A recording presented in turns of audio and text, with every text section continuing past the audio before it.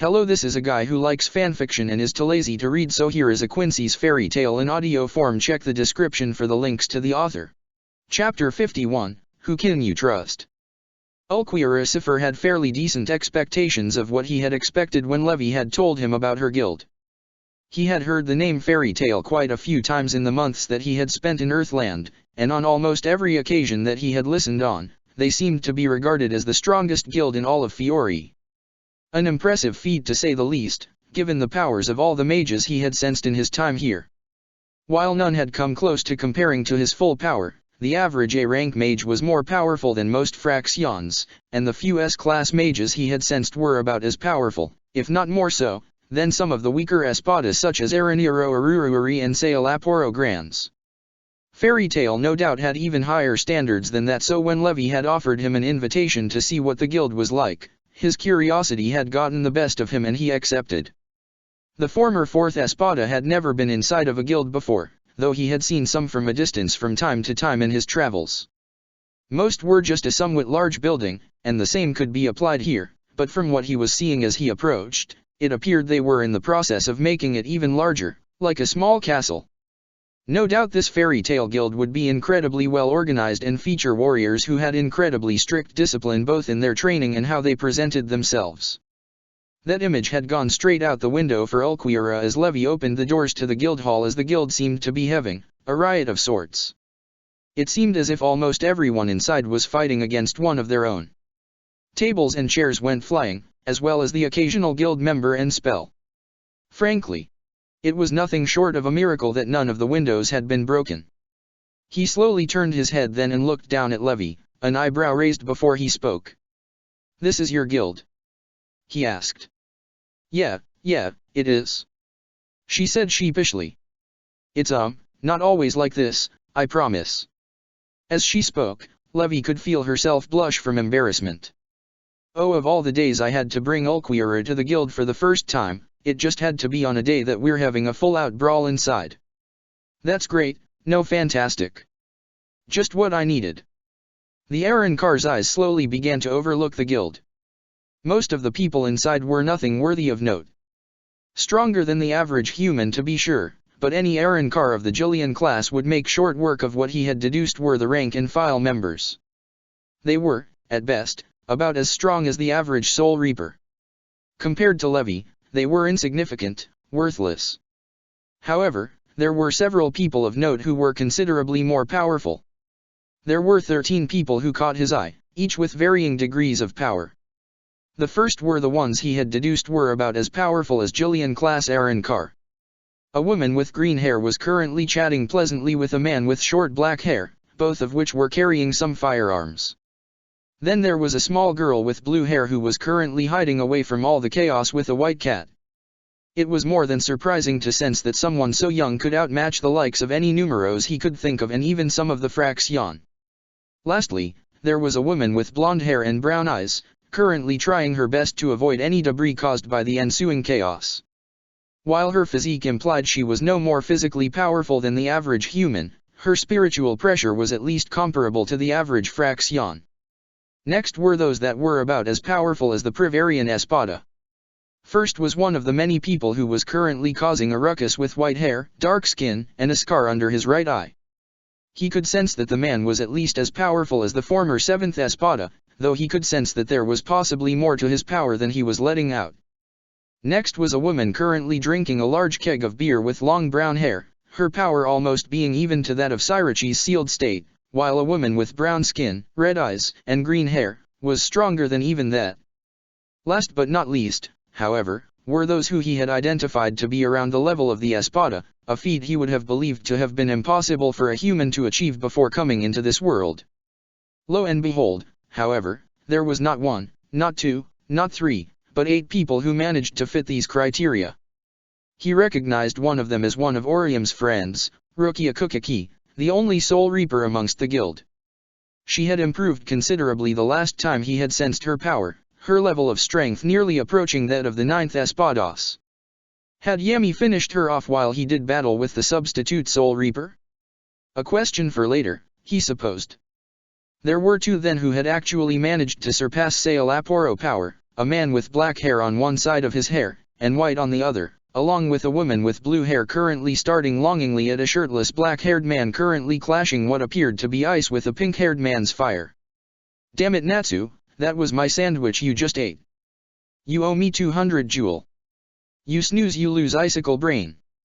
As the two clashing wizards were right now, their power was slightly higher than Zomari's in his sealed state. While that alone was an impressive enough feat for mere humans in of itself, the one who had been identified as Natsu seemed to have a depth to his power he was not currently showing. It was like a well filled with water, only leaking out so much at a time. Not only that, but something about him seemed different from the others.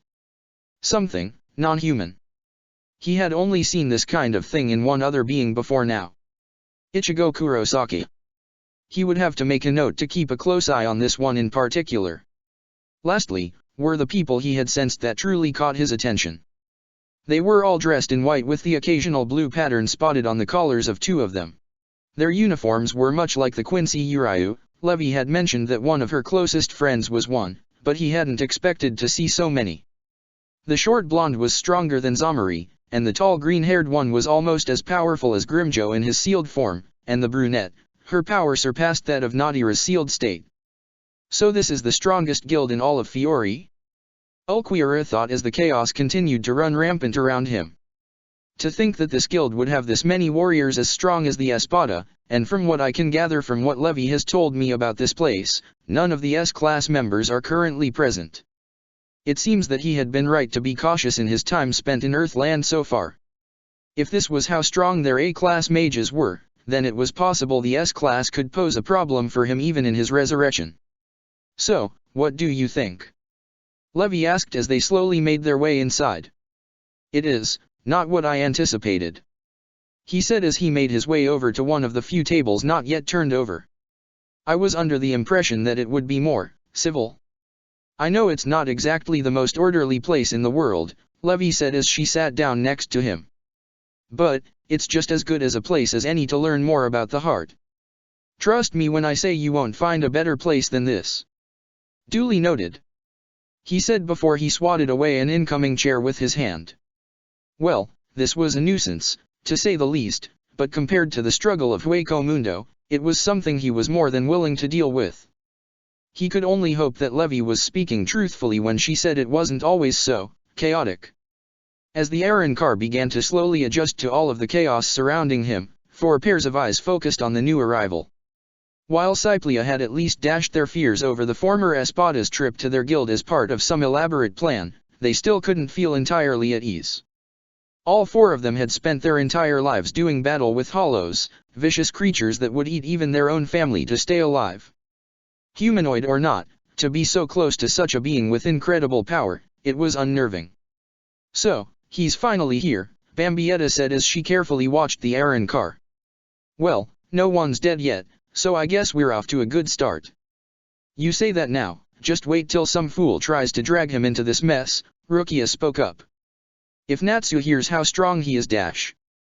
Oh, you won't have to worry about that, Lil Tato said as she stared at Natsu while he still continued to brawl with Gray. I'm going to watch him like a hawk so he doesn't even so much as get the chance to talk with him, let alone ask him for a fight. Well, that solves that problem, but what are we gonna do about the other numbnuts who are willing to cause a racket over something really fucking stupid? Candace said as she pointed to Elfman. Because I know Beefcake over there would love nothing more than to prove how much of a man he is against just about anyone. Bambietta could only groan as she covered her face with her hands. Urza, please come back soon, for all of our sakes. It was only dodging after a thrown bottle of beer that Jade had also taken notice of the new arrival.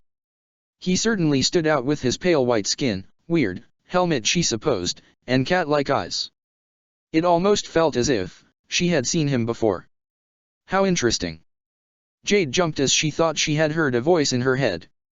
Turning around to look, no one else had been close enough to have even spoken to her so clearly in all this chaos.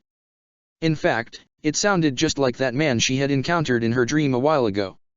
Oh, great, now I'm hearing voices in my head. Ugh, just what I needed. However, before she could do anything else, she noticed her best friend staring at the strange pale man. Jade slowly made her way over to Candace's table, the dark-skinned beauty sitting down right next to Candace before she spoke. I see the new guy's already got your attention. What, is Loke not good enough for you now, or have you finally had enough with Laxus's shit that you're just not gonna bone him anymore? Candace rolled her eyes as she spoke. I mean, I'd let them Eiffel Tower me if they wanted to share, but as for emotionless McGee over there, it's 'cause his kind and my kind don't mix. He's an Aaron Carr. I'm a Quincy. So I'm not into him, I'm wary of him. Jade could only stare at Candace before she groaned and looked at Bambietta. Please tell me that wasn't some kind of racist comment that I just don't know about from where you're all from. I mean, yes and no. Bambietta replied in a confused tone, not sure how to respond before Candace spoke up. Look, Jade, it's simple. Would you ever think of sleeping with one of Zeref's demons, even if he was attractive as hell? Jade scoffed. Of course I wouldn't, their demo dash. Her eyes widened then as she began to fit the pieces together. You're saying he's a monster? Literally. Ding ding ding. You got it on the first try, mint chocolate. Candace spoke with enthusiasm as she took a sip of her beer. It's not a matter of race per se, it's a matter of street smarts. I can think of several Aaron Carr that more than look the part for something I'd want to take to my room for a nice long fuck, but I can't think of a single one that I would trust to not try to kill me afterward. My kind and his have been at war for hundreds of years. Not because of some BS about what skin color they have, but because they're always trying to eat us. Technically speaking, that's Hollow's, not Aaron Carr's, Lil Tato mentioned before Candace placed her drink down. Tomato, same thing far as I'm concerned. Candace retorted. Both are literally poisonous to us anyways. I'm not gonna let him put his dick in me if it means I might die from it. Well, can't say I disagree with that logic, Jade said as she stared at the new arrival. Still, what are we going to do about this then? Isn't it a little dangerous to just let some monster just waltz into our guild like this? Not everyone is as strong as we are. It's complicated, Lil Tato said. We'll fill you in later. Right now, I have to make sure that something stupid doesn't happen. Just then, Gray had managed to hit Natsu with his ice make cannon, the attack sending the fire mage right onto the table the Aaron Carr was sitting at. Oh, so we're gonna get more serious now, huh? Okay, fine by me, 'cause now I got a real fire in my belly to dash. Natsu stopped speaking the moment he noticed just who he had crashed next to. Oh, hey, you're new. Are you here to join? I have yet to ascertain whenever I'll be making such a decision, Ulquiorra said as he looked down at the fire mage. I'll need to make a more informed decision before I make such a choice. Oh, fuck me. Lil Tato thought. Well, it was too late now to just drag her crush away. Doing so would likely make the Aaron Carr more curious about the situation than he normally would be. Maybe, just maybe, things would work themselves out. Natsu, please for once in your life, don't go looking for a fight. Natsu, this is my new friend, Ulquiorra, Levy said with a smile. He did me a really big favor in Bottle Brush by helping me beat a dark guild, so I figured I'd show him around to see if he would like it here. He helped you beat a whole dark guild? Natsu said before he smiled. Wow, that means you gotta be pretty tough. How's about we go for a quick brawl? Okay. Was precisely the only word currently going through the minds of all the Quincy as they watched what was soon to become a disaster. Natsu, you just met him. Don't you have any manners? Levy said disappointedly to the Dragon Slayer. The Aaron Carr stared at Natsu for a few seconds before he responded. As of this moment I have no desire to engage you in battle. Levy no doubt has several other things that she still plans to show me. Perhaps another time. Normally he wouldn't have even considered taking up someone's suggestion for a sparring match, Grimjo, in particular, having challenged him many times in the past due to his superiority complex. But whereas Grimjo had been a being that he had little to no interest in, this Natsu was different. Levy had spoken to him about the fire mage on occasion, about how his power could increase drastically from his emotions. Perhaps this would lead to a better understanding of his own heart. Natsu pouted before he got up his chair. Oh come on, I haven't had a really good fight in weeks. The man says he's not interested, Gray said as he slowly made his way over to him. Besides, we still have a score to settle. Oh please, I could beat you with one hand behind my back. Natsu proclaimed. Gray, now furious, grabbed the Dragon Slayer by the shoulders. What did you just say? You heard me. Natsu yelled back. Why you, if you're so sure of it then, let's settle this right here and now. Gray demanded. Bring it on. Natsu shouted. Just then, the doors to the guild hall were violently opened with a loud bang against the wall before a loud and very angry female voice cried out. You will all cease this pointless fighting at once, I ask that clear. Silence soon befell the entire guild hall then, the brawling members seeming to have been frozen in time as Urza Scarlet slowly walked into the door. It was clear to Ulquiorra that from everyone's expression that they all feared her. Natsu and Gray, who were just about to brawl, were now happily shaking hands as nervous expressions were plastered all over their face as they spoke. So you ready to go on see that movie best buddy? Gray asked Natsu. Aye, sir. Natsu replied. Oh, thank God you're here. Lil Tato thought, letting out a sigh that she had unknowingly been holding in. If there is anyone who can keep him under control, it's her. Urza looked around the room then as her eyes narrowed. How many times have I had to tell you all, just because the master is absent doesn't mean you have the right to cause a racket. You'll scare away any potential new members with that kind of behavior. So for the last time, behave yourselves or face the consequences. Understood? Yes, ma'am. Pretty much everyone in the guild responded. Good, now clean up this mess you've all made. I want everything looking as it should within an hour. Urza soon took notice of the pale individual sitting next to Levi as she made her way over. Oh, Levi, is this that new friend that you told me about in your letter? This is him, yes. I figured I'd show him around for a bit, see if he likes it here. I see, Urza said before she looked at Ulquiorra. My apologies for the chaos that my fellow guildmates were causing earlier. They tend to get a bit out of control whenever I'm not around. So I've noticed. He said as he was able to get a better read on the woman's spiritual power. Now this individual had more than caught Ulquiorra's attention. To begin with, she had finally been able to bring some order and stability to this place. Perhaps now things would begin to quiet down to a more acceptable level. That however paled in comparison to what he was sensing from her. At the moment, she was only slightly stronger than Zamari's resurrection had been, but from what he could tell, she was hiding a vast amount of power, much like Natsu had. Though while with Natsu it was hard to tell where his limit was, this woman painted a more clearer picture. From what he could tell, her strength was greater than that of Nadira's full power. However, it was possible her strength was greater than even that. Her scarlet hair was enough to indicate that this was none other than the legendary Titania Urza that Levi had told him about and that she believed that Urza may have been as powerful as he was. I didn't believe her at first, but it seems there may be some truth to what she said after all. Ulquiorra thought as he stared at Urza. Just like with Natsu, this one's spiritual pressure feels different. For the most part, it's the same as the rest of those in the guild, but I'm also sensing something different about her. It wasn't that she didn't feel like a human, but rather as if there was another power to her that she had yet to reveal. Urza, meanwhile, could also sense that there was something off with the man she was speaking to.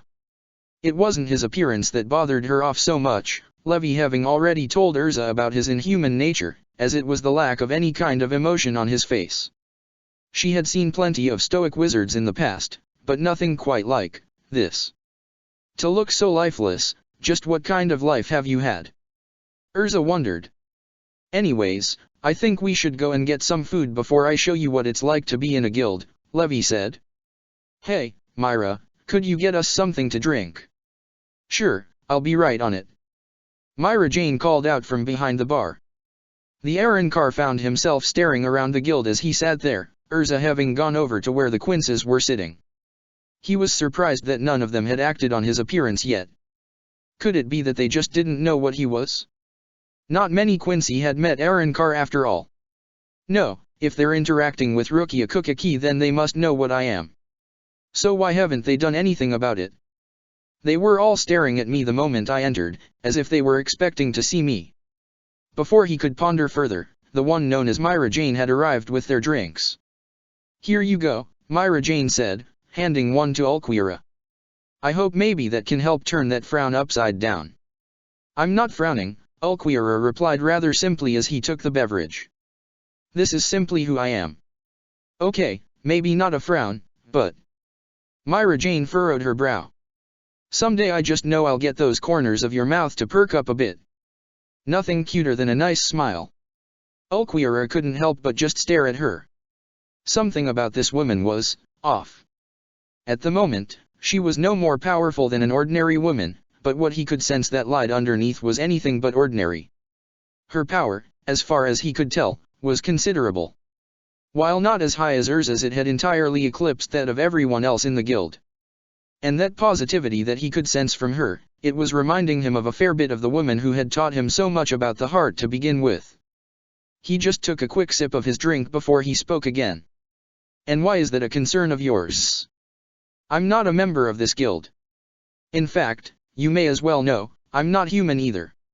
Levy had told him that they would have no issue accepting his inhuman nature. Now it was time to see how true that claim really was. "Now why should that matter?" Myra Jane asked simply enough, pointing towards Natsu. "He was raised by a dragon. And that's still the father he wants to find to this day." "Was he now?" Ulquira said as he stared over at Natsu. This place just continued to get more and more interesting. "It's true, Natsu knows everything that he does from his dragon parent, or so he says," Levy spoke. "So he says?" Ulquira asked. "Do you believe he's lying?" "Well, no," Levy said. "It's just that, well, no one has seen a dragon in over 100 years, though Wendy over there does claim the same thing." And so the mystery thickened. Two wizards of considerable power that claimed that they were trained by legendary creatures that were once considered the ultimate enemy to humanity. If nothing else, this guild was continuing to pique his curiosity far more than anywhere else in this strange new world. "In any event, I do hope that you decide to join Fairy Tale," Myra Jane said as she smiled. "A lot of people who have lost everything have found a new home here." She placed her hands on his then as she continued to speak. "I don't exactly know what you may have gone through, but I know a sad story when I see one. You haven't laughed or smiled in a long time, have you?" "There is truth to what you say," Ulquira spoke. "To be frank, I couldn't recall a time when I had ever done such a thing." "The place he came from was pretty rough," Levy said, having minor knowledge of Los Noches from their past discussions. "All the more reason I think you should consider joining," Myra Jane said as she let go of his hand. "Take my word for it, there is so much more to this place than meets the eye." "More than meets the eye, you say?" Ulquira said to himself as he pondered. "Once again I have found something that I cannot perceive the true value of with my own eyes." "Give it a chance," Levy said. 1 month. "If you can give me 1 month, I promise you'll find the answers you're looking for." The Arrancar merely nodded as Bambietta watched her friend. "Levy, you're always looking out for others, aren't you? Even when you hardly know them. In my world, that may have just gotten you killed." That said, Bambietta smiled then as her inner thoughts continued. "You showed me just how much I had been missing out on, and helped me stay in this magical place. If anyone can show this guy the value of emotions, it's Fairy Tale." Urza meanwhile was doing some investigating on the new arrival. "You're certain that he can be trusted?" Urza asked Lil Tato as the petite woman just finished explaining the situation to her while she ate a hot dog. "Far as we're aware, yes. As an Arrancar, he doesn't need to eat souls anymore, so that's not a concern. Besides, I can't see any reason why Cyplia would lie to us, or why he would bother to try something like this. If he wanted to, he could have destroyed the whole town and there would have been nothing we could have done to stop him. Besides, long drawn-out plans aren't really his style." "I see," Urza said as she looked back at him. "Well, as long as he truly is sincere in his desire to learn more about the heart, then I see no reason why we should turn him down. Human or not, anyone who needs a place to call home is welcome in Fairy Tale." "Hey there, Myra Jane," Loke suddenly said as he walked inside the guild. "You wouldn't happen to have a drink for little ol' me, would you? I just got back from a tough guild mission and my throat is parched." Sure thing. Myra Jane said with a smile. Ulquiorra, however, had an altogether different look on his face. His eyes began to narrow before he slowly stood up from his seat, staring at the man before him. There was no mistaking who this man was. To think you would be here as well, Ichigo Kurosaki. Loke shouted as he looked at the pale man. Every single time someone had mistaken him for whoever the hell this Ichigo was, it always ended terribly for him. Oh god, now what? Loke thought. I know not how we both ended up here in this world, or why your power is so much weaker than it was since our last battle, but I am more than willing to properly finish it here and now. I will not allow you the chance to transform into that monstrous form. He pointed his hand at Loke, then as he squeezed his palm, blood beginning to slowly drip from his hands. Gran Racer Dash. Before he could fire his incredibly destructive technique, however, Ulquiorra was soon hit from behind his head, causing him to cease his attack.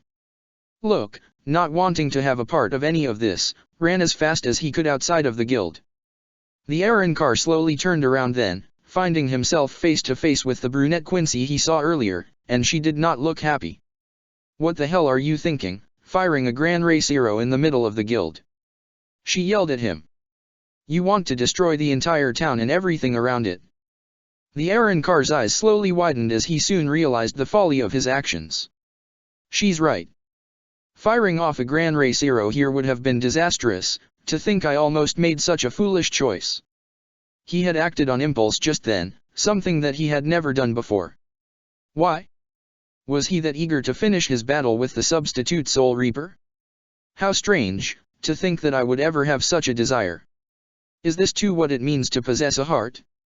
The Aaron car wondered before he turned his attention to the Quincy. My apologies, but this man Dash is not the substitute Soul Reaper. Bambietta interrupted. Trust me, you're not the only one who's made that stupid mistake. The man's a playboy, something that Ichigo most certainly isn't. Besides, you really think he would just walk in here like everything is fine and dandy if he could sense you? I think he'd just use his Getchuga Tenshou the moment he came in on principle. Her logic is surprisingly sound. The Aaron car thought. You seem rather familiar with him. Are you one of his allies? He never once heard Lord Aizen mention him having any other Quincy allies aside from Urayu Ishida. For his lord to have left out such detail, or possibly missed it, seemed unlikely. Oh no, we've never even met, Bambietta said as she tossed her hair over her shoulder. Unfortunately.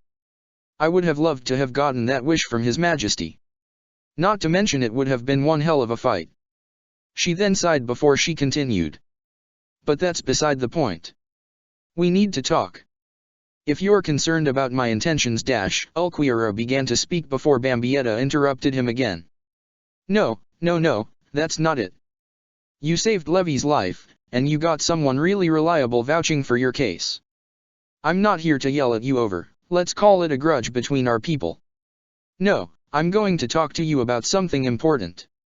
Why you're here. And by here, I don't mean the guild. Ulquiorra's eyes widened as he heard her speak.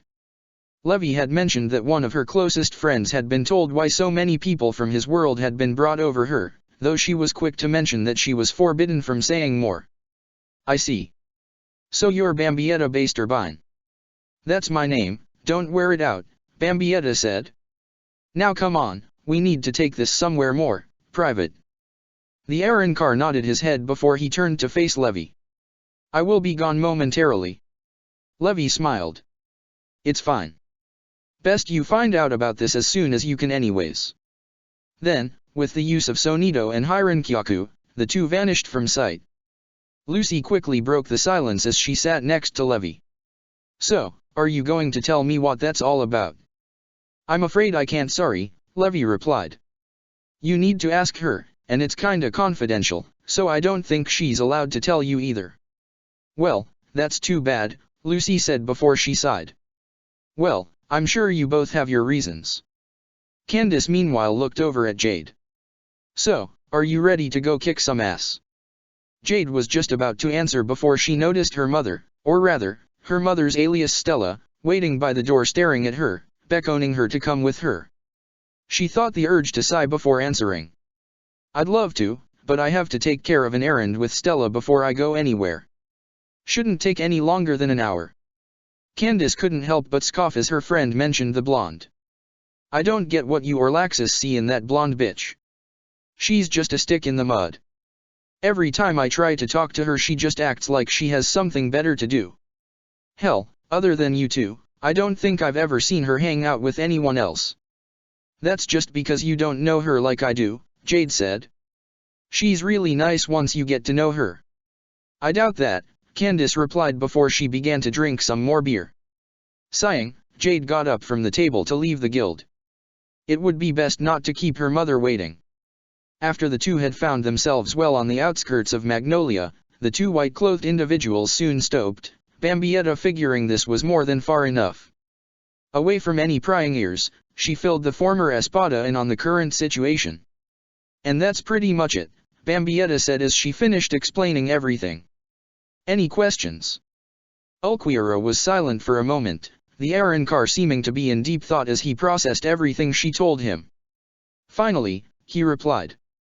And how do I know that you're telling me the truth? Huh. Bambietta replied. What, you think I just made that all up? For all I know, you simply wish to avoid having me as your enemy, either to protect yourself or your guild. There is also the possibility that you speak the truth about the deities that brought us over but have lied about which side I am aligned to. For all I know, I fight for the side that wishes for the enslavement of humanity. So I'll ask you again, what proof do you have beyond your own words? Well, shit. Bambietta cursed. Here she was thinking all she had to do was just tell him about the war and they would be good to go. She hadn't counted on him to cause a spectacle. Fortunately, thanks to something Cyplia told her the day before, she didn't have to worry. Oh, just one more thing, Cyplia said as she handed over Bambietta her precious DVDs from her world. Since you've already been informed about the power sealed within you, I may as well give you a small hint to using its power. Oh? Well, go on then, I could use some help. Bambietta said with a grin. Figuring things out without some kind of hint really isn't a specialty of mine. The truth is, you have used the power we've bestowed you before, but only a very small portion of it. How small are we talking? Candace asked. 1%. It's all we can allow her for now. In any event, both you and the other warrior who has been bestowed this power can access it in extremely small doses with one special technique. We've fed it into your mind subconsciously to let you view it as your own. They're more or less the polar opposite in terms of how they're used. Really? Bambietta asked. Well, I made 2 moves, or so I thought, so which one is it? Cyplia smiled before she responded. Its name is Dash. Fire your Gran Racero at me, Bambietta said. I'll prove it to you that way. Ulquiorra's eyes once again widened in surprise as she spoke. Madness. Even though your spiritual pressure is 3/4s of my own, the wounds you would receive would be life threat Dash. Just freaking do it, okay? Bambietta shouted at him. Trust me, I know what I'm doing. You said that you wanted proof? Well, I'm giving it to ya. Besides, I'm pretty sure that Wendy could fix me up again right as rain if things do go wrong, so come on, do it. What this woman is asking for is complete madness. Ulquiorra thought. There's no way she could hope to take my Cero unscathed, let alone my Gran Racero. But even so, there was no mistaking the confidence he could hear in her voice. She was rather powerful, and if they really did have a healer, then with his speed he could possibly bring her over in time to heal her injuries. Even so, how was this supposed to prove her point anyway? I fail to see how this will convince me of your own words. With how you sense spiritual power better than anyone I can think of, trust me, you'll see what I mean. But Dash. Just do it. Seeing that there was no way for him to convince her otherwise, as well as his own curiosity once again getting the best of him, the Arrancar cut his hand before he slowly pointed his finger at the Quincy, a dark purple glow now emitting from his index finger. Air began to flow around him and the space around his hand slowly began to warp. Very well. Gran Racero. Firing at her with immense power, the dark purple energy blast soon shot out from Ulquiorra's finger, threatening to seriously harm the Quincy. Bambietta didn't look the least bit afraid, however. If anything, she grinned before she began to speak. This hand of mine glows with an awesome power. Its burning grip tells me to defeat you. Go, shining finger. As the Quincy spoke, her right hand began to glow beneath her glove, the fairy tale emblem shining brightly. Reaching out then, she grabbed the Zero with her right hand, stopping the attack right in its tracks. Impossible! The Aaronkar thought as he watched on. Her spiritual pressure was weaker than mine seconds ago, but now, her power has skyrocketed far beyond it. No, not Bambietta herself but rather, her right hand. It wasn't just how high her spiritual pressure was that was the most fascinating aspect of her counterattack, but rather, how hard it was for him to sense it. Her power, it's incredibly high at the moment, but despite that, I'm having a hard time sensing its existence at all. Never before had he ever sensed something like this. Bambietta's feet began to slowly drag against the ground then, the blast almost forcing the Quincy to fall over, but with a mighty yell, Bambietta threw her right hand up into the air and the Zero went up into the sky where it then exploded, the powerful shockwave causing the entire forest to shake as if it were some sort of earthquake. She began to pant for her breath then, her legs now shaking as she tried to properly present herself and catch her breath. Oh fuck, that was way too close for comfort. The Quincy screamed internally before she managed to get a grip on her emotions. No, no. Play it cool. Try to make it look like it was all part of the show, Bambi. She then looked at him and smiled. That there, my friend, is a little gift I got from the gods. I can already tell from your stunned expression at how awesome I was that you couldn't even really sense it all that well either now, could you? Well, that's just how deities work apparently. Their power is almost impossible to sense. Not saying my right hand is anywhere near as strong as theirs, mind you, but I think I've made my point. Ulquiorra was perplexed. On the one hand, he had no guarantee that what she was saying about deities was even remotely true, but on the other hand, he truly never had experienced something like this. Even when he thought back all of the individuals of considerable power that he knew, such as Barragan, with all of his great power to control time itself, Coyote Stark, a being whose power may well equal his own with Segunda Etapa, Ichigo Kurosaki who had managed to outright defeat and kill him, and even Lord Aizen himself had not been able to achieve what he had sensed moments ago. Furthermore, this plan of hers placed her at considerable risk. Had it failed, she may have died outright. To risk her own life on a lie, is highly unlikely. It seemed too overly complex for the Quincy to have thought up by herself. Lord Aizen perhaps, but not this woman, at least from what Levi had told him about her. For now, I've decided to place my trust in the information that you have provided me. He replied. Oh goody, Bambietta said. Well, for what it's worth, glad to have you on our side. I was not looking forward to fighting that second release of yours. How many times was he going to be surprised in the span of 1 hour? You know about Segunda Etapa? He asked before he narrowed his eyes. How? Rukia Kukaki was not present for our battle. Had she been lying to him after all? Oh no, we've known about it ever since you showed it to Carrot Top, Bambietta said. Before I died and came here I was part of the Vandenreich. Long story short, it was a large group of Quinces that wanted to overthrow the Soul Reapers and take over Soul Society. We kinda watched your battle with Ichigo. All of the higher UPS figured it would be wise to pay attention to both sides of the little war you guys had going so we would know whoever won inside and out for our own invasion. Needless to say, we didn't see that coming. I see, Ulquiorra responded. He had so many other questions he wanted to ask her, about her organization and how they even were able to watch all of their battles, but he knew that it would be a lengthy process, and as inhuman as he was, a small part of him didn't wish to keep Levi waiting. At least with you on our side, I feel a whole lot better about all of this, Bambietta said with a grin. With that Segunda Etapa of yours I think we pretty much got this in the bag. Her eyes then widened as she turned to look at him. You can still use that, right? Us Quinces got an equivalent to Bankai and Resurrection and most of us can't use that due to the restrictions placed on us. So what's your deal? Unknown. I have yet to find the need to even draw out my Zanpakuta since I've come to this world, let alone use Resurrection. I see. Want to try it out here then? Bambietta asked as she looked around. We're pretty far out from Magnolia, so we don't have to worry about anyone freaking out with you going all demon mode on them. That would be an unwise decision, he informed her. To begin with, even though we are far from Magnolia, I fear that my spiritual pressure would still affect civilians that live within it. If I were to just use my initial resurrection, I fear that they would all die from the pressure I would unknowingly let out. If I were to try segunda etapa, it would be even more severe. Not to mention using my power so recklessly would alarm any potential enemy nearby of what my full power may or may not be. I only used the Gran Racero because I let my curiosity get the best of me. I'd rather not repeat the same mistake.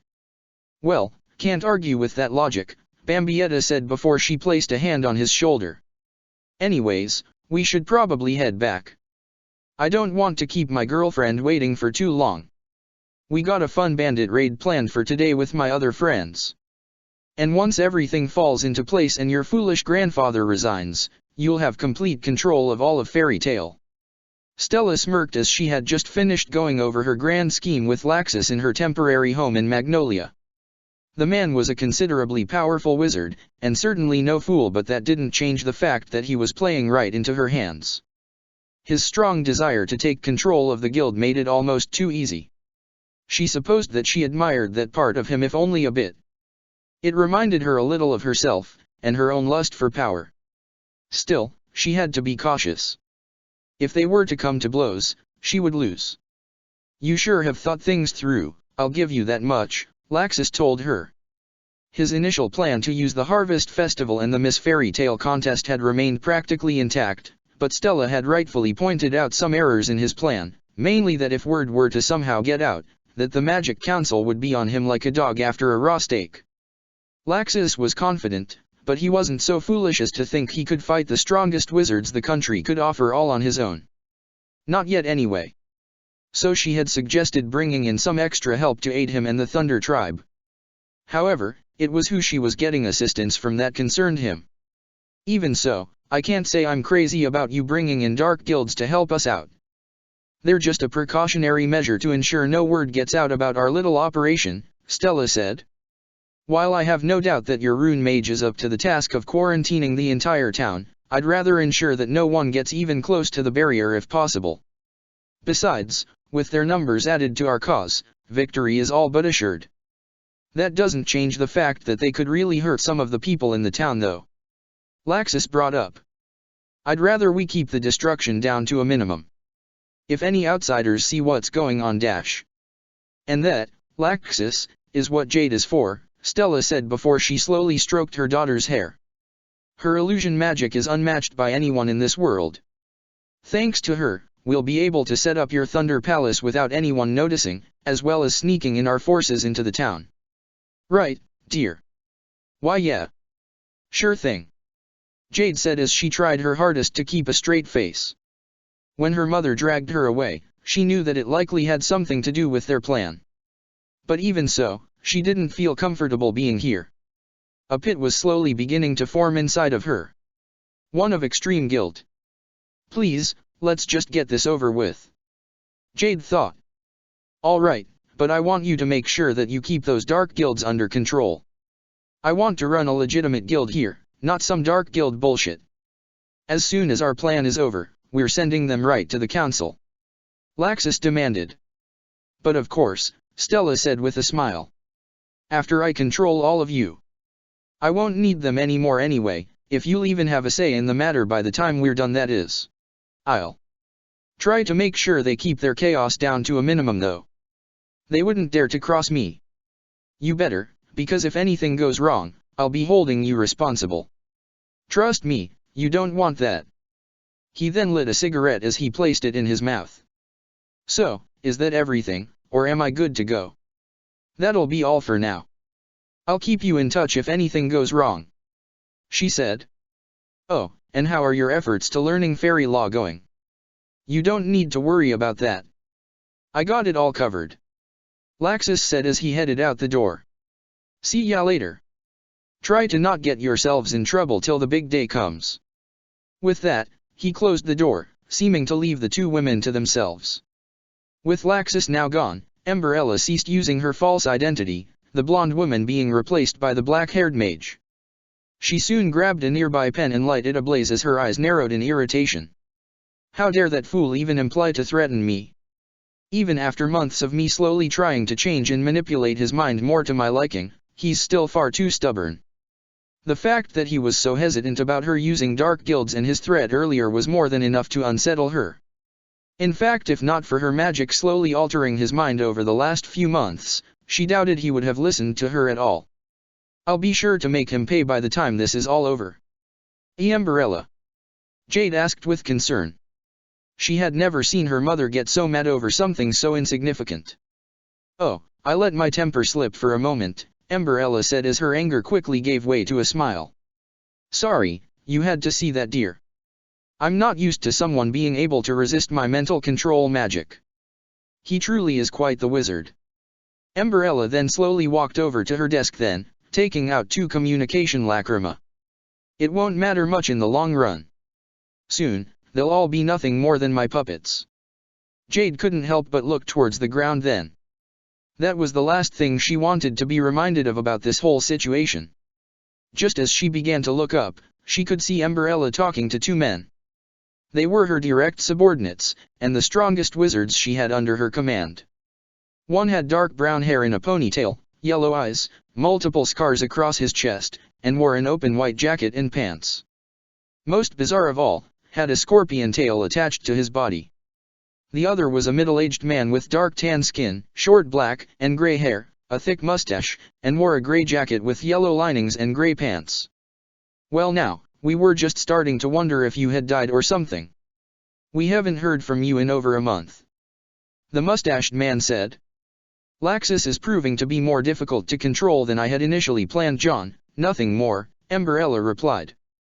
It changes nothing in the long run. So long as he and the rest of the fairy tale battle it out, they should be exhausted enough for me to take control of their minds from there. Well, that's all fine and dandy. The man with the ponytail said. But you still owe me, and my guild are part of the bargain.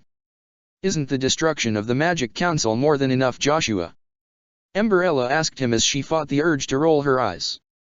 At least John was always able to think of the bigger picture with their shared desire of wanting to destroy the Magic Council, but Joshua was much more of a madman than she would have preferred to work with. If not for the wizards under his command, and his immense skill as an assassin, she would rather have nothing to do with the man. Maybe for us mere mortals, but Lord Ziraf no doubt will want more from all of this, Joshua said before he grinned menacingly. 3 sacrifices will more than sate his desires, I'm sure, preferably from this fairy tale guild. What? Jade yelled at Joshua. That's absolutely out of the question. Oh? You sound like you're actually fond of them. The man said as he stared at her. Here I thought you were just supposed to be Emberella's obedient dog. Naughty naughty. Well, we need all the help we can get if we're going to take out the Magic Council, right Emberella? Jade asked her mother nervously. It would be pretty wasteful to try to take them over if we just got rid of some of them. Oh, but I know that Lord Ziraf would want nothing more than the souls of those from the guild who killed his own demons, Joshua said before HS slowly licked his lips. That green-haired one, in particular, seems like a fine choice. Having heard enough, Jade took out her guns and pointed them at Joshua.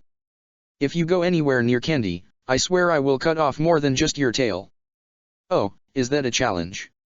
Joshua said as he took out his weapons. Be careful now, I could just as easily slit your throat tonight and you'd never see it coming. Emberella, please, keep your daughter in line, John said as he rolled his eyes. The last thing we need right now is any infighting. I concur, Emberella responded before she turned to face Joshua. I'm afraid Miss Catnip is off limits. Her power is too valuable for the battles to come. Jade smiled then, hearing her mother taking her side of the argument. Oh, thank you Emberella. However, before she could thank Emberella, she continued. However, there are plenty of mages in this guild that I won't have a use for. I'm sure I can find 3 that can be thrown away. What? Jade thought as she stared at her mother. She isn't serious, is she? She promised no one would get hurt more than they would need to. I suppose that will be better than nothing, Joshua said with a sly grin. Oh, do make sure that you lessen the mind control when you hand them over, I'd love to hear them scream. If that's what you want so badly, then consider it done, Emberella said. Consider it a deal, Mistress Emberella. With a grin, Joshua then turned off his communication lacrima before John spoke once more. I've also received word from that dark guild that approached you some time ago. Lost No Chase, I think it was. They said they're willing to hand over one of their espada to us for this mission so long as we hand them Miss Mcarden over to them afterward. Apparently, they're stronger than most S-class mages. Oh. Emberella said with curiosity as she raised an eyebrow.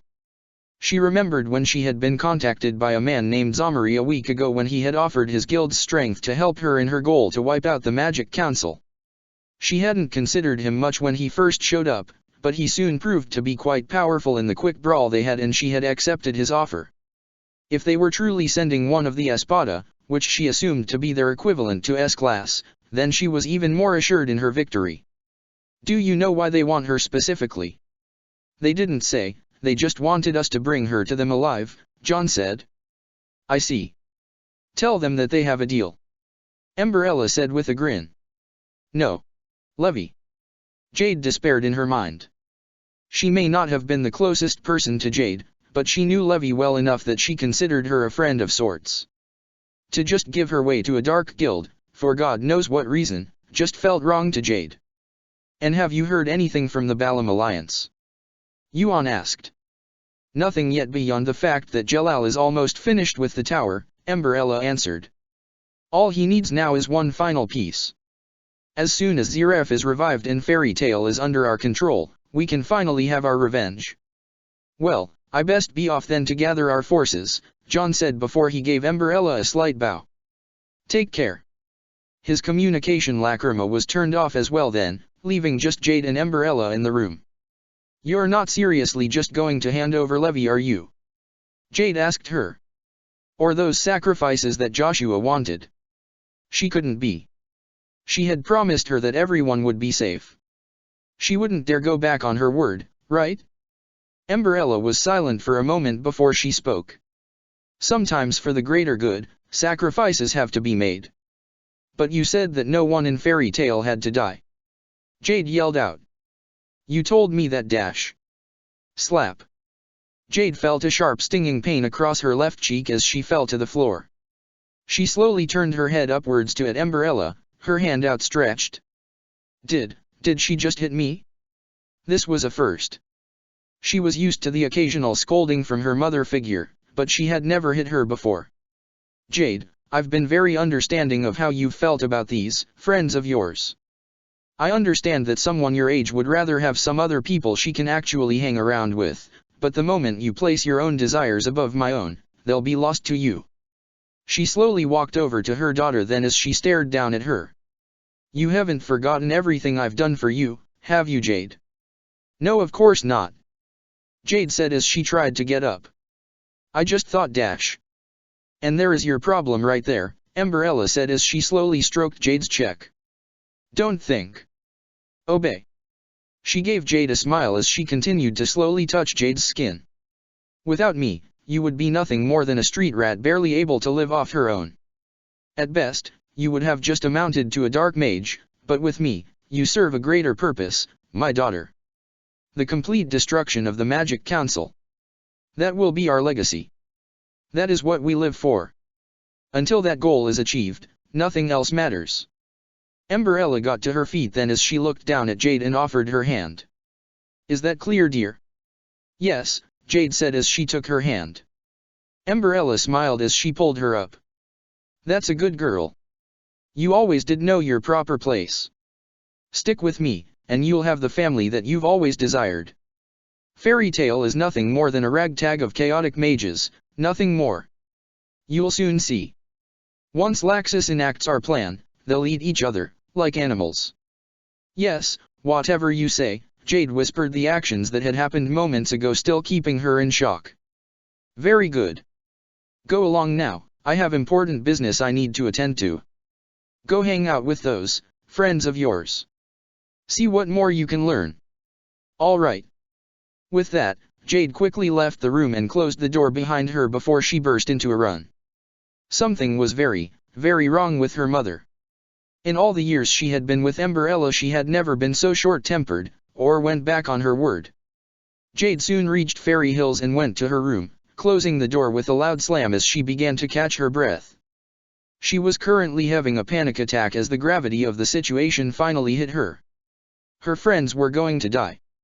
Levi was going to be handed over to some kind of dark guild to be experimented on, sacrificed or God knows what else, and 3 more would be given away to some madman to appease Zeref. What do I do? Jade thought as she struggled to breathe. What do I do? What do I do? Her knees buckled before she collapsed on her bed. Things were getting out of control. All of this, it wasn't supposed to be like this. She and her mother were supposed to just live a happy life together after they took down the Magic Council. Making other friends, people she cared about, none of this was part of her plan. She never planned on caring about them. I can't take this anymore, Jade said as tears began to fall from her eyes. Despite all this, all that had happened, she still couldn't decide who to side with. Everyone she had met in Fairy Tale was so nice to her, and Candace, she was the best thing to happen to her in the last few months. But even so, Umbrella had raised her for 10 years. Without her, she would have been devoured by the monsters Umbrella saved her from. She owed her everything. She couldn't just turn her back on her, she had to do something, but what? How could she ever convince her mother that this was the wrong way to go? No. There was one thing she could do. Jade quickly rose out of her bed then before she took out one of her pistols from its holster before she opened her mouth and stuck the barrel inside. The guilt was tearing her apart from the inside, now more than ever. The pain and sorrow of it all, she just wanted to end it. Maybe, if she was lucky, Umbrella would be overcome with enough grief that she would reconsider. Candy, I'm sorry. Odds were that Candace would be the one to find her body. What she was doing was terribly selfish, Jade knew that deep down, but any kind of rational thought was impossible with her mind clouded by her intense emotions. Her index finger soon began to slowly press on the trigger as Jade closed her eyes, embracing herself for the bitter end. It never came. Jade's eyes widened as she tried to pull the trigger only to find that her body wasn't responding anymore. What the hell? She tried again and again, each attempt to end her own life met with failure. My, you truly are a troublesome woman. That voice, she knew that voice. Opening her eyes, Jade saw none other than the man from her dreams, Aizen Saushik covering the gun, the man using one of his own fingers to prevent Jade from pulling the trigger. Her mouth hung open for a moment before she removed the gun and spoke. Wait a minute, you're real? I thought you were just some hallucination that my mind came up with to figure out all this crap. I can assure you that what you experienced was no dream, Aizen said as he took the gun out of her hand before it fell through his hands. It was all quite real. What the hell are you? Jade asked him as she stared at the man who stopped her attempt at ending her own life. Some kind of guardian angel or something. I suppose that would be accurate for how I've interacted with you up until now, but not quite. He replied. Simply, think of me as a passenger inside of your own mind. A passenger of my own mind, huh? Jade said skeptically. Okay, then try to explain how you're standing right in front of me. What you see before you is nothing more than me projecting my appearance before you with my own power. I simply took control of your finger for a moment to stop you from doing something quite foolish. I am nothing more than a mere projection. Aizen told her. Though unlike thought projection magic, I can only interact with items that you are in contact with. Anything else will simply phase through me.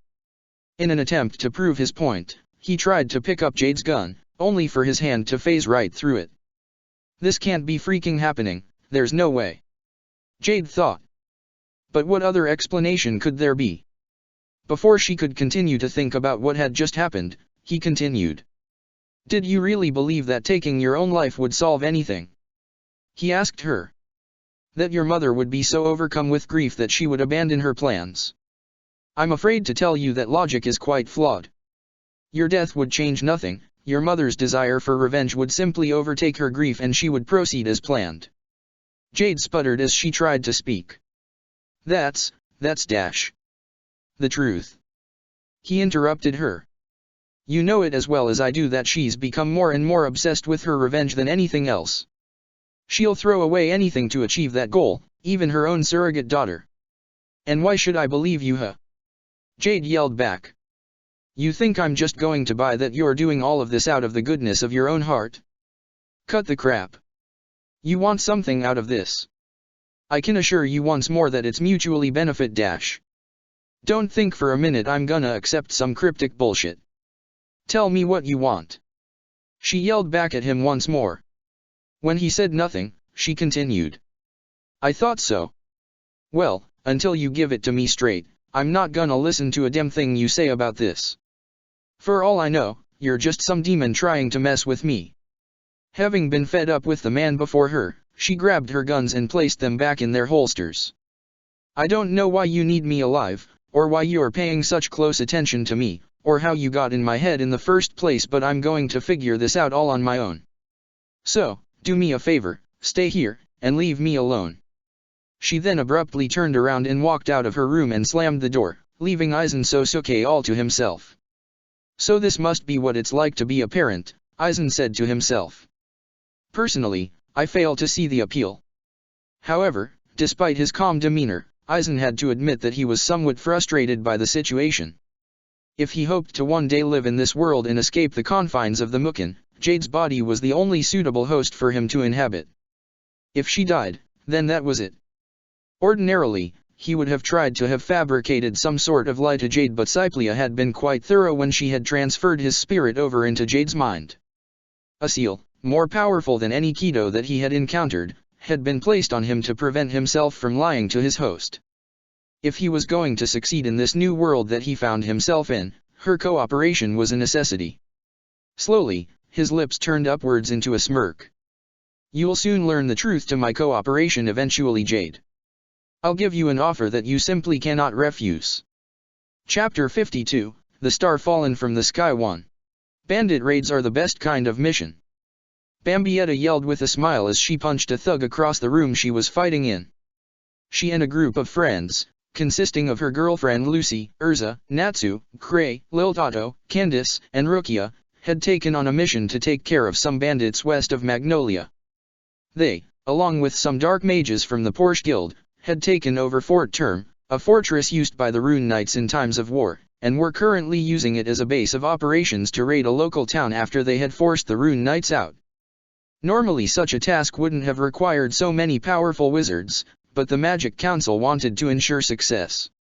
Levi, wanting Ulquiorra to see what guild missions were like, volunteered her and the Arancar's services to help. The pay for the mission was quite high anyway, coming from none other than the Magic Council itself, so splitting the pay so much wasn't much of an issue. Their job was simple, to rid Fort Term of its current occupants while doing the least amount of damage to it as possible. Because their pay would be determined by the amount of damage that the fort would receive, Natsu and Gray were tasked with dealing with the bandits and rogue wizards on the outside. That suited Bambietta just fine, as she was battling side by side with her girlfriend. Moo! Taurus yelled out as he knocked out yet another bandit with a solid punch to the face.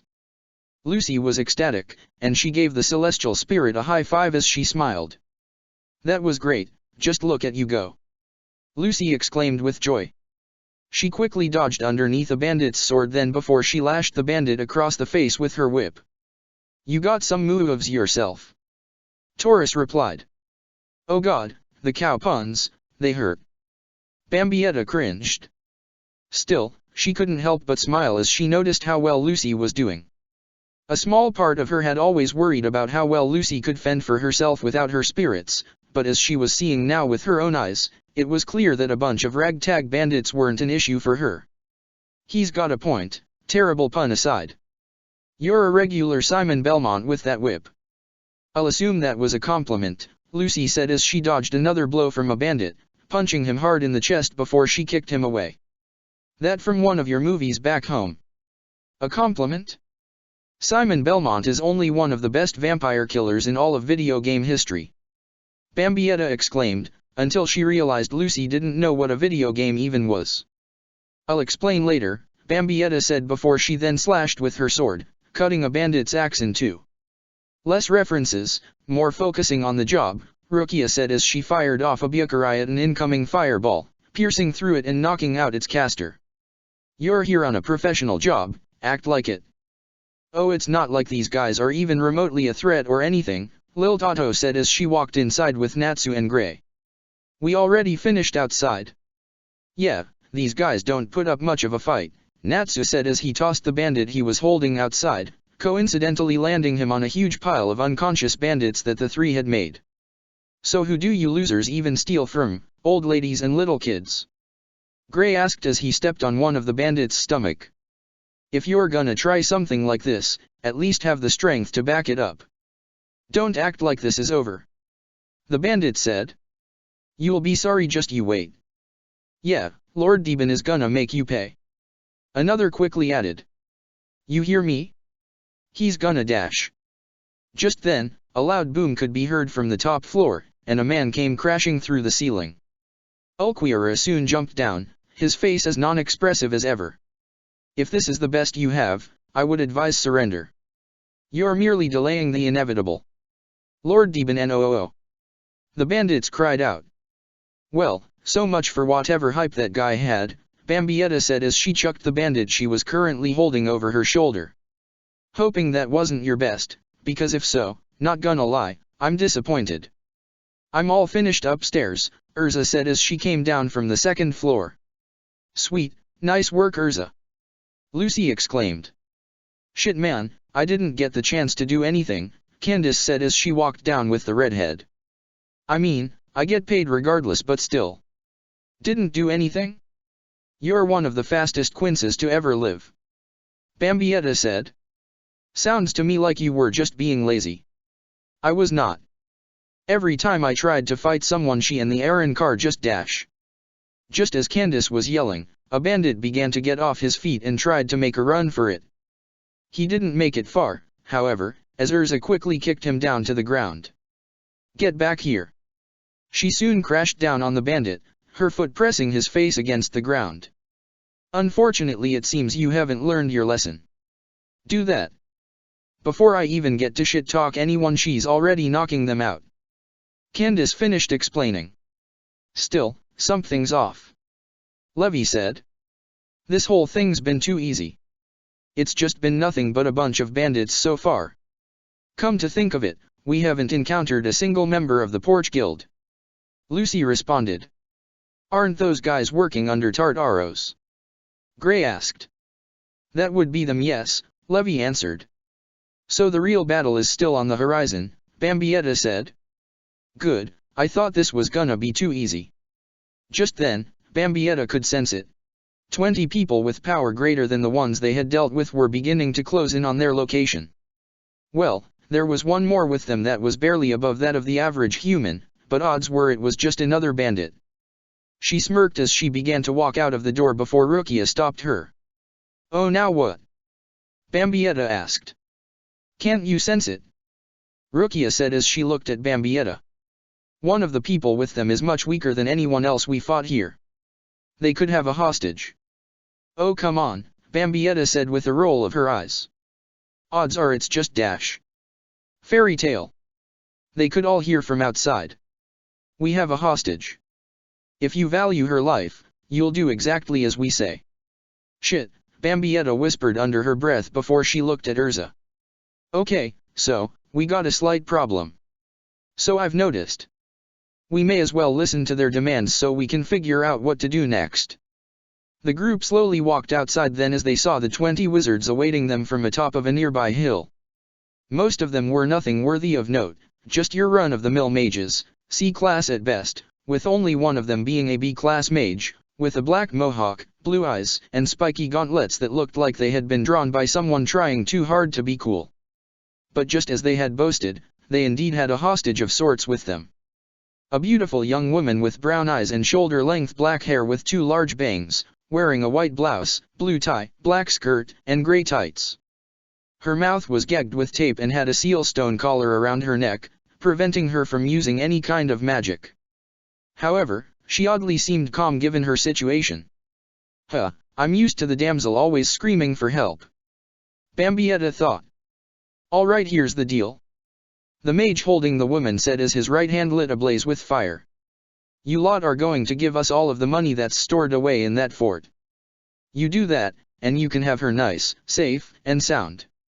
If you don't, well, let's just say this poor thing's skin will never be the same again. His hand slowly approached the bound girl's face to get his point across. You cowards! Urza shouted at them. You honestly think we'll let you just get away with this? Considering her life is in your hands, I think you will. The mage said with an evil grin. What I wouldn't give to punch that guy's grin off, Natsu said. Don't even try it, Gray said. If we make one wrong move, she'll get hurt. Ulquiorra slowly walked forward as the two began to bicker once more. Odds were that with a well-timed Sonido, he or any of the others with their high-speed movement techniques could rescue the hostage with little to no risk. All he had to do was. Just then a bright flash of light covered the entire area, everyone covering their eyes to deal with the extremely bright light. Bursting into the light was none other than one of Fairy Tale's wizards, Loke.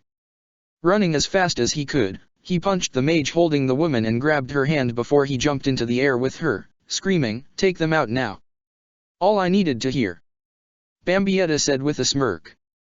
Focusing energy into one of her hands, she then threw her hand forward and shouted, "Atomic Blast!" The beam of energy soared in the direction of the dark mages, who were still stunned by the intense light and unable to properly react, were soon sent high into the sky by the sheer force of the blast, all 20 wizards sent flying into the horizon as Loke soon landed next to the members of his guild. Well, that was easy. Bambietta thought. Too easy. Aw man, I wanted a chance for a real fight here. Well, that was a waste, Urza said in response. I was hoping they might be a challenge. After all, her skills as a warrior wouldn't improve if she didn't push herself.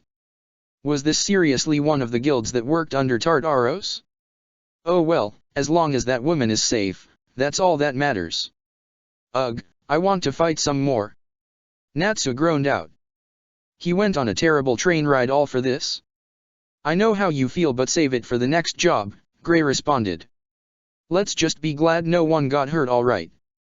But I'm all fired up for a real fight. Those guys will never change. Loke thought before he then looked at the woman whose life he saved and smiled. Are you all right, miss? Why, yes. Thank you so much for saving me. The woman said with a slight blush. I'm not exactly from Fiore, you see. I came here on special business and I got lost.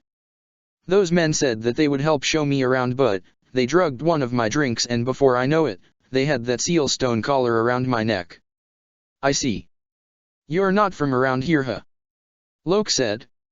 In that case, I got to ask, did you fall from heaven? Because I feel like I'm looking at an angel. Ugh, I could make 10 bowls of mac and cheese with how cheesy that line is. Lil Tato thought as she rolled her eyes. Bambietta more or less thought the same thing. I seriously have no idea how any woman can fall for a guy with such bad pickup lines. I feel like I'd find that from a dollar store Valentine's Day card. No. I'm from Bosco. The woman said with a blush as she slowly fidgeted her fingers together in embarrassment. I see, well in that case how's about I show you around? I know Fiore like the back of my hand. Loke responded. Oh really? That would mean so much to me. I've always wanted to see what the rest of the world was like. She exclaimed. Nice job, Loke, Candace said as she walked right next to them. You saved the girl and got a date for the night. Consider me jealous. Well, what can I say? Loke said with a wink as he just finished removing the woman's seal stone collar. I got a gift and I'm more than willing to use it. What are you doing around here anyway? Rukia asked. We're grateful for the assistance regardless, but it's a little too coincidental to just see you here. Oh that, well I just came by to do my own job request and I noticed you guys were having trouble is all, Loke said with a smile. But after I show this cutie around, how's about dash? I'll pass, Rukia said as she walked past him. She was not going to let herself be on the receiving end on one of Loke's flirtations. I'm really glad that you showed up, Lucy said as she walked over to him. I don't know what we would have done if you dash. Loke then got a weird look on his face, as if he was freaking out, his arms shooting above his head before he put his hands in front of him as if to prevent Lovey from getting closer. "Sorry, but I better hit the road, see ya later." He then ran as fast as he could in the other direction, leaving Lucy stunned before her eyes twitched in irritation. "What is that guy's problem?" Lucy yelled. "Every time I try to talk to him he just runs away as if I'm some sort of monster." "I don't know what you did, but you really freak him out," Gray said. "Yeah, he avoids you like the plague," Natsu added. "It's not my fault he's crazy," Lucy yelled back. "Look, I know the guy has a problem with celestial wizards and all that, but seriously, you'd think one tortured him for several years or something with how he acts around them," Bambietta said as she walked over to Lucy. "Oh well, his loss." As far as Bambietta was concerned, as long as it kept him from flirting with her girlfriend, she had no reason to complain. "I'm sure he has his reasons," the woman they saved earlier said. "I mean, he seems so nice." "Yeah, till you realize he's like that with every woman he meets," Lil Tato muttered. "Well, in any event, I really should thank you all," the woman said. "I owe you all at least a little something for saving my life." "There's no need for any of that," Urza said. "We just did what any respectable mage would have done in this situation." "Oh no, you simply must let me repay you," the woman said. "The truth is, I was on my way to the local hot springs nearby. The least I could do is give you all a free night. Don't worry about how expensive it'll be either, money isn't a concern." Urza was about object once more when Bambietta spoke up. "Well, it doesn't seem like she wants to take no for an answer. I say we take her up on her offer." "Yeah, I'm gonna have to side with Bambi on this one," Candace added in. "Honestly, I think we could all go for a little relaxation time.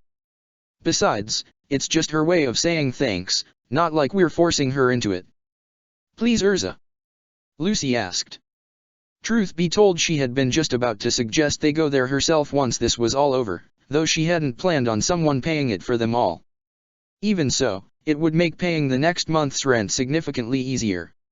"Well, I suppose I don't see the harm in it if she insists on it," Urza said before she smiled. "Very well, we'll take you up on your offer, Miss Urza." Paused then, realizing she didn't know the woman's name. "Just call me Met," she said with a smile. "Besides, it'll be the first time I've ever been to one of these myself. My father was very strict about where I could go back home." "All right, let's get going." Bambietta cheered as she threw her fist into the air. "Oh, I'm going to have so much fun. Last time I tried to convince Hatchwald to install one in the Vandenreach I got a 2-hour lecture. Now I can finally enjoy one of these things for once." "You guys go on ahead," Candace said. "I got to go check up on something real quick, I'll be back with you soon though." "No way I'm missing out on this." Urza nodded her head in agreement. "Very well, everyone, let's get moving." Everyone began to follow Met in the direction of the hot spring as Candace headed off somewhere else, except for 2 people. Levy slowly walked over to Ulcura when she noticed that he wasn't coming with them. "Is something wrong?" she asked with a hint of worry. "I mean, I know a hot spring isn't likely going to be your idea of a fun time, but that has nothing to do with it," Ulquira quickly responded. "I'm simply concerned at the moment." "Huh? What for?" Levy asked. "That woman, Met. Her spiritual pressure warrants further investigation," he said with his deadpan expression. "At first, I simply passed her off as an ordinary human. Her spiritual pressure, at first glance, was only barely above that of your average human." However, his eyes narrowed then as he watched the mysterious woman from behind. "Once the collar was removed around her neck, I was able to garner a glance of her true power, if only for a very brief moment before she drastically lowered it. I doubt the others were able to sense it with how quickly it fell." "So you're saying she's strong?" Levy asked. "To what degree I have yet to ascertain," he replied.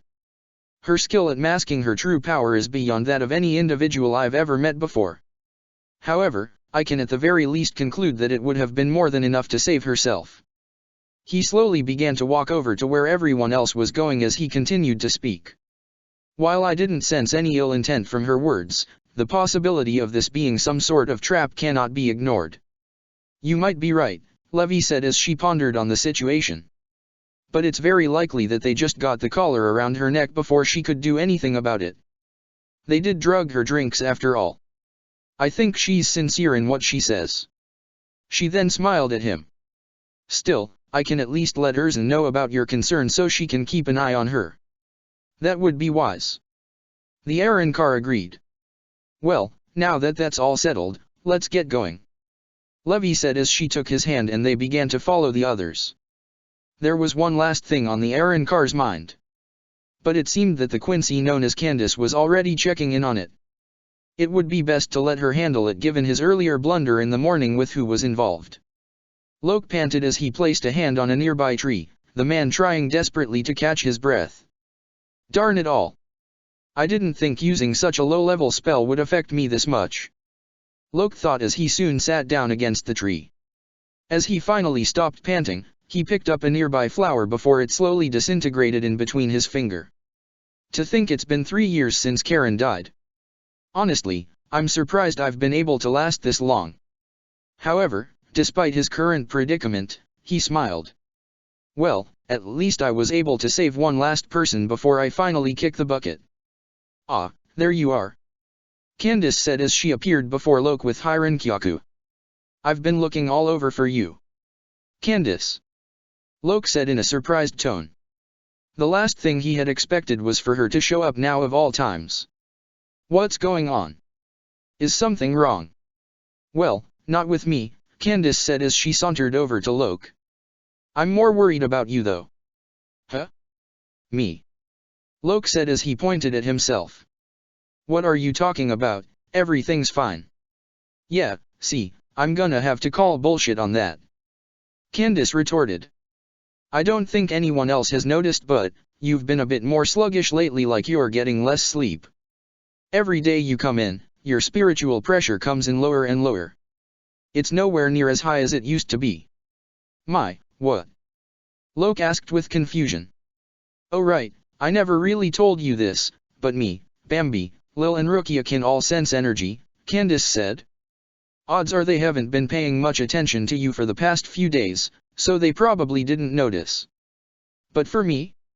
You and I have had more one-night stands than I can count on both hands. I know how you usually are, and this isn't normal. Oh, that's just because I've been taking a lot of missions that have been a bit longer than I expected was all, Lok said before he chuckled and rubbed the back of his head. I just haven't gotten any real sleep in a while.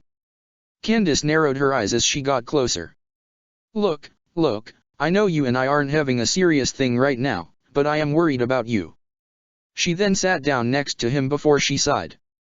Back in my old guild, I tended to keep all of my troubles to myself. I didn't think I needed anyone's help. But, since I've come here, I've kinda changed my mind on all that. She then placed a hand on one of his shoulders and gave him a grin.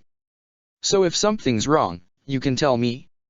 Lok just stared at Candace before he gave her a small smile. Look, I appreciate it, really I do. But you don't have to worry about me. Everything's fine babe, just had a rough couple of days is all. I'll be fine by tomorrow, I promise. Candace threw her hands up in the air in frustration. Okay, fine, whatever. If you just want to keep what's going on to yourself, fine. Be my guest. I'm not gonna beat the answer out of you or anything like that. But I'm going to tell you this much right now. If you think you can just lone wolf yourself through whatever you're dealing with right now, you're gonna regret it. And with that, she was gone, the Quincy having used Hyrenkyaku once more to catch up with her friends. Lok looked up to the sky once more then as he thought about his green-haired lover. Candace, you don't know how much it means for me to hear that, but I can't drag you into this. This is my sin and mine alone. Besides, there's nothing you could do to help me anyway.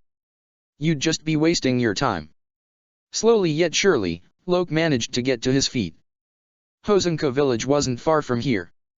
He could rest there temporarily before he finally went to Karen's grave. If he was going to die anywhere, he couldn't think of a better place. Hosenka village, the most popular resort in all of Fiori. Well known for its spas, this flamboyant tourist attraction was where our heroes now found themselves. The architecture was unlike most of what Bambietta had seen in her time in Earthland. Rather than the European designs that she was so used to throughout her life, it was much more oriented, looking much more like that of the Soul Society. However, she had to admit that she didn't mind the change of scenery. She loved living in Magnolia, but it was nice to get out and see the world a bit more once in a while. As everyone arrived in the town, they all began to go their separate ways. Bambietta had decided it would be best to go sightseeing with her girlfriend while Met got the spa reservations ready. Candace wandered off to the nearest bar to pass the time while Gray went out shopping to see if he could find a gift for Javia, Levi, and Ulquiera went off to a local bookstore to see if they could find anything of interest, and Urza and Rukia had gone off somewhere to enjoy the world-renowned Super Express restaurant. Lil Tato was initially going to join them, but Natsu had asked her for a favor. Wanting to spend some quality time with the Dragon Slayer, Lil Tato couldn't refuse. A sparring match, however, wasn't what the petite Quincy had in mind. Natsu wanted to see just how strong Lil Tato was since she had been recommended for the S-Class trails this year before anyone else had. More specifically, he wanted to know how he stood against the competition, so to speak. While far from how Lil Tato would have preferred to spend their time together, she knew that becoming an S-Class mage meant a lot to Natsu. If she could help him out, even if only a little bit, that was fine for her. Fire Dragon's Iron Fist. Lil Tato leaned back then as Natsu struck out with his right hand, his fist ablaze as she barely managed to avoid the oncoming strike. Natsu tried to lash out again with the same technique, but she jumped up into the air, a bow forming into her hand as she did so. She began to fire down arrow after arrow on Natsu, the fire mage somersaulting, dodging, and weaving through most of her attacks. An arrow grazed his cheek as he dodged yet another barrage as he narrowed his eyes. Fire Dragon's Roar. The blast of fire erupted from his mouth then, Lil Tato's arrows now melting from the flames. She moved to the right then as she continued to fire more arrows, but Natsu wasn't going to fall so easily. Using the flames on the bottom of his feet, he rocketed himself into the sky then, trying to land another blow on her. Fire Dragon's Sword Horn. Lil Tato's eyes widened in surprise as the sheer speed that he came at her with, just barely able to avoid the attack. However, just as he flew past her, she grabbed hold of one of his feet then and with a shout threw him to the ground. The Dragon Slayer got to his feet then as Lil Tato landed to the ground. Fire Dragon's Wing Attack. Flames now covering both of his hands, the Dragon Slayer lashed out at her. However, she soon jumped into the air before she used Hiran Kyoku to appear right behind him and kicked him on the back of his head. Natsu growled in frustration as he turned around to face her. He knew that this wasn't going to be easy, but he hadn't expected to not being able to land a single hit. I don't get it. Natsu thought to himself. It's like she knows just where to dodge every time I attack. Wait a minute. Hey, Lil. Natsu yelled at her. Can you read minds? No, what do you ask? She responded as she tilted her head in confusion. Well, it's just no matter what I do, you're always able to avoid being hit, like you know exactly how I'm gonna hit you. He asked. Oh, that's easy. Lil Tato said. It's because your attacks are too predictable, to a point anyway. Every time you use your Fire Dragon's Roar, I just know that I need to move to one side or another to avoid it. Your wing attack hits left and right at the same time, but they can't go upwards. And with Iron Fist, you tend to always use your right hand first. Every time you call out one of your attack names, I pretty much know where to go because of it. Wow, she has you figured out, Hanatsu. Happy said, who had been watching from the sidelines the whole time. Yeah, I'll say. Still, I'm surprised you were able to figure that out so easily. Natsu said to Lil. We've thought side by side enough times for me to notice a pattern is all, Lil Tato said with a blush. Truth be told, she was always fond of watching the Dragon Slayer brawl, be it in the guild hall or just any of the missions that they took together. Well yeah, but not even Gray's been able to figure that out. Happy said before he grinned. Oh, I get it. You're only paying so much attention to him because you like him. If Lil Tato was just blushing a faint red earlier, her whole face now was as red as a tomato. What? No, I mean, it's not untrue, I just dash Lil Tato sputtered, the Quincy not expecting the flying cat to bring up her feelings so casually during their sparring sessions. Natsu is dash. Of course she likes me. Natsu answered, happy with a smile. Other than you happy, she's probably my best friend. Your best friend? Lil Tato asked in a mixture of shock and confusion. Well, yeah. You're always offering to go out on missions with me and stuff, you've helped bail me out from Urza's wrath more than anyone ever has, and you're pretty smart. Not to mention you know how to kick some butt. What's not to like? To say that Lil Tato was in an awkward place would be an understatement. Well, I guess I should be grateful that he at least thinks so highly of me.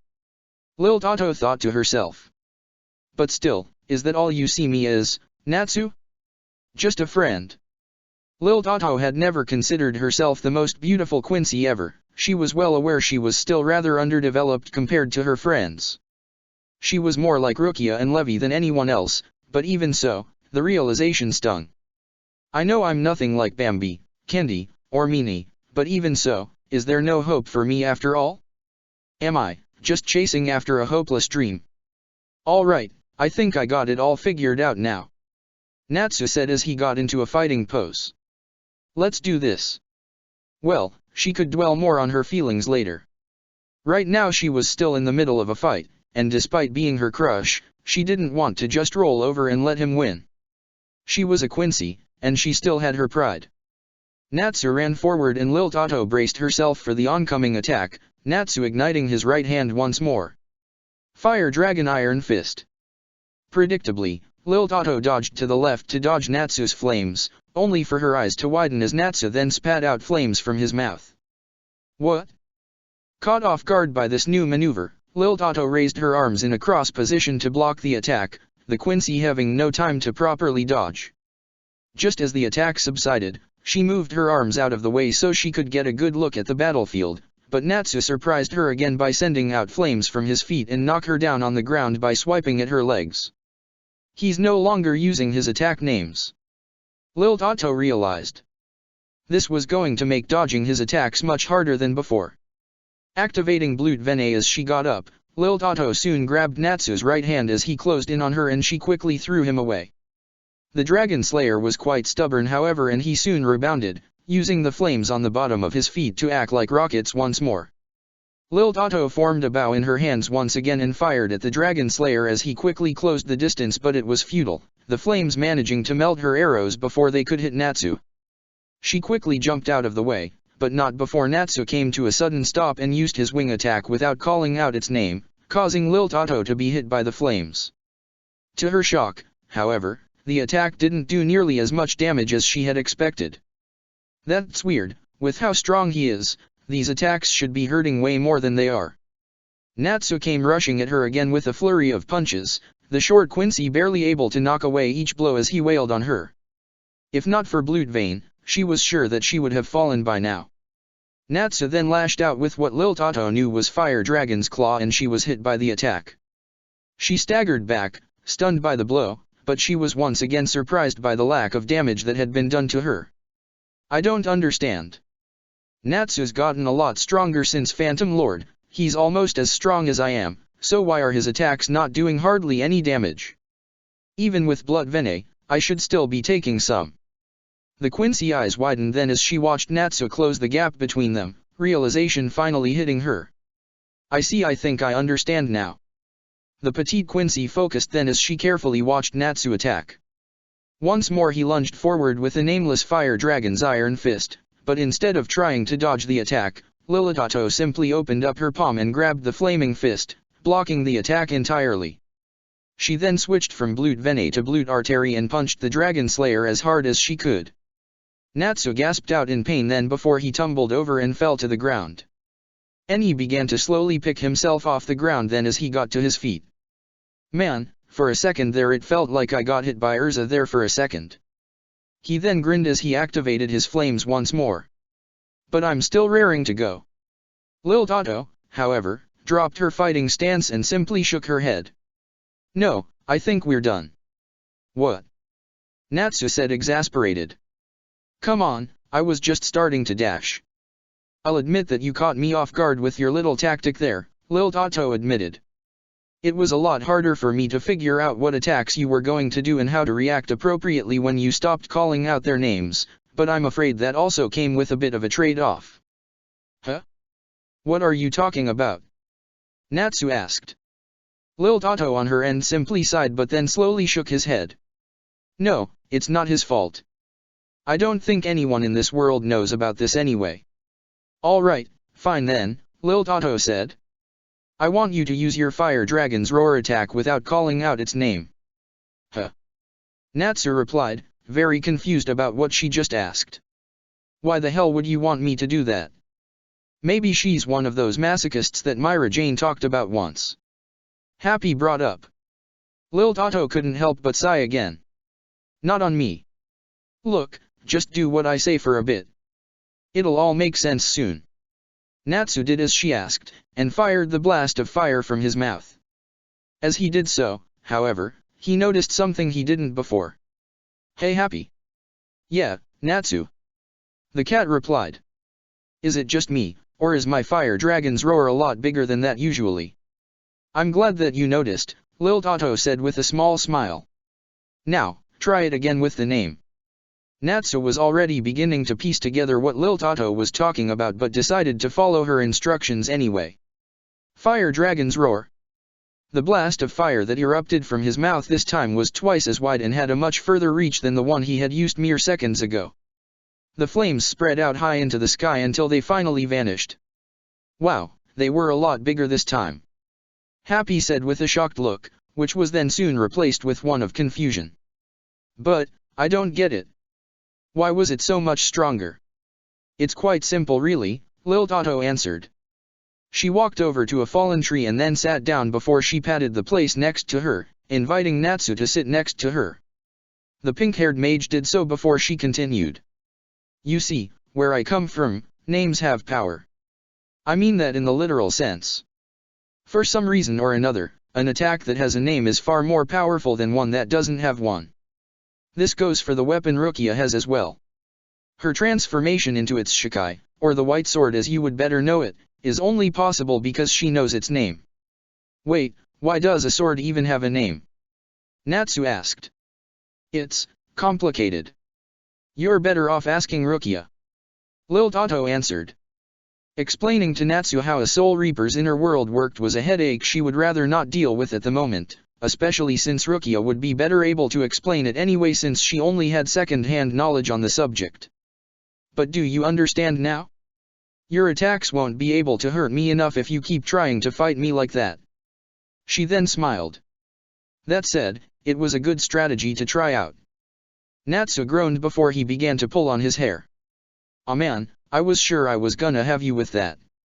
The Dragon Slayer couldn't help but feel irritated as he vented his frustration. I thought that I was getting a lot stronger after all the training I've done in Phantom Lord, but it looks like I still got a long way to go. You already have, Lil Tato told him. I know it may not seem like it, but right now, you gave me a run for my money. If you had been able to hit me with a few of your stronger attacks, I think you might have won. You think so? Natsu asked. I do. You've come a long way since I first met you. Lil Tato smiled at him then as he continued. Your strength is at least 1/3 higher than it used to be. I know it doesn't sound like much, but to make that kind of progress in only 2 months is impressive. Honestly, I think in a year, you'll probably be stronger than I am right now. She then grabbed his hand as she continued to speak. Besides, your magic is at its best when you're fighting to protect someone when your flames of emotion kick in. It's how you beat Kyuzaka after all. If I was fighting you when you were angry, I know I'd lose. Just give it time, Natsu. I'm sure in just 1 year, you'll be almost as strong as Bambi is, if not even more so. Wow, really? You think I'll be stronger than Urza too? Natsu asked, excited at the prospect of finally defeating Urza. Let's not get carried away, Lil Tato said. The last thing she wanted to do was give Natsu an ego. Besides, we should probably head back before it gets dark. I know for a fact that everyone else is gonna want to give the hot springs a try anyways, and I kinda want to as well. Yeah, sure thing. Natsu said, before the loud rumble of his stomach could be heard by all three of them. But can we get something to eat first? I'm starving. Lil Tato smiled once more as she got up. Anytime, Natsu. Anytime. Damn them. Damn that fairy tale guild. A large fist covered in a spiky gauntlet struck against a tree, the large plant shattering from the sheer power of the blow.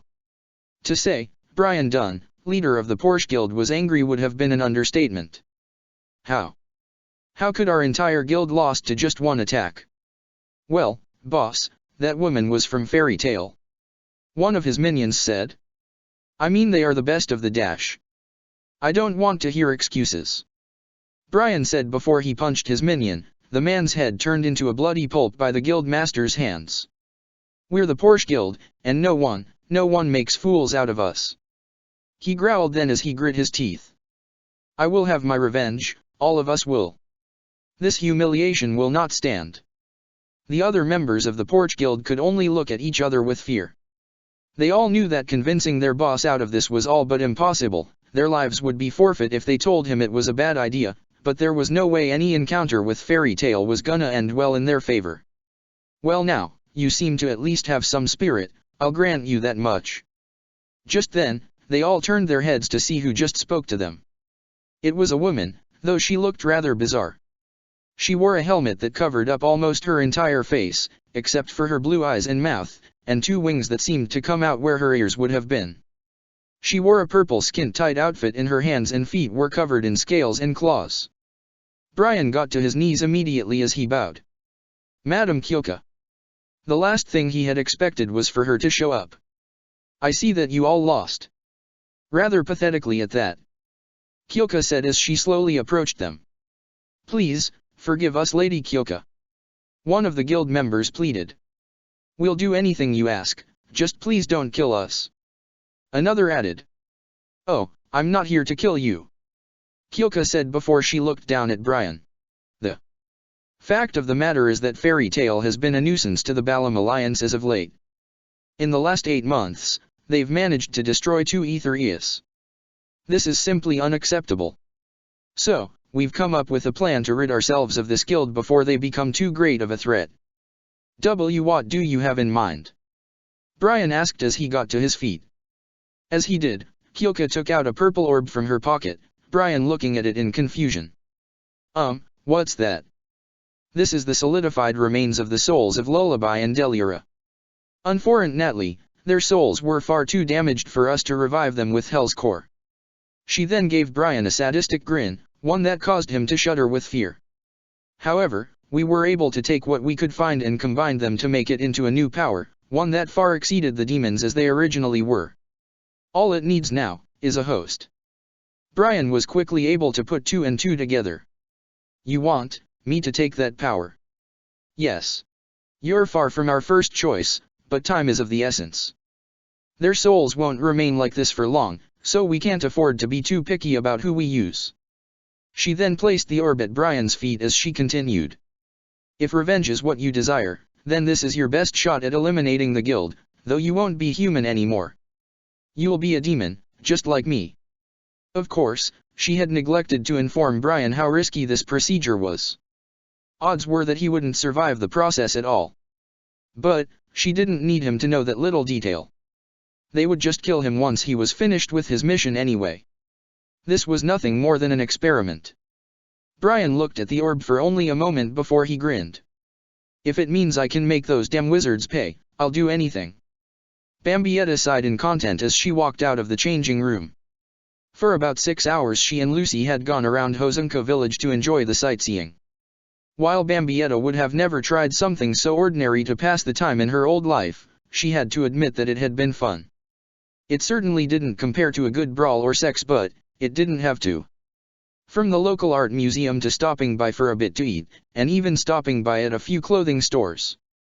It all felt normal. Something that Bambietta had very little experience with.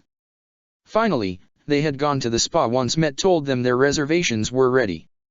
The warm waters truly were relaxing and Bambietta knew that she would have to come here with Lucy sometime in the future. The only hard part had been, well, trying to not let her eyes wander. Not with Lucy. That was something her girlfriend had come to expect, and Candace wasn't an issue either since she had seen Candy in the nude more times than she could count. But Urza had been difficult. Granted, Lucy had admired Urza's body and even blushed when she saw it, and Bambietta didn't begrudge her one bit for it, but the Quincy still tried her best to fight her urges. It just didn't feel right to her. She wasn't Candace, she was loyal. After soaking in the waters for a good hour, and hearing how Urza would have bathed in her armor if not for the fight with Miphone, which was certainly eye-opening, the women finally had enough and decided to simply rest and enjoy themselves in other ways in peace. That was until Natsu came barging in his spa robe with 2 pillows at his side. "Let's get this party started." Happy added with his own pillow. Gray groaned as he turned in his blanket on the makeshift bed he had on the floor. "Come on man, I'm trying to sleep here. Why don't you take your party outside?" "I quite agree," Ulquiorra said as he placed down the book he was reading, something that he and Levy had picked up in the bookstore they went to. "I fail to see the point of such an event. No doubt many other people in this spa are trying to sleep." "Oh come on, it's a sleepover, you know what that means right?" Natsu yelled back. "You got to bust out your pillow foo, or are you just too scared?" "Of you?" "Yeah right," Gray said. "My arsenal is only equipped with the most powerful pillows," Urza proclaimed as she and the rest of the female members that had joined the guild slowly entered. "Most powerful?" Lucy asked, surprised that Urza was taking this so seriously. "Oh hell yeah, this is what I'm talking about," Bambietta said as she got her pillows ready. "I hope you are all ready to go down.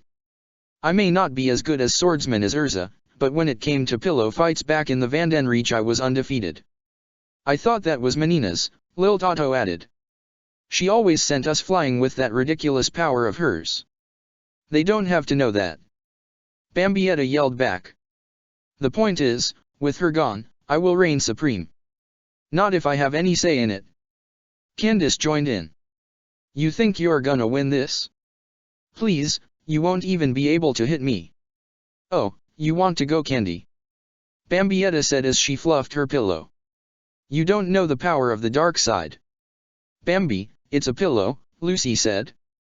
"Not with the powers of a Sith Lord it isn't. I fail to see how a pillow can be an effective weapon. It's far too soft."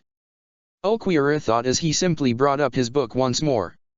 Maybe if he just ignored them, he would be left out of this nonsense. "On the pride of the Kukaki clan, I will not lose," Rukia added as she got her rabbit-themed pillow ready for battle. "Yeah, I'm just gonna sit this one out," Levy said. "Ditto," Lil Tato added. "Whatever, Urza, you're going down," Natsu yelled as he jumped up into the air and threw his pillow at her. "Grow up you guys," Gray said, right until Urza jumped into the air to dodge the pillow, only for it to then hit Gray in the face. "Oh, you're in for it now," Gray said as he got up to his feet. He wasn't about to let Natsu of all people hit him and get away with it. With a mighty shout, Gray threw the pillow at Natsu with all his might, the blow sending Natsu to the ground. "You're next Urza," Gray shouted as he threw it at. Urza simply caught the pillow in her hand as she smirked. "You're not too shabby Gray. Looks like I'll get my training done today this way." This woman doesn't know the definition of relaxation, does she? Candace thought to herself as she dodged under one of Bambietta's pillows. "You're too slow Bambi. You underestimate my power," Bambietta yelled as she threw another pillow. The green-haired Quincy soon used Hiran Kyaku to appear right behind Bambietta only for the Quincy to be surprised as she was hit from behind. "Pay attention to your surroundings," Rukia said as she took up a fighting pose. "I may not be as strong as you are, but in a pillow fight anyone can win." Lucy couldn't help but giggle as she watched everything going on. It looked like everyone was having fun. These were just the kinda things she wished she could have done when she was a child. Well, better late than never. Pulling up one of her sleeves, she smiled. "Okay, I guess I'll join in too." Just as she said that, though 3 pillows, thrown by Natsu, Urza, and Gray hit her with enough force to push her through one of the doors outside. She slowly groaned in pain as she tried to get up, but she soon collapsed. "On second thought I think I'll pass. I don't feel like dying tonight," she groaned. Lucy! Bambietta yelled before she turned her attention to Natsu, Gray, and Urza. Oh, so that's how it's going to be now, is it? Her eyes narrowed as she stared at them, a literal fire of anger now blazing in them. Okay, I can play that game. I'll avenge you, Lucy. Hell yeah, that's the spirit. Natsu yelled back. Bring it on, Bam dash. Before he could finish what he was about to say, however, he was hit by 3 pillows in rapid succession, the Dragon Slayer being knocked out of the building just as hard as Lucy was. Gray tried to attack her next, but before he knew it he too was thrown out of the room. Bambietta slowly turned around now as she faced Urza. Now Urza, you're next. I'm just gonna sit this one out now, Candace said as she slowly backed away. She knew how insane Bambietta could get when she got angry. A pillow fight was not worth the ruined hairdo she would get from this. I forfeit as well, Rukia said as she dropped her pillows. She was not going to get in the way of these two. You wish for nothing more than to avenge your fallen comrade. A respectable quality of a true fairy tale mage. Urza said as she got ready. Come at me then. I'll show you, Urza. Bambietta said with a grin. Today is the day I surpass you. The two wizards clashed in an epic battle that would be forever recalled as the most epic of pillow clashed for well over 2 minutes until Urza had managed to gain the upper hand and then smacked Bambietta as hard as she could with her pillow. The Quincy was sent flying through the rooftop then, flying like a rocket into the sky. Ulquiorra could only stare at the recent events with his eyes widened in surprise. It appears I was wrong. Pillows can be a most dangerous weapon. The ground shook and trees trembled as loud footsteps could be heard. A powerful man was slowly making his way towards Hosenka village. No, he was no longer a man. What was once the former guild master of the Porsche Guild had been reborn as a great and powerful demon of Zeref. His skin was now a dark purple and twin horns were protruding from the back of his head. His hands were now replaced by sharp claws covered in blood as were his fangs. The moment he had been transformed into a powerful demon, the man is formerly known as Brian, now renamed Goreclaw, had slaughtered his guild to sate his newfound hunger. He had more power than he had ever known, and soon he would have his revenge. I hope you're ready, Fairy Tale, Goreclaw said as he bared his fangs. For tonight, I feast on fairies. Lucy sighed as she slowly helped Bambietta walk back inside of the spa. I swear sometimes I don't think those guys are even human. Yeah, well, remind me to never challenge Urza to a one-on-one pillow fight ever again. Bambietta groaned. At least not until I get a hell of a lot stronger. Well, I say until Natsu's pillow fight apocalypse is over, we could just look at the stars. Lucy said as she held Bambietta's hand tightly. I hear the stars are going to look wonderful tonight. That sounds nice, Bambietta said as she smiled at Lucy. How's about you go find a good sport for stargazing then? I'd like to take care of something really quick is all. Really, what's that? Lucy asked. I just want to go for a walk, that's all. Need to clear my mind a little after that. Sure, I don't mind one bit, Lucy said. I'll see you when you're ready. With that, her girlfriend let go of her hand wand, waved goodbye, and she began to look for a proper place to enjoy the stars. Bambietta smiled and waved back as Lucy ran off, only for the smile to turn into a frown as she was out of sight. Damn it all. Something had been bothering the Quincy for the last week or so. At first, she thought that it would just go away with time, but like her guilt over all the terrible things she had done in her old life, it wasn't so simple. I can't believe I lost so easily to Urza. Bambietta thought as she began her walk. I know it was just a pillow fight, but if that was real, if it was life or death, I would have died. Ordinarily, she would have just brushed aside those thoughts, that she was simply overthinking things, but that had been before she had known that she was the supposed trump card in the upcoming war. Fighting battles to the death were nothing new to Bambietta. The fights themselves never scared her, she relished them even now to a certain extent. But back then she had people that she knew she could rely on if she wasn't strong enough. Hatchwald, Wywak, Makarov and Urza, even that jackass Laxus.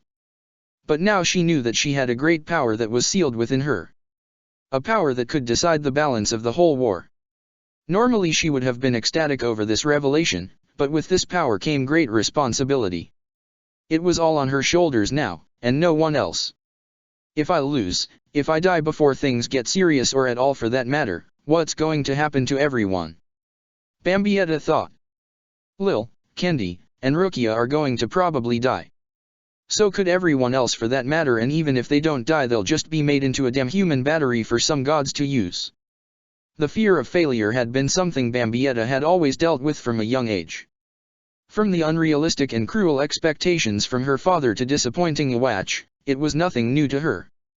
But now she had something more to lose than her life or her pride. She was fighting now to protect everything that she loved. She could see it now. Lucy and Wendy chained up to some magical machine that sucked out their magic for the rest of their lives, their eyes emotionless and broken. I would sooner rather be Giselle's slave again than let that happen, Bambietta said as she clenched her fist. But, even so, what I want doesn't mean much, does it? I'm not nearly strong enough for this. She thought as her mind raced through the multiple people she knew she could fight in this war. If I run into Berrigan, Cage Rosa, or any of my fellow Sternritters at their full strength, I can't hope to possibly win as I am right now. She gritted her teeth as she walked more and more before she finally stopped and shouted. And if any of them have the power I got from the gods, what kinda chance would I ever have? I'm not good enough for this. Bambietta yelled out. Why? Why did you pick me? There had to be someone else who could use this power better than I can. Bambietta took a moment to catch her breath then, and she realized that she was now looking at a part of the nearby forest that was full of dead trees. She and Lucy had heard the tale of how the Hosunka had almost been destroyed by a wildfire, only for it to have miraculously been put out only a few feet from the village. She couldn't help but stare at them as her mind wandered once more. It took her back then, to the town she was raised in.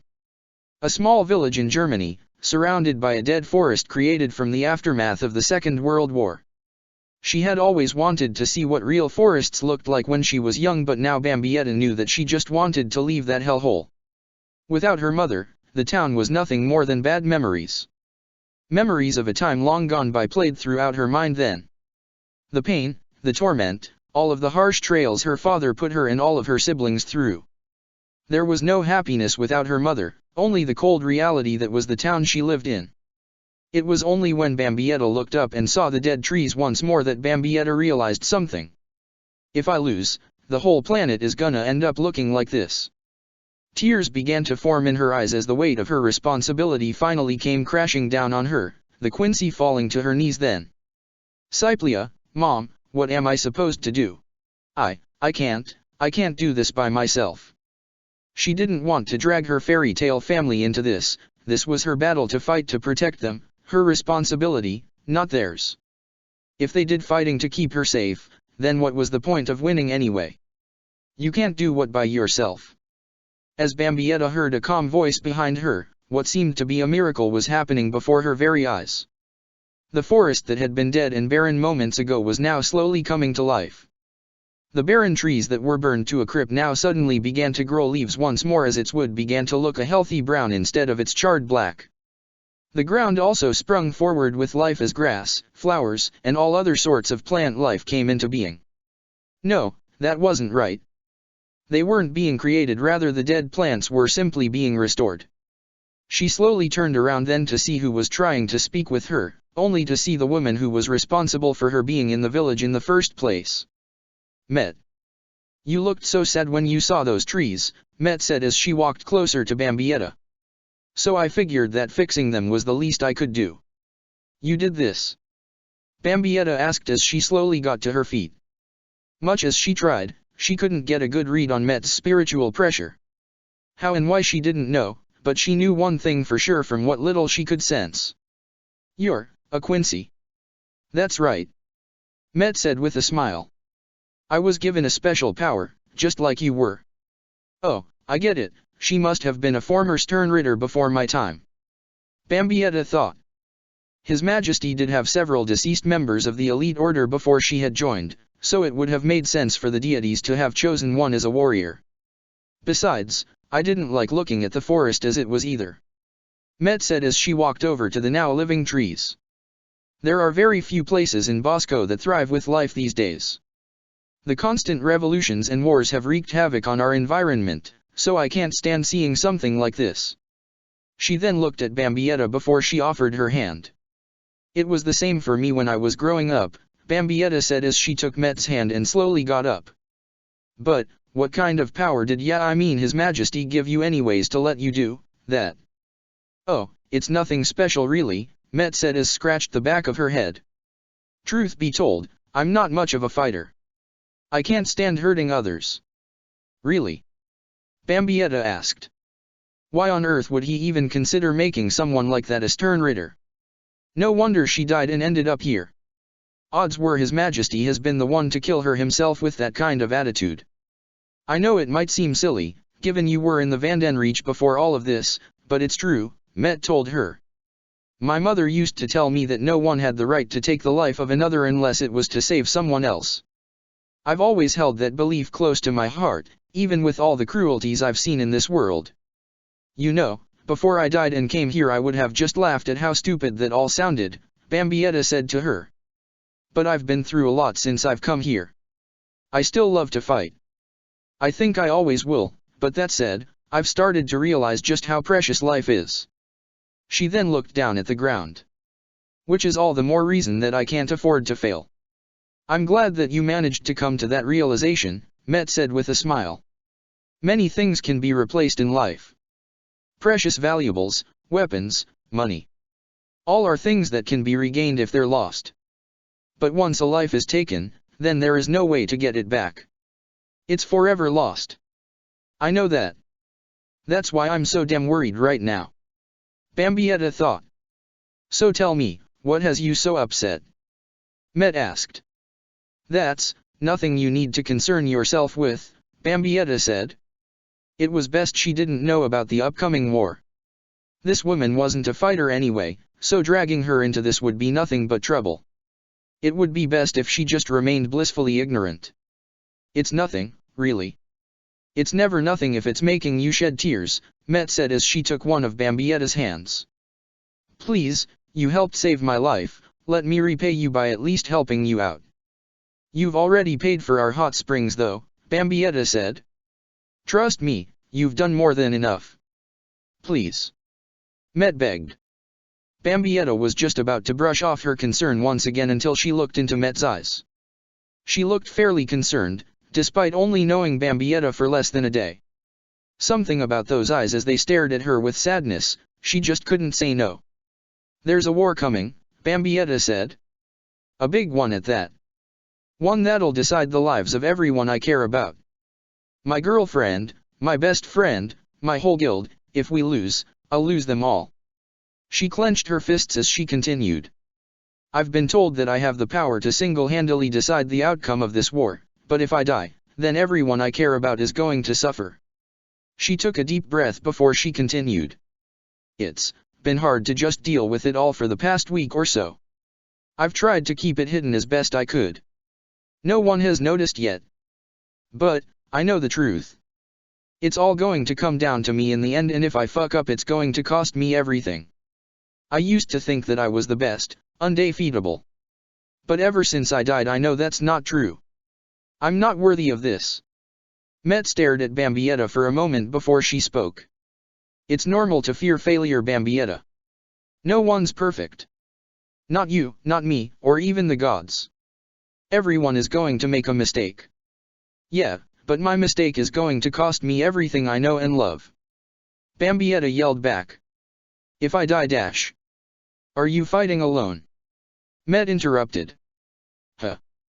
Bambietta stuttered before she continued. Well, no but dash. You keep talking as if you have to take care of this all by yourself, Met told her. Perhaps you are not worthy of the responsibility you've been given. Maybe you can't defeat every enemy by yourself. But that's perfectly fine. You have friends, Bambietta, I've seen them, and they're all quite strong. I may not know them nearly as well as you do, but I do not doubt in my mind that they would be more than willing to fight alongside you. But what if they die fighting with me? Any mistake I make could cost them their life. Bambietta yelled back. I can't ask them to do that. It's why I'm here in the first place. There's no point in winning if they just die to keep me alive. Do you have so little faith in your friends? Met asked as she tilted her head in confusion. That they would just die so easily. No, I know they're strong, but the people I'm fighting against might be too strong even for them. Do you know that they're stronger than your friends, or do you just think that they are? Met asked. When she was met with silence she continued. There is no greater fear than the unknown. All beings fear that which they don't understand. They fear failure almost as much. She gave Bambietta a smile as she continued. But fear is something that can be easily overcome as long as you have the right people by your side, and you Miss Basterbine have plenty of allies. Strong allies. Allies who are more than willing to put their life on the line to protect you. You may think that this isn't their battle to fight, but it is. None of them wish to see you dead either, Bambietta, just as you feel for them. She placed her hands on Bambietta's shoulders then as she continued. I know that you want nothing more than to keep them all safe, but to deny them the right to fight alongside you is selfish. In this world, the power of bonds is infinite. What you would fail to achieve by yourself is possible with the help of others. So do not let your fear push them away, instead, use them to push your fear away. Bambietta could only stare at her as she came to a realization. She's right. Bambietta thought. This whole time, I've just been thinking about how much I'd hate to lose any of them. But I didn't think for even a second how much pain I would give them if I died. If they felt like they could have done something, it would eat away at them for the rest of their lives. I'm not alone, I know that. I've always known that since Phantom Lord. I just never wanted to lose any of them. But now, I'm not just going to fight for them in this war, I'm going to fight with them. You're right. About everything. Bambietta said with a smile. I was being selfish, I just didn't know it. Your heart was coming from the right place, Met said. But only a fool fights alone. Your friends and allies can give you strength and power far greater than any magic, Bambietta. Never forget that. Yeah, I won't, Bambietta said with a smile. Thanks, Met. It's the very least I could do to repay you for all that you've done, Met said with a smile. Father was right. You are rather special. That caught Bambietta off guard. Huh? I knew your dad. Oh yes, he said you dash. Bambi. Bambietta turned her head to see none other than Lucy running towards her with a smile. I found a nice spot for us to hang out at. Oh really, that's great. Bambietta said with a smile. Yeah, though I have to admit, I ran into some trouble along the way. Lucy admitted. Trouble? What kind of trouble? Bambietta said as she narrowed her eyes. Well, after we parted ways these two wizards were getting a bit too clingy with me. Before I could do anything I was frozen in place by their magic, but Loke saved me. Huh, well I owe that guy a drink next time I see him, Bambietta said. Oh no, you don't. Lucy told her. After he did that he gave me some lame-ass pickup line about how he was dying before he admitted he made it up. What? Bambietta said as her fists shook with rage. Her eyes once again blazed like a fiery inferno before she yelled. I'll fucking kill him. No one, absolutely no one on Earthland was going to flirt with her Lucy while they were still dating. I'm gonna punch a hole in that jackass's stomach and feed him his own heart before I rip out his goddamn spine and shove it up his ass. Let's not go that far, Lucy said nervously. I already slapped him pretty hard for that stunt. You can just give him a black eye the next time you see him. Oh, he's gonna at least have 2 black eyes and a broken nose the next time I see him. Bambietta yelled out. He won't get away with this, I swear it. Normally seeing someone get so angry would have scared Lucy a bit, but seeing as how it was all for her own sake, she was actually kinda liking it. She didn't want her girlfriend to hurt Loke too seriously, but the fact that she was willing to go so far for her showed Lucy how much Bambietta cared.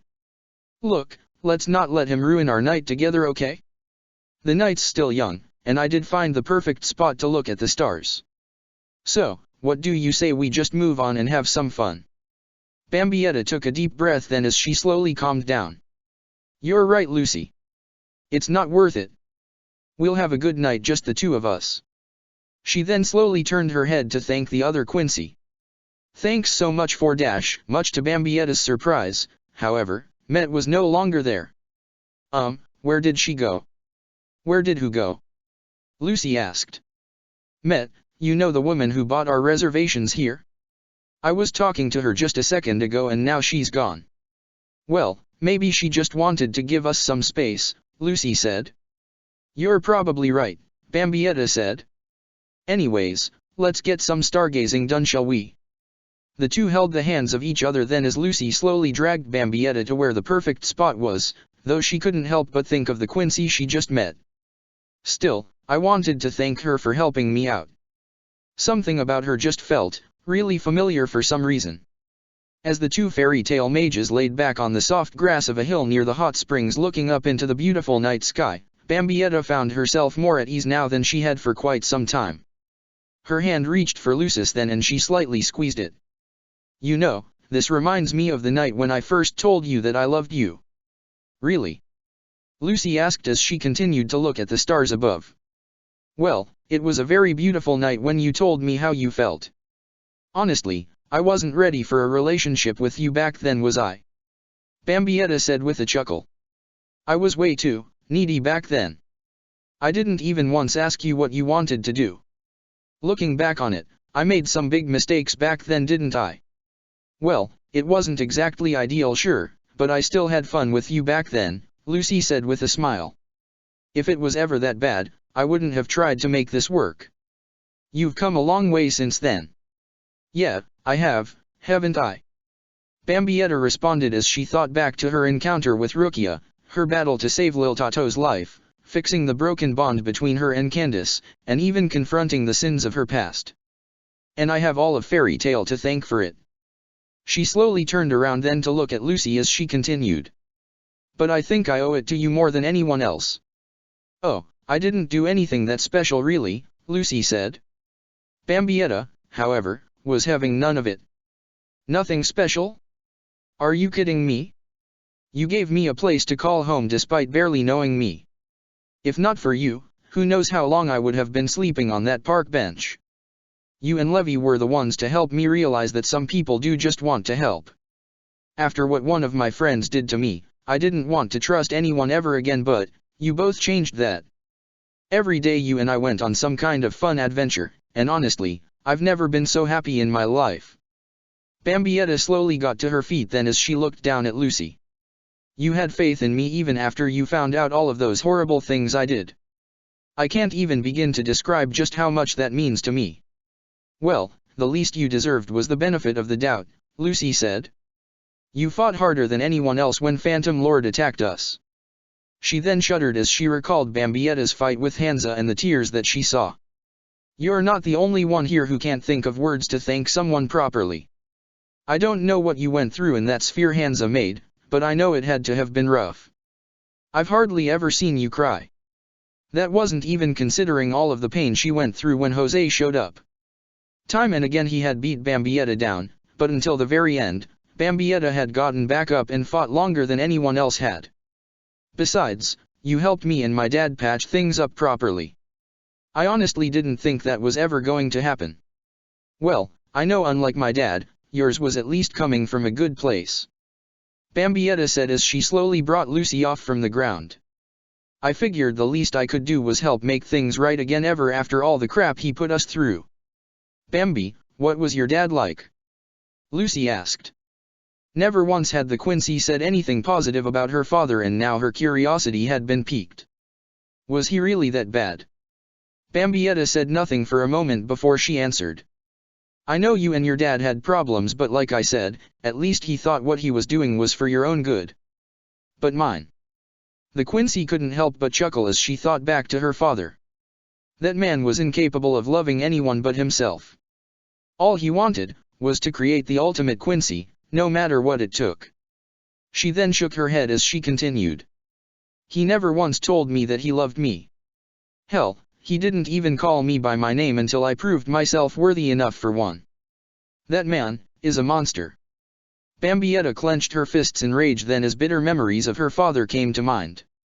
Its name? Until it's proven its worth, I refuse to call it by anything other than Subject 1, just like the rest of my offspring. Just because it was the first one that doesn't make it anything special, Lib. All I care about is results. I don't have the time to celebrate something as trivial as a birthday.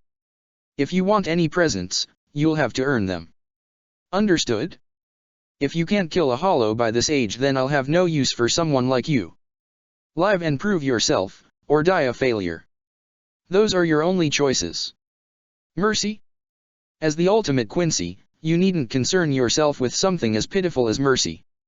Now do it, kill her now. There isn't a single person I've hated more in my life than that man, Bambietta told Lucy as she shuddered with barely controlled rage. Truth be told, if I ever saw him again, I'd dash. Before she could continue, however, Bambietta could feel the embrace of her girlfriend, her hands wrapped around the Quincy tightly. I'm sorry Bambi, I didn't know how hard you had it. Lucy whispered into her ear. I shouldn't have asked. No, it's not your fault really, Bambietta told her. You didn't know, and besides, that doesn't matter anymore. He's been dead for a very long time now. Bambietta pulled Lucy away as she looked into Lucy's brown eyes. As long as I have you, Wendy and the rest of Fairy Tale, everything is going to be fine. The two stared longingly into each other's eyes, then before their faces inched closer and closer before their lips locked. Lucy moaned into the kiss as Bambietta's arms wrapped around her waist, then, holding Lucy tightly. They soon parted their lips as they caught their breath, Lucy giving Bambietta a heartwarming smile. Wow Bambi, you're really good at kissing, you know that. Yeah well. I've had a lot of practice, Bambietta said with a grin. Well, we should probably get some shut-eye before it's too late, Lucy said. You know how Natsu and Urza love to wake up super early, and I'd like to get a proper 8-hour sleep before we head home. Sounds like a plan to me. As the two fairy tale wizards made their way back to their rooms, Bambietta held onto Lucy's hand once more. I'll make sure that nothing happens to you Lucy, I promise. Even if it costs me my life. Goreclaw could see Hozunka village off to the distance. It wouldn't be long now until he once more knew the satisfaction of devouring humans. Kyilka had told him that his power was currently greater than even that of Deliura's had been. His victory was all but guaranteed in his eyes. If he so desired, he could wipe out the entire village off the face of the earth right now. No, I don't want it to end too quickly, Goreclaw said to himself as he looked down at the village. I want to make them all suffer for what they put me through. I'll kill all of the men first, and then, I think I'll enjoy some of their women before I send them off to hell. He could see it now, his claws tearing away at their soft, tender skin as they cried out for mercy. It would be glorious. I'm sorry, but I'm afraid I can't let you do that. Goreclaws widened in surprise as he turned around to see none other than the woman he had captured earlier, Met. You. What do you think someone like you is going to accomplish? You're nothing. Just a weak pathetic human that exists as nothing more than for me to do as I please with. You couldn't do anything when I was just a lowly human. What chance could you possibly think you have against me now? You indeed captured me earlier, Met admitted. But only because I had allowed you to do so. Ha! You're full of shit. Goreclaw yelled at her. You couldn't have done shit once we had that sealstone collar around your neck. It was a minor inconvenience at most, she said with a shrug. Your little hostage strategy simply made it easier for me to meet the people I came here to see, so I decided it was best to play along. Goreclaw could only scoff at her words. Listen, sweetie, you can try playing the tough guy act all you want, it won't change the fact that in a few seconds you'll be dead. Met sighed before she spoke once again. I would prefer it if we could avoid fighting at all. Please, you don't have to do this. We can dash.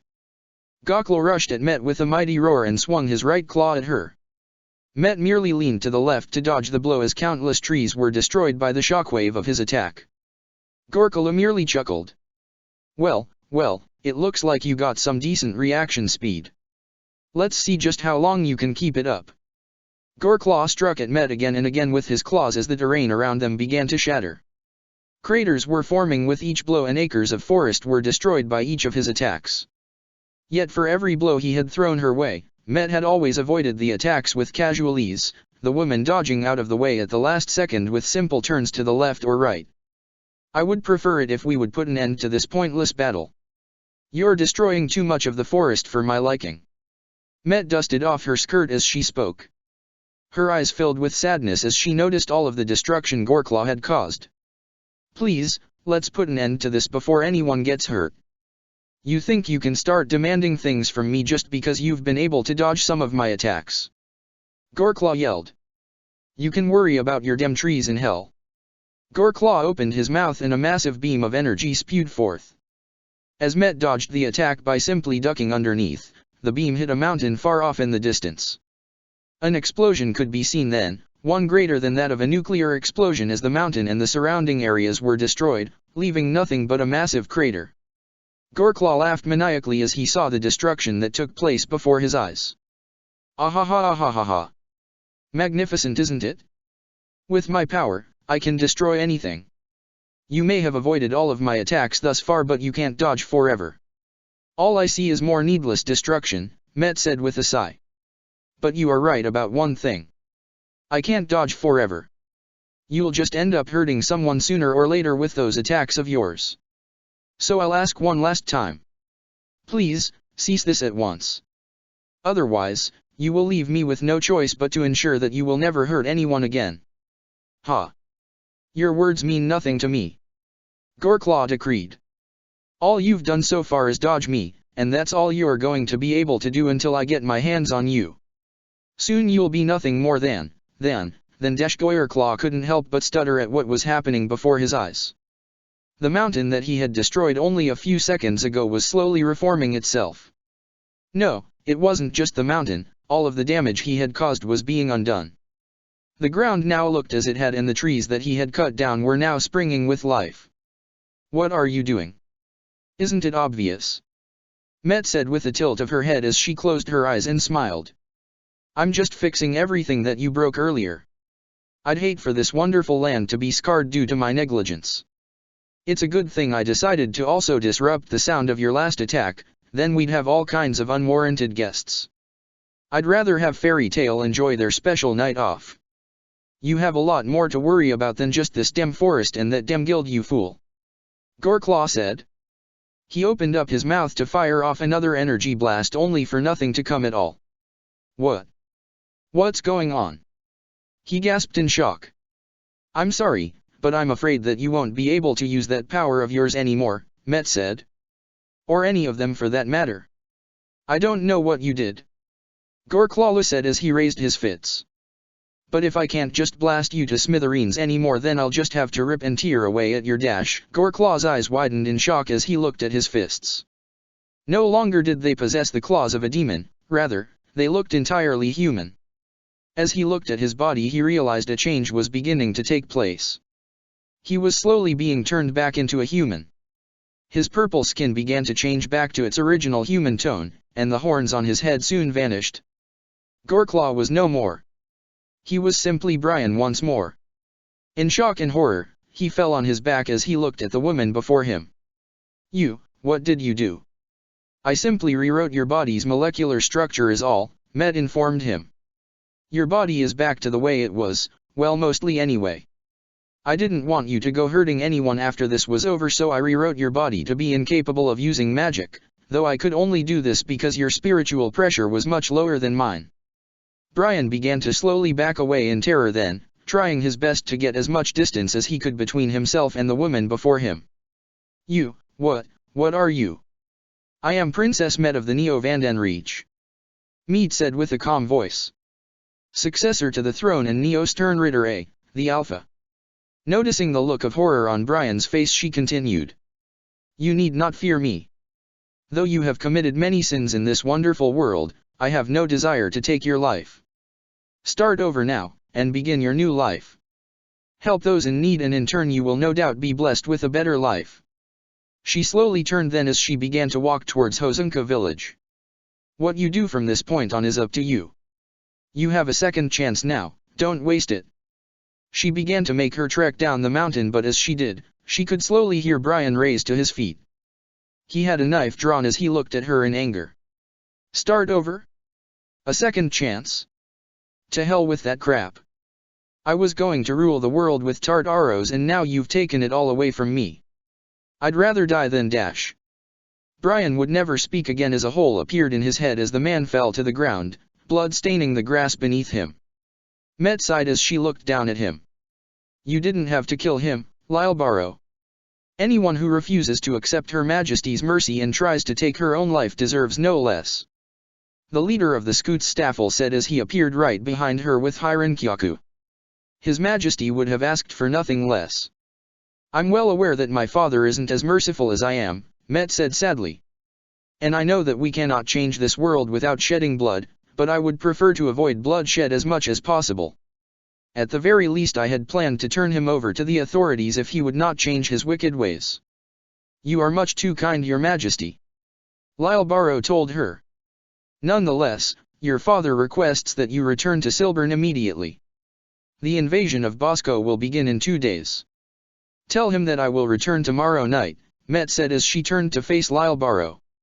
There are still some things that I need to do. But His Majesty dash. Tell him that I'm simply observing several of the war potentials personally. She said with a smile. He'll understand. If not, then I will take full responsibility.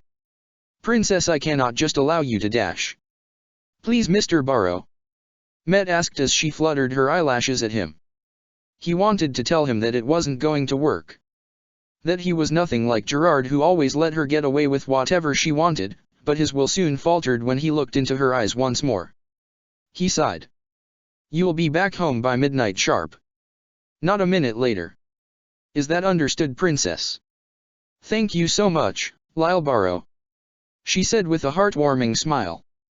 The normally stone-cold Quincy couldn't help but blush before he vanished with the shadows. Met looked out into Hosanka village once more as she smiled. Bambietta Basterbine.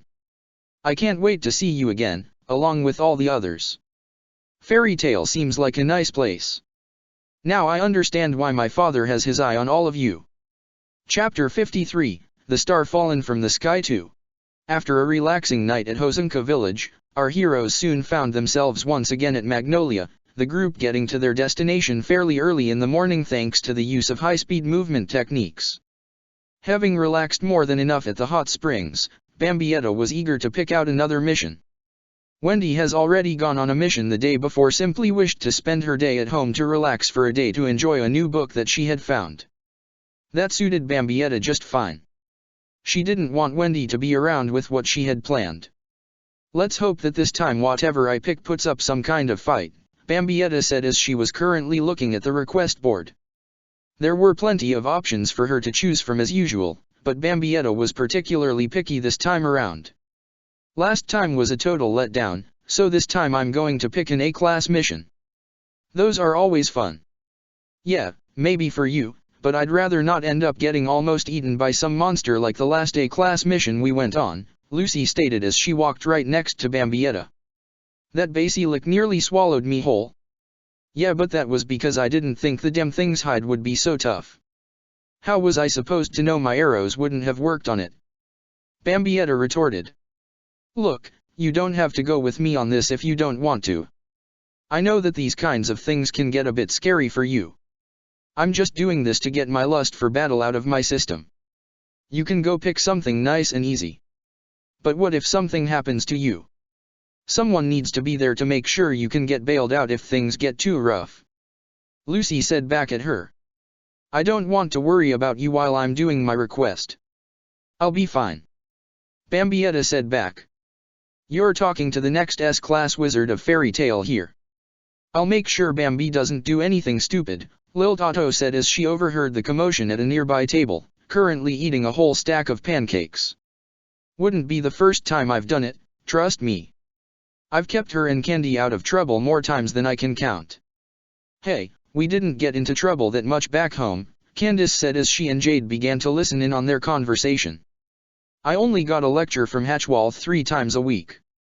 That's more than I ever got. Bambietta thought. Thank God. Yeah, kinda proving my point, Lil Tato responded as she finished all of her pancakes with one ginormous bite, her mouth extending far larger than humanly possibly thanks to her shrift. If not for me, I'm sure you two would have gotten twice as much. I can believe that, Rukia added in from her own table, Levy sitting right across from her.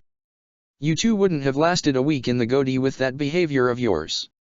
says the woman who is part of an organization that lets Ken Kazaraki lead a whole squad. Bambietta retorted with a roll of her eyes. Not exactly a guy I'd call an ideal leader. Who's that? Lucy asked. Lil Tato sighed. Take Natsu's enjoyment for battle, turn it up to 11, add in the power of a wizard saint, with even fewer manners and common decency, and give him a sword and you have Ken Kazaraki. They let someone like that run things where you're from? Levi asked Rukia with concern. Yes, Rukia responded, fighting the urge to bury her face in her hands. He's an exception to the rule. You mean for being a competent leader or also being a decent guy? Because I could easily make the case for Dash. Before Bambietta could finish her sentence, however, a group of 4 women began to storm the guild and headed right over to Myra Jane while she was serving at the bar, and they did not look happy. Oh boy, what are we in for today? Bambietta couldn't help but wonder. I've been looking all over for Loke, where is he? Hey! Brunette cried out. I can't believe he ran out on me. A blue-haired woman added. Hey, what do you mean by that? A blonde quickly followed up. I could ask you the same thing. A short brown-haired woman added. Oh, Loke, come back to me. The blue-haired one yelled out. What's going on over there? Lucy asked her guildmates. Well, it looks like someone's womanizing ways has come back to bite him in the ass, Jade commented. Personally, I'm surprised it took this long. Really, it was never a matter of if, only when, Rukia told Jade, who nodded in agreement. Good, that's the least he deserves after what he tried to pull on my Lucy. Bambietta said with a scowl. To say that the Quincy was still holding a grudge was an understatement. The next time I see that Kurosaki wannabe, I'm gonna break his damn nose. The gathered group of women didn't stop there, however, as the brunette spoke up. Last night he left me a letter, said that he wanted to break up with me. And he broke up with me too.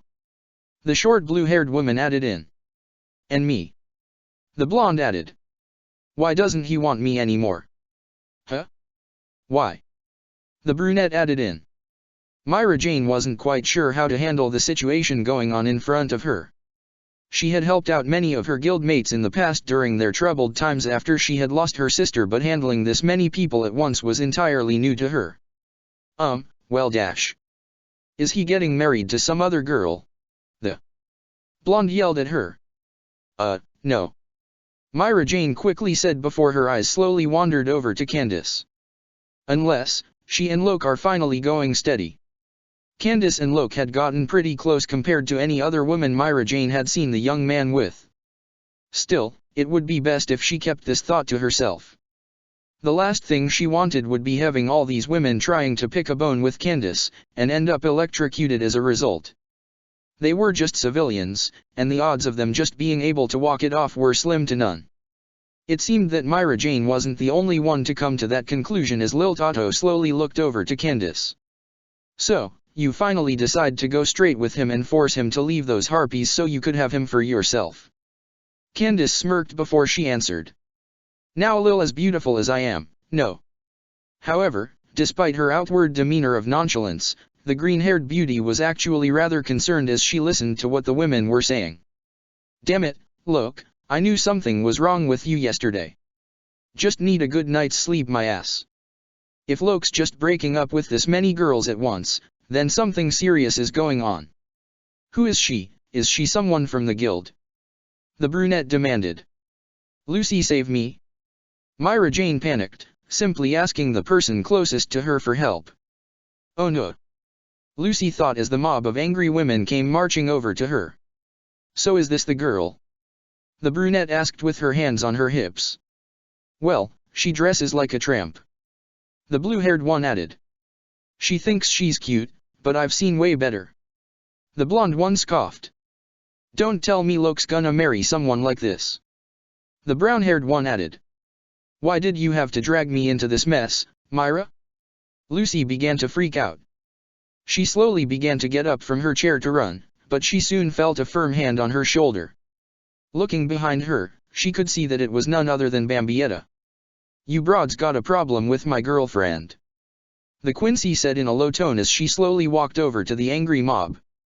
Look, I get that you're all hurting right now. A broken heart is no laughing matter, trust me, I've been there. So believe me when I say that I get that you want to lash out at someone, but if you think I'm just gonna let you take out on the woman I love, think again. The four girls that came in were soon falling to their knees then as Bambietta flexed her spiritual pressure. So how's about you four get on out of here, cry in your rooms for a few hours, and leave my girlfriend out of this, or am I going to have to get violent? That was all they needed to hear as Bambietta related them from her crushing force, the four of them running as fast as they could outside. Bambietta spat to the ground then as she narrowed her eyes. Typical. They probably had all kinds of big talk about how much they cared for him, but once the odds of them getting her come up, they're nothing but a bunch of cowards. She turned around then and smiled at Lucy. Not that you couldn't have handled that yourself, but nobody insults you and gets away with it. Not if I have a say anyway. Thanks, Bambi, Lucy said with a smile. Knowing that she had someone as strong and caring by her side really did bring Lucy a whole new different kind of comfort. She knew that the guild would always look out for her if things went too far, but Bambietta would always be there for her, no matter what. She didn't have to wait for things to go south in the first place because Bambietta wouldn't let things get that far. She grabbed Bambietta's hand then as she smiled. I've changed my mind. We can do that a class mission after all. Are you sure? Bambietta asked. If you really don't want to dash. It'll be fine, Lucy assured her.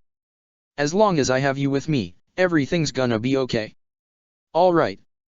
Bambietta said as she threw her fist into the air. Bambietta then slowly looked over to Levi, Candace, and Lil Tato. Want to join in? I'm taking a page from Wendy's book and take it easy today, so I'm gonna pass, Lil Tato said. Maybe next time. Ulquiera and I already have something planned out. I'm planning on meeting him in the forest, said he wanted to check something out before we did anything, and I'd rather not cancel at the last second. Levi added. Sorry. And you Candy? Bambietta asked. I would but, I'm gonna go check up on Loke, Candace said. What?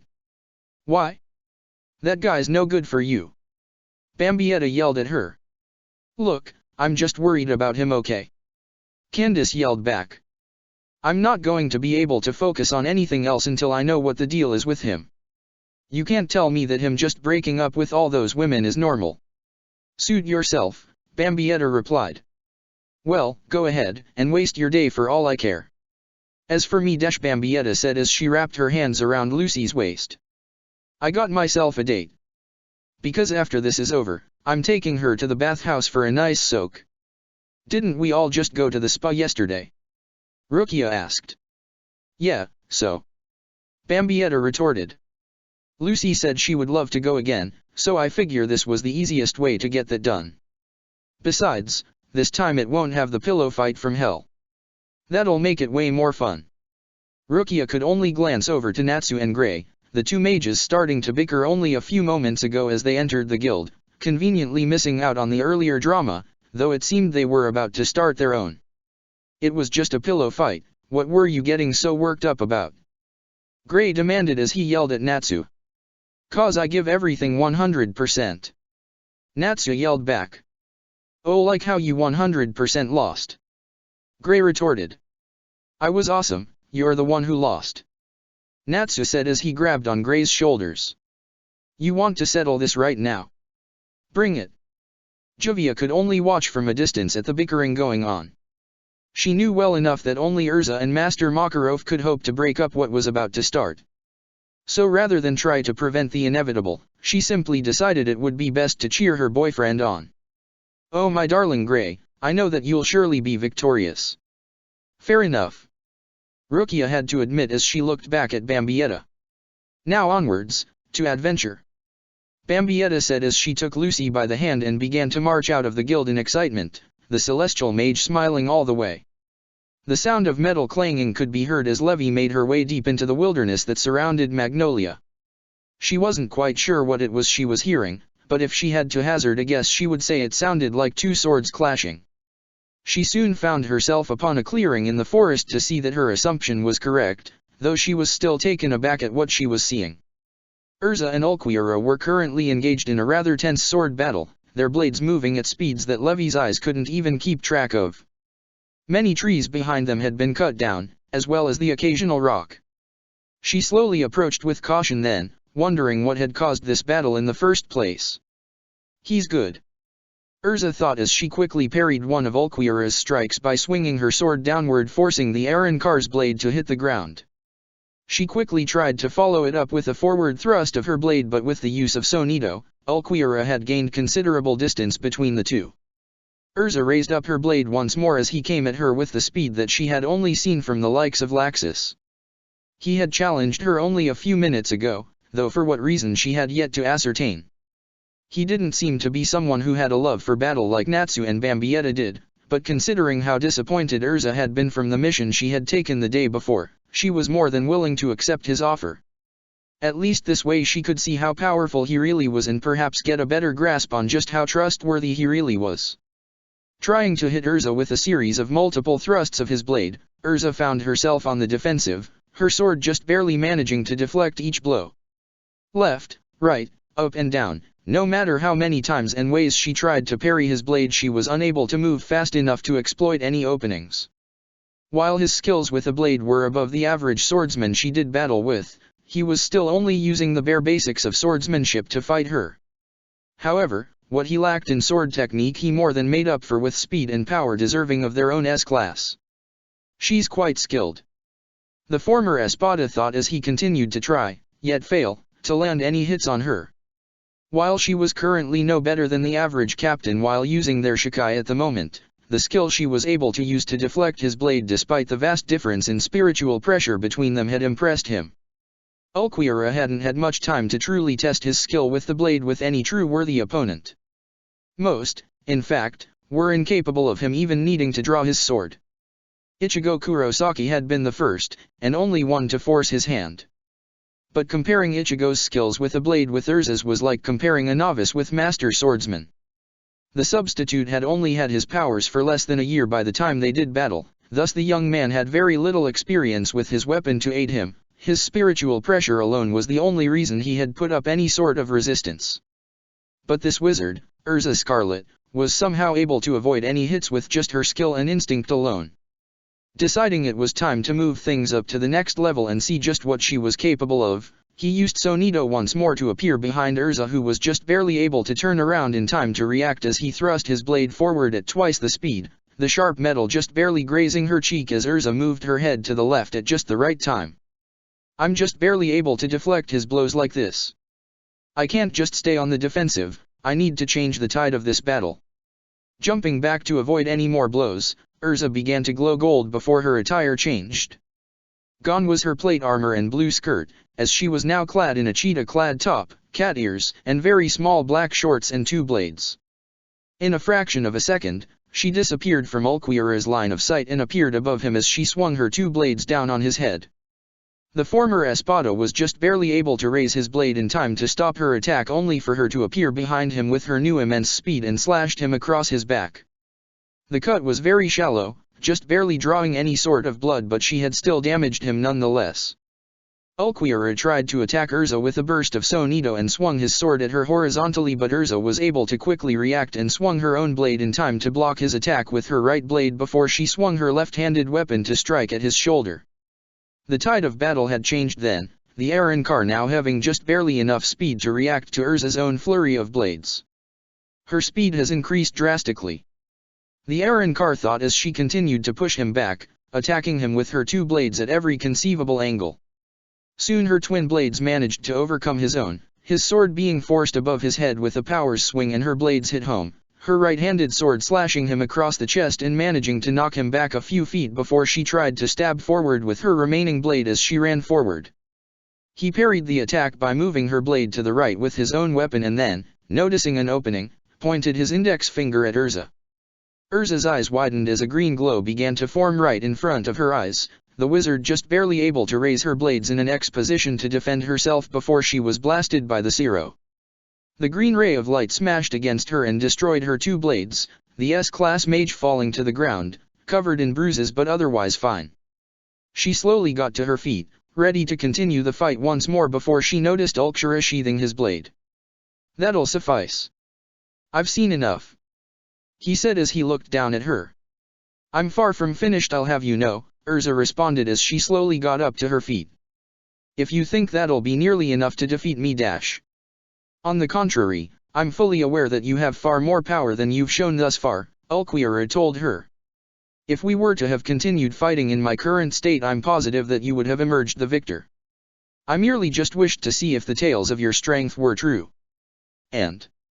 Urza asked, her eyebrow raised. She didn't know him well, Levi having spent far more time with the man than anyone else in the guild, but she didn't think that this would be something he would care much about. Perhaps there was a part of him that valued power after all. Given his nature as an Arrancar, it made some degree of sense to Urza from what little she knew about them. Given what you've shown me, as well as the hidden depths to your power that you have yet to show me, I would say your power is indeed worthy of the praise, he said, his face still as expressionless as ever. If you'll mind me asking, why is it that you cared enough to find out? Urza asked. Forgive me for assuming, but it doesn't seem like something that you would care much about. When I first arrived in this world, I didn't know where I stood, Ulquiorra said to her. How powerful were the people in this world?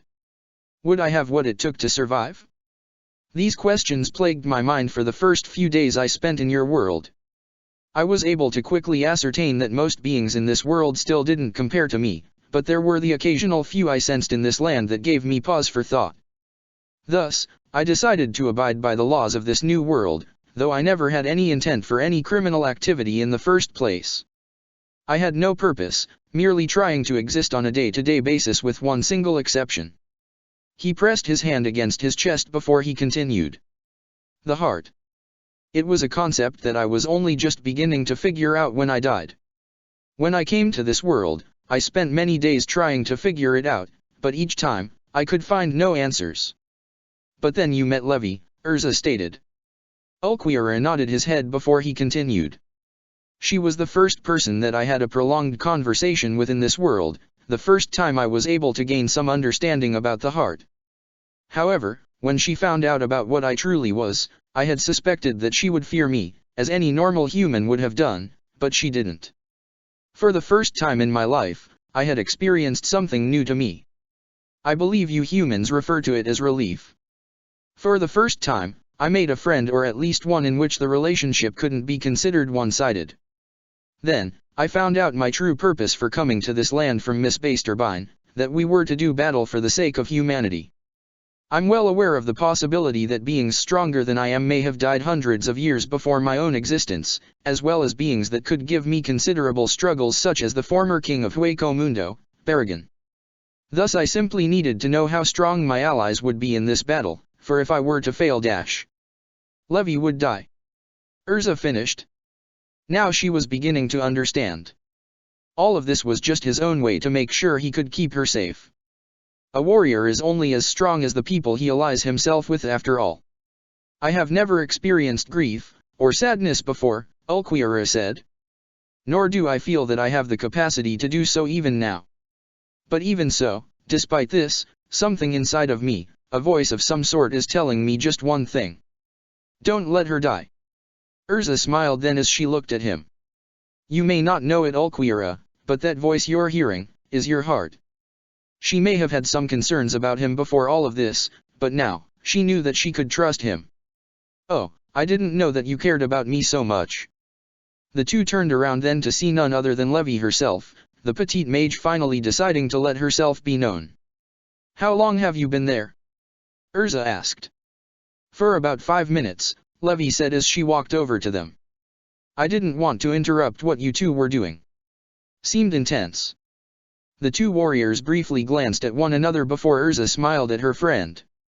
Oh, you don't need to concern yourself with that. I believe we're pretty much finished with our little sparring match. As far as the scarlet-haired mage was concerned, any and all doubts she had about Ulquiorra had been laid to rest, at least for now. Levi smiled back before she spoke. That's good to hear. I found a good place to go fishing later. I've noticed that you like things nice and quiet, so I think you'll take a liking to it. Fishing, you say? The former Espada said. Truth be told, he had never considered giving it a try. Still, if what she was saying was true, perhaps he could find some sort of appeal to it. Very well then. I'll head back to the guild. Knowing Natsu and Gray, they're probably already causing a ruckus over the little pillow fight we had last night. Urza stated. She really does know them too well, doesn't she? Levi thought before she took the espada's hand. Come on now, let's get going.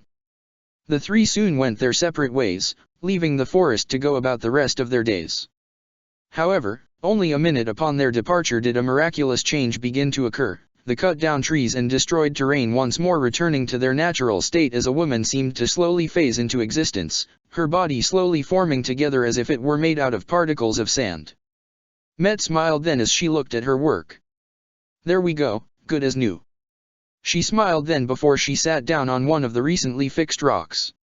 Miss Scarlet truly is something, and to think she hasn't gotten anywhere near her full potential. I can see why father has his eye on you now. A butterfly landed on her shoulder then, and the princess of the Vandenreach moved her finger over to it slowly to allow the beautiful insect to slowly crawl on. Once it did, she slowly moved her hand over to her face as she looked at it. She seems really nice too. I think you'd like her, wouldn't you, Mom? The butterfly soon began to flutter its wings then before it took off, the Quincy slowly rising as she did so. Well, I best get going. After all, I have so many other people I need to pay close attention to. Damn it all. Candace yelled as she zapped a discarded kin that laid on the ground, the metal vaporized from the bolt of lightning that shot from her fingers. The sun was slowly setting on the town of Magnolia and Candace was having no luck in finding Loke. What's got you so bothered? Lil Otto said as she soon jumped down from the sky, the small Quincy wanting to see what had gotten Candace so angry. That was far from the first bolt of lightning that she had seen today. What, did some guy stiff you on a date? We're having a hard time finding Loke, Jade responded as she looked up from the book she was reading while she sat down on a bench. Candy didn't want to go on any missions until she knew what was going on. When I got home, I found a letter inside of my room, Candace said as she balled her fists in anger. That motherfucker broke up with me, with a letter. He didn't even bother to say it to my damn face, just like those other girls. So this is just you trying to kick his ass? I swore you were better than this. Lil Otto said with a roll of her eyes. That's not it at all. I'm worried about him. Candace yelled. I know you and Bambi aren't exactly fond of Loke, but this is not like him at all. I've been trying to find him so I can find out what the deal is, and I can't find him anywhere. Candace's angry yelled. She was half tempted to pull on her hair in irritation, but she was still calm and rational enough to not do something that would sooner or later just make her even more upset. I've looked everywhere for him, all the typical hot spots that I've seen him try to get some hot piece of ass, but I've had no luck. The local pool, the fancy 5-star restaurant that you always rave about, the movie theater, I've even gone to the nearby towns to see if I could find him, but I've come up with jack shit. As she face-palmed. I even went to a fucking gay bar on the chance he was trying to avoid people. And you haven't just tried to find him by his spiritual pressure, why exactly? Lil Otto asked. Seems like the easy answer to all this. Don't you think that's the first thing I tried to do? Candace responded irritated. But as many times as I've tried to sense him, I've picked up nothing. You're just out of practice, Lil Otto said as she rolled her eyes. Candace did try to occasionally skip out on any mandatory training Hackthwald demanded of the newest recruits when she occasionally didn't feel like it. No doubt that was coming back to bit her in the ass. Lil Otto closed her eyes then, trying to find her fellow guildmate, only for her eyes to open up in surprise. She could sense everyone that she knew from the guild, except for Loke. What the hell? See what I mean? Candace said as she threw her hands up into the air. It's like the guy has vanished off the face of the earth. But the only way someone like us couldn't sense him would be because he's either really far away or... Lil Otto began to say before Candace cut her off. He's dead? Yeah, that's kinda been my worry since yesterday. You and Bambi probably didn't care enough notice, but for the past week now Loke's spiritual pressure has gotten weaker and weaker. I tried to talk to him about it after he helped us out by saving Met, but he just said he needed a good night's sleep after a series of hard missions. And you believed him? Lil Otto asked. Come on Candy, you're smarter than that. You know how I am Lil. I don't like to force myself onto other people's problems unless they want my help. He clearly didn't want my help when I offered it up to him yesterday, and for all I know, that's just how magic works in this world. Besides, I didn't think it would get this bad. Candace groaned in anger then as they clenched her fists. Look, how's about I give you a hand? Lil Toto asked. 3 pairs of eyes are going to be far better than 2 anyway. At this point, I'll take all the help I can get. Candace said. Shouldn't we get the whole guild to help? Jade asked. That'll make things a lot easier. Lil Toto shook her head. I get where you're coming from, but from what I'm gathering, it seems like Loke doesn't want to be found. I don't know why that is, but if we bring too many people into this odds are he's gonna panic and leave town, assuming he hasn't already. Besides, do you really think Natsu and Elfman are going to be able to go looking for him without causing some kind of ruckus? No, it's best we keep this to as few people as possible. I'll at least go and get Rukia. She'll be a great help for this. Candace nodded in agreement as Lil Toto took off, but even as she did, she found herself a bit confused. It's not like you to get so invested like this, Candace. I can only hope by the time this is over, you're not gonna be suffering from a broken heart. Magnolia had only one public bathhouse, but despite its small size, it was just what Bambietta and Lucy were looking for after what had been a rather intense mission, fighting an entire horde of Cyclopes. 1 or 2 were easy enough for Bambietta to handle fairly easily, but over 60? That had tested her and her girlfriend's might to the limit. By the time it was all over, the 2 were sweaty, exhausted, and covered in grim, but that suited Bambietta just fine. She had finally managed to get the action she had eagerly awaited for a whole week and now was totally satisfied. They had even run into Levi and Ulquira, whom Bambietta was more than willing to invite them to join them for a nice soak. They had accepted and thus the 4 of them were now at the bathhouse, the Aaron Carr taking a soak of his own in the male bathing section. Nothing's better than a good bath after a mission like that, Lucy said before she sighed in content as she soaked in the warm comforting water. For once being on such a dangerous mission hadn't really bothered her so much. Sure, it was still a little scary, but, she had to admit, it was also kind of exciting. It helped that she knew that no matter what had happened, Bambietta would always put Lucy's safety before anything else. One Cyclops, in particular, had gotten a bit too close to Lucy for her liking, but Bambietta was quick to come in for the rescue and severed its head with one clean slice. It wasn't like when she and Natsu would occasionally go on a mission together. She was rather fond of the Dragon Slayer, she even considered him one of her closest friends, but many times she would end up in danger far more often while she worked with him than she did with Bambietta, and sometimes even got hit by his own stray attack. And unlike Natsu, Bambi always knew what she could do to cheer Lucy up after such a hard mission, like this bathhouse. They had been relaxing in here for well over 30 minutes now and Lucy loved every bit of it. You were really great out there, Bambi. I told you, didn't I? Bambietta said with a smirk as she sat across from Lucy in the warm bath. You're talking to Fairy Tale's next S-Class wizard. If I couldn't handle something like that, I wouldn't deserve to go on the S-Class trials. Someone's rather confident, Lucy said playfully as she winked. What makes you so sure that you'll be the one to win?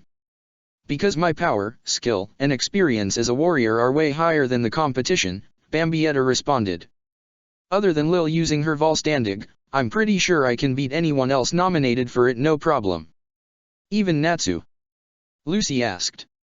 Bambietta sighed before she answered. Well, okay, he might give me some slight trouble, but as I said, I have way more experience and skill than he does. Bambietta said. It takes more than just power to win a fight. Trust me, I learned that lesson the hard way. In that regard, he may get to my level in time, but I'm sure I've got him beat in every other category. And Urza. Levi added in. You might have to fight her for all we know. I'll cross that bridge when I get to it, Bambietta said as she looked down. Granted, the gap between her and Urza had been closed considerably since she had gotten her shrift, the Quincy quite confident she could beat Urza in most of her armors, but the likes of Purgatory and the newly acquired ones the Titania had received from Elizabeth were things that Bambietta knew that without her Volstandig, would totally crush her. Well, At least you have realistic expectations when it comes to her, Levy responded. I think I'm going to go dry off, Lucy said as she got out of the water. I'll be with you in about 10 more minutes. I really want to get as much out of this as I can. Bambietta said as she slinked more into the warm water. Oh God, that feels so good. Same here, Levy said. I don't get a chance to do this often. I'm gonna enjoy this as long as I can. Lucy gave her girlfriend a smile then as she got out of the bath and began to dry off in the locker room. Soon she was wearing a red tank top and blue shorts. She smiled then as she looked into the sky. Man, I like my bath at home, but this place really takes the cake. I really do owe Bambi for taking me here. Hey, Lucy. Turning around, to her surprise, the wizard was seeing none other than Loke, the man who she had just slapped the other day. Here, try this. It really hits the spot after taking a bath. He said as he gave Lucy a purple bottle. Oh? Flavored milk. Lucy said as she took the bottle. Thank you. She took a sip then and smiled. You're right, that really does hit the spot. She then gasped as she saw a shooting star. Wow, it's so pretty. She then smiled. Bambi and I had a great time stargazing last night after you helped me out. Really, that sounds like fun, Loke said before he looked down. But personally, I kinda feel bad for shooting stars. Why's that? Lucy asked. Well, just think, once they fall from the sky, they can never return to heaven, Loke said sadly. Doesn't that seem sad? Wow, I never thought of it that way, Lucy said. That did kinda make it bittersweet when she thought about it that way. She then slowly turned around and looked at Loke. But, you might want to get out of here. Bambi said that if she saw you again she'd dash. Give me a black eye? Yeah, that's fair after what I did last night. Loke said before he sighed. Look, I just wanted to apologize, no? For everything. Oh. Lucy said as she took another sip. She wasn't entirely sure if this was just another poor setup for him to try to get her on a date, but for now, he seemed to be legitimate. I'll have you know I almost got in a bit of trouble today because of you and your stupid fan club. Yeah, I heard all about that. He said as he looked down. I didn't mean for you to get dragged into any of that, or anyone at the guild for that matter. You mind telling me what that was all about? Lucy asked. I mean, that's so unlike you. The truth is, I'm leaving Fairy Tale. He said as he looked at Lucy. I can't stay here anymore, so I just had to break it up with them. Wait, you're leaving? Why? Lucy asked before she suddenly got angry. You better not tell me I'm the reason, dash. It has nothing to do with you, don't worry. Loke interrupted. It's not that I don't want to stay, I just can't. I'm sorry. He slowly began to walk away then, heading towards the forest. Look, I know that I've been a real pain to you since we first met. I just wanted to make things right with you, before I go. At least now I've managed to make things right with at least one celestial wizard before I go. But what about Candace? Lucy asked. I mean, I thought the two of you were so close. The real reason he hadn't seen Candace again was simple. If she had seen him again, odds were she wouldn't let him leave without being honest.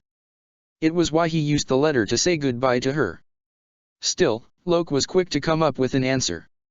Let's just say, I didn't want to get electrocuted. Oh come on, Candace has a short temper at times, but I'm sure she would understand. I know. He said before he looked at Lucy and gave her a smile. It wasn't like the kinds she had seen him use time and time again to pick up a girl. This one seemed to be sincere, full of warmth and kindness. Tell her, I'm sorry. And then with a flash of light, he was gone. Lucy slowly rubbed her eyes then as she began to get her sight back. A teleportation spell. But, why would he need to use such a thing? As far as Lucy knew, Loke had only been a user of ring magic. If he could use something like that, it meant he had to have set up a teleport array somewhere. But, why would he need such a thing anyway? Lucy wondered. They were very rare pieces of magical technology, the devices having been banned due to criminal misuse, and most of them had been destroyed, or so the Magical Council had claimed. Ah, Lucy, there you are. With a burst of Hiran Kyaku and Shunpo, Candace, Lil Tato, and Rukia, along with Jade who was being carried by Candace soon appeared in front of her. Hey Candace, what can I help you out with? Lucy asked. What could they possibly want with her? Is it true that you saw Loke last night? Candace asked. Yeah, I was actually just talking with him a few seconds ago, Lucy answered. What? You mean we just missed him? Candace yelled. You got to be fucking kidding me. You don't exactly need to shout, you know, I could hear you from all the way inside. Bambietta declared as she, Levy, and Ulquira exited from the bathhouse. She slowly turned to Lucy then as her eyes narrowed. Okay, what did that asshole do this time huh? How many bones do I need to break? It was nothing like that, really. Lucy insisted as she waved her hands in front of her. He just came by to apologize for everything is all, that's seriously all it was about. Well, that and leaving the guild. Well at least we know he's alive now, Lil Tato said. The hell are you going on about? Bambietta asked. She's probably referring to how weak Loke's spiritual pressure was for the last week, Ulquira said as he stepped forward. Frankly I'm surprised that no one here was able to notice it. Wait, you knew? Candace yelled at him. Why didn't you do anything about it? I was under the assumption that you were taking care of it when you saw him last night. The Arrancar said. Furthermore, I am not a member of this guild. It is not my place, nor my responsibility to care for his well-being. Levy winced slightly as she heard just how cold Ulquira was in the current situation. She knew that he was stunted emotionally due to his harsh life in Hueco Mundo, but that didn't make hearing what he said any easier. Oh, do I have my work cut out for me here? Again, what's going on here? Bambietta demanded. We think Loke may be dying, Rukia answered. Given his recent actions and weak spiritual pressure, I think it's safe to say that's the case. Why the fuck didn't you do anything about it? Bambietta yelled at Candace. I did, he told me that he had it under control. Candace shouted. Clearly not. Bambietta yelled back. Can we focus? Lil Tato yelled, interrupting the two of them. Getting into a shouting match isn't going to solve anything. We've found Lucy, so let's do what we came here for. Rukia slowly walked over to Lucy before she spoke. I need to hold your hand for a moment. If he was really with you a moment ago, I might be able to track him with whatever little Ryotsu he left behind. It had been a bit of a stretch at first for Rukia to try since they believed Lucy had seen him only last night, but now that they knew she had contacted with him recently, Rukia was now more confident in her chances. Nodding her head in understanding, Lucy gave the small Soul Reaper her hand, Candace beginning to pace back and forth as this was going on. What's up with you? Bambietta asked her friend. I'm not used to seeing you so worried. Why wouldn't I be worried? If we don't figure out what's going on with him, he's as good as dead, Candy said. Yeah, but I've gotten rid of plenty of your boy toys in the past thanks to my nasty habit. You got med for like 5 minutes and then you got over it. I've never seen you get invested in anyone like this before. What's changed? Bambietta asked, her arms now crossed. Nothing's changed. I'd do the same if you went missing. Bambietta and Lil Tato's eyes widened as they heard that. I see. You see the whole guild the same way I do, don't you, Candy? Bambietta thought. She smiled then as she looked at her friend. This whole time I thought you were only staying in the guild because it's where Lil and I decided to call home, but you've really come to like this place, haven't you? Lil Tato herself is more or less thinking the same thing. Glad to see this wasn't just about her being afraid of losing her boy toy. There really is a lot more to you than meet the eye, isn't there? I think I have something. Rukia said as a yellow ribbon began to slowly form around Lucy, the blonde, Levy, and Jade looking on in interest. What is that? Levy asked. She had never seen anything like it before. This isn't going to hurt me, is it? Lucy followed up. Not at all, Rukia said. This is a spirit ribbon. Every creature of some kind has one. Most are white, but Soul Reapers have red ones and Hollows have black ones. That said, I've never seen a yellow one like this before. Rukia shook her head. We can figure out why that is later. For now, we'll be using the trace amount of spiritual pressure he left on you to find his whereabouts. Well, I'm glad I'm not a thief anymore, Jade thought to herself. Odds were she and Fairy Tale would have crossed paths sooner or later, and with this technique, she was seeing before her own eyes, the odds of her getting away would have been slim to none. The yellow ribbon shot forward then, moving about several feet, only to drop dead once it was a mile out. Jade looked down at the ribbon then before speaking. Is it supposed to do that? It's no good, Rukia said as she shook her head.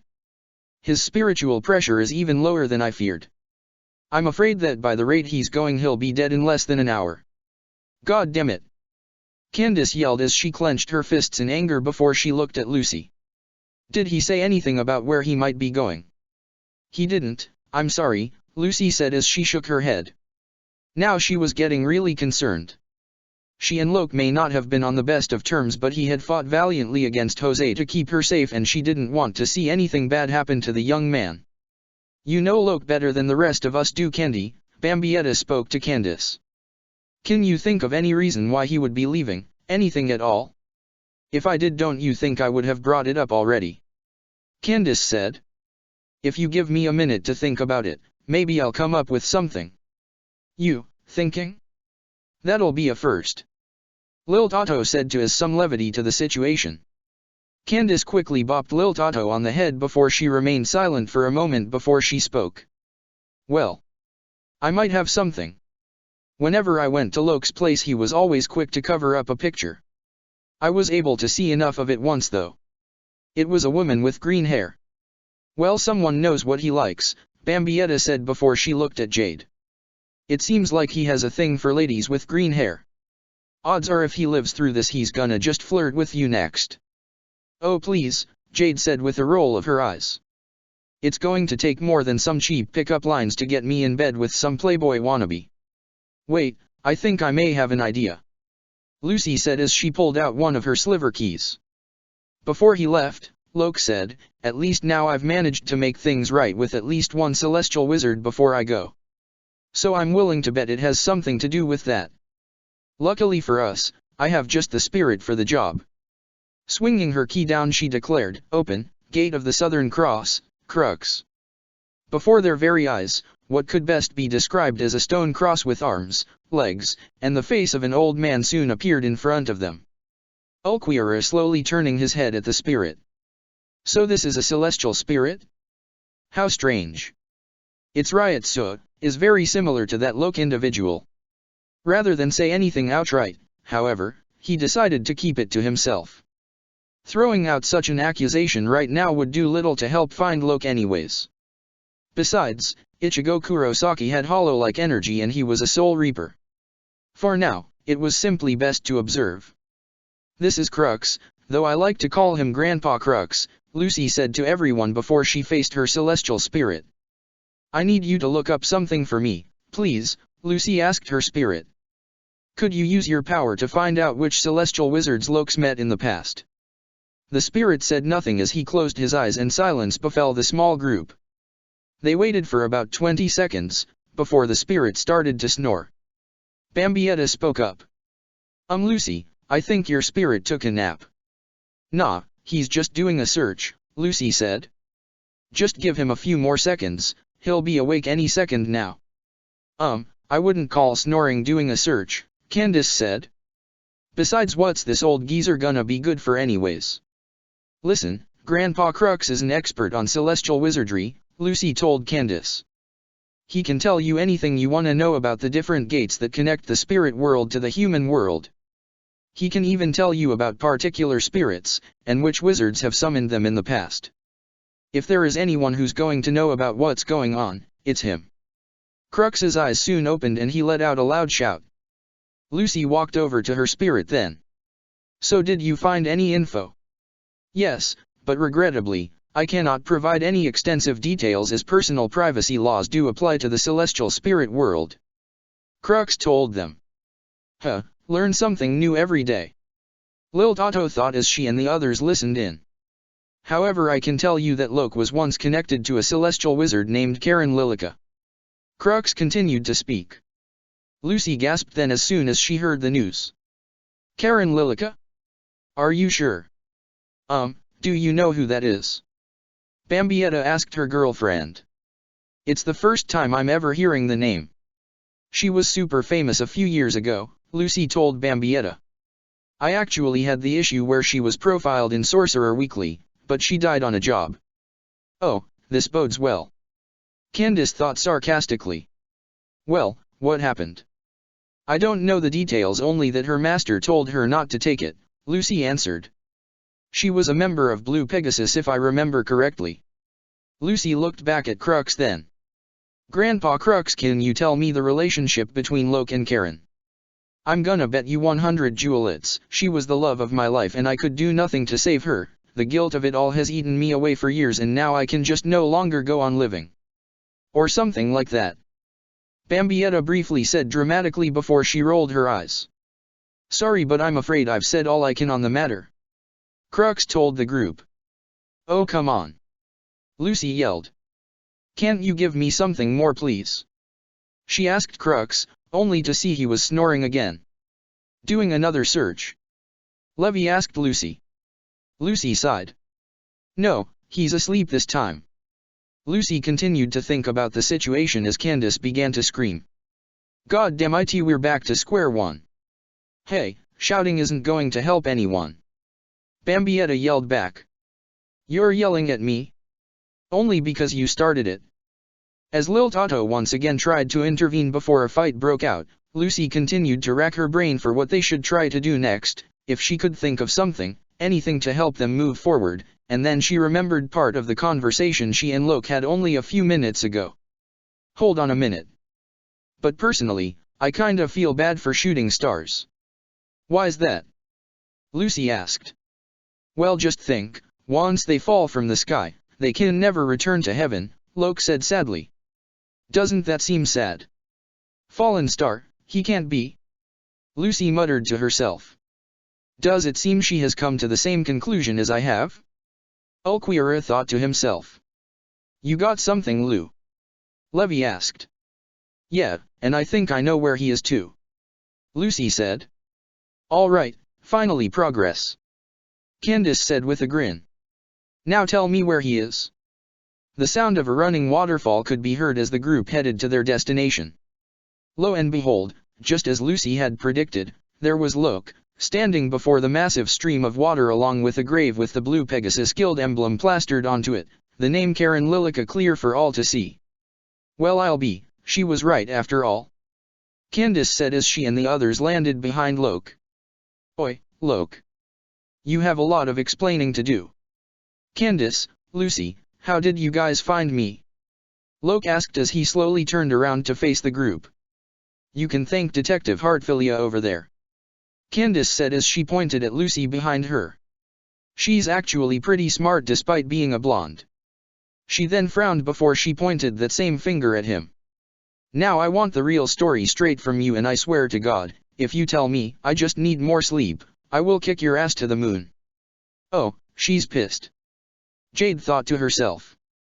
Please, Loke. Lucy asked as she got closer to him. We're all worried about you. Besides, I think I know what's going on. Lucy said before she grabbed one of Loke's hands.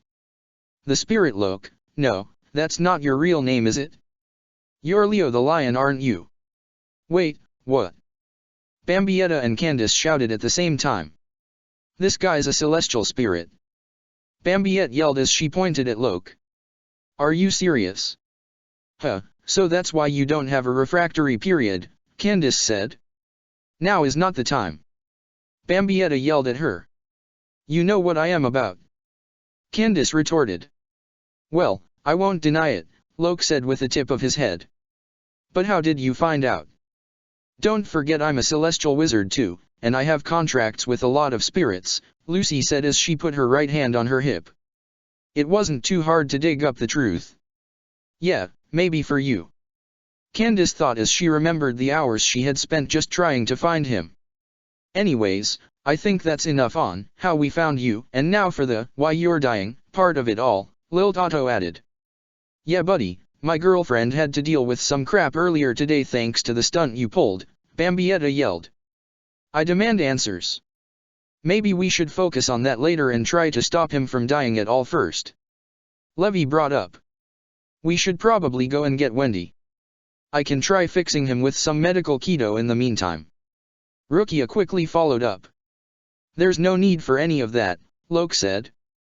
There's nothing you two could do for me anyway. This isn't a matter of healing. He then sighed, besides, it's what I deserve anyway. Look, if there is anyone here that deserves to die around here, it's me, Bambietta said. Trust me when I say nothing you've done can compare to some of the things I did in the past, or him for that matter, Bambietta said as she pointed at Ulquira. No offense.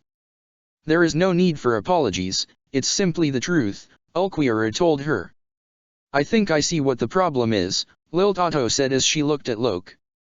Your body is constantly leaking spiritual energy, and you can't stop it, can you? It's a very minute amount, to the point I don't think any Quincy would notice unless they really knew what they were looking for. That's how all spirits are when they're in our world, Lucy told Lil Tato. Just like how humans can't stay in the spirit world for too long, the same goes for celestial spirits. It slowly saps away at the life force until they finally die. But what I don't understand is why Loke is still here. Normally whenever the owner of a gate key dies, the contract between spirit and wizard is terminated. So when Karen died, your contract should have ended and you would be sent back to your world. I've never heard of anything like this ever happening before, this just isn't how it's supposed to work. I've been here for 3 years now, Loke said. And you're right that this isn't how this usually works. Most spirits can't even last 1 year, but I've somehow managed to last as long as I have. But you see, the thing is, I don't want to be saved. There's nothing you could do for me anyway. Unless I go back, I'm as good as finished, and I'm afraid you won't be able to open a gate for me even if you tried, Lucy. What do you mean? Lucy yelled at him. You don't have much time left as it is.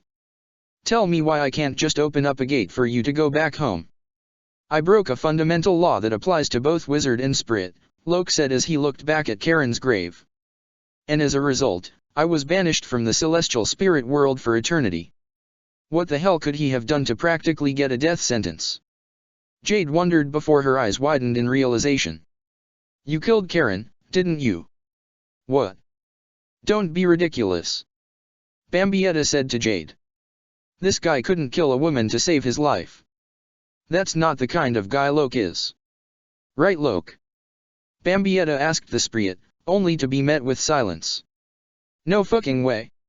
No, it's true, Loke said as he looked at them all. I killed Karen. At that moment, time seemed to freeze for everyone there.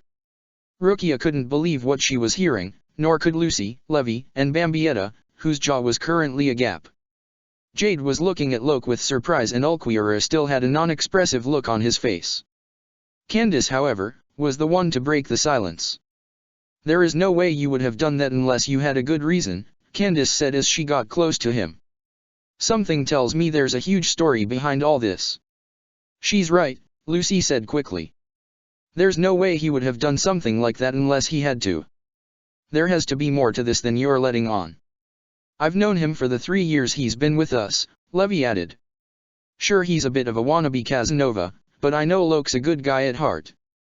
You're not the only murderer here, buddy, Bambietta said. I'm sure your reasons for doing what you did are gonna be way better than mine.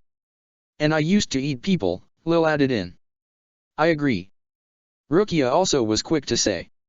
I had to take the life of someone I loved to prevent the loss of more life. I'm sure that's why you must have done what you did.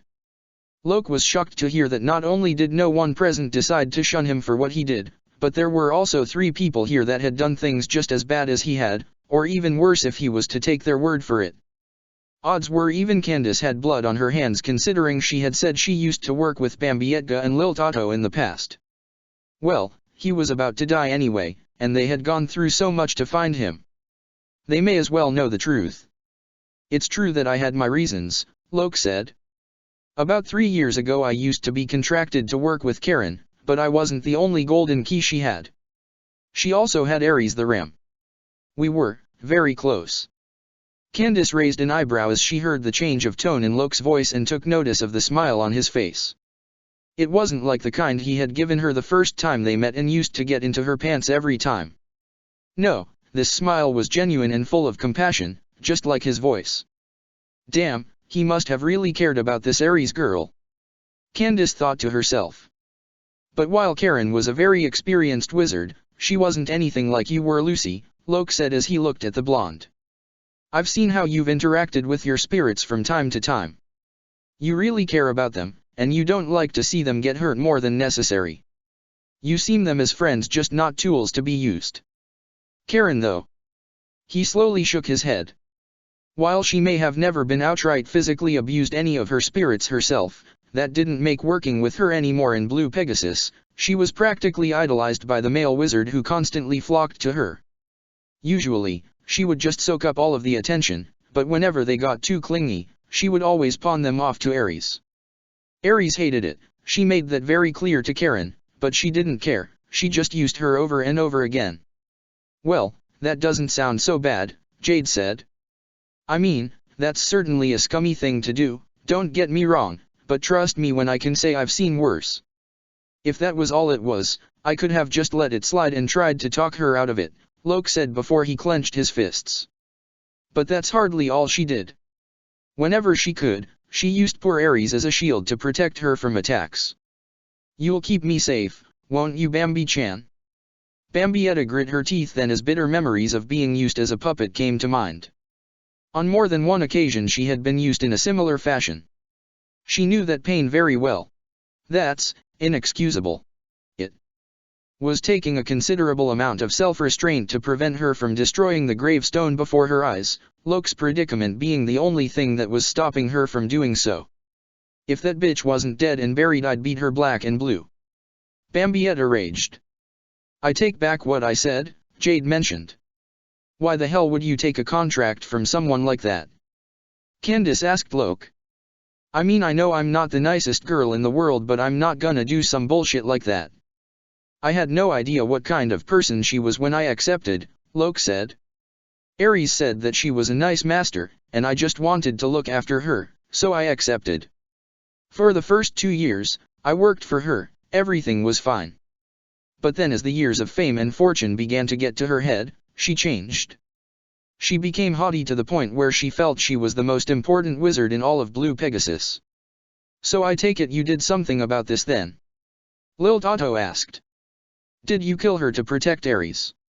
She wasn't killed by my hand, though it hardly matters, Locke answered. I came to Karen one day and I demanded that she let me and Aries go from our contract. She refused. So, I decided to keep my gate opened. The longer I stayed in the human world, the less magic she could use. I figured that sooner or later she would just finally give in and let us go free. Tears then began to fall from his eyes as he continued to speak, his voice now cracking. But she didn't.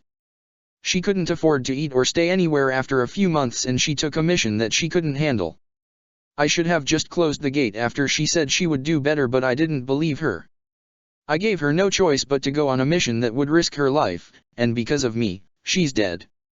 He then fell to his knees, the man barely managing to keep things together. Once someone dies, they're gone forever, and there's nothing that can be done to change that. The only way I can make things right is if I were to die too. Wait for a second, hold on, Candace said. It seems to me that you were just looking out for Aries and things just got out of hand. It's not your fault. This is bullshit. Yeah, it's not you're the one who stabbed her to death or some shit, she just took a mission that she should have known she couldn't handle. Bambietta added. That's not on you, that's on her. I was almost executed for breaking the law, Rukia said. While it was ultimately a scheme that a madman came up with to gain power, the fact remained that almost everyone in my guild believed that I deserved to be put to death, even my own brother. But if I hadn't done what I did, an entire family would have died. I was willing to accept my fate, but I felt no shame in what I did. But then, my friends came to my rescue. Rukia took one of Locke's hands then and pulled him up. I know the pain you're going through.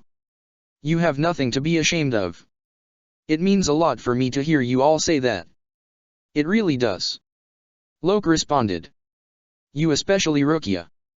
I had no idea that you went through something so similar. but that doesn't change anything, I'm afraid. In the end, I'm still just them. He fell to the ground once more, letting out a painful gasp as his body began to look transparent. Oh no, Loke! Lucy shouted as she ran up to him. What's going on? I guess this it. It's my time. Loke said as he looked at Candace. I'm sorry I didn't get to say goodbye properly earlier. But, thanks for dash. You're not dying on my watch. Candace said as she dragged Rukia over. Heal. Now. I'll do what I can to slow it down. Rukia said as one of her hands began to glow blue. Unless we get him back to his world, his death is inevitable, Ulquiorra said.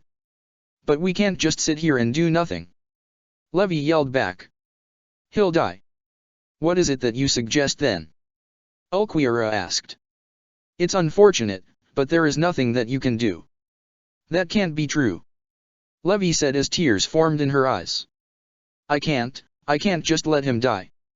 The Arrancar could only tilt his head away. Once more did the illogical part of the heart appear before him. There was nothing any of them could do. The spirit's fate was good as sealed. As far as he could tell, there was nothing that would change that. You can't just give up, you have to fight. Lucy said as she tried to take hold of his hands, only for hers to slip through them. No, he's already. The only one who could save him now is Urium. Rukia thought as she stopped using her keto. There's nothing I can do, I'm sorry. No. There has to be something you can do.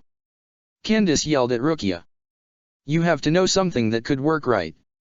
Her eyes then went to Rukia's katana and the widened.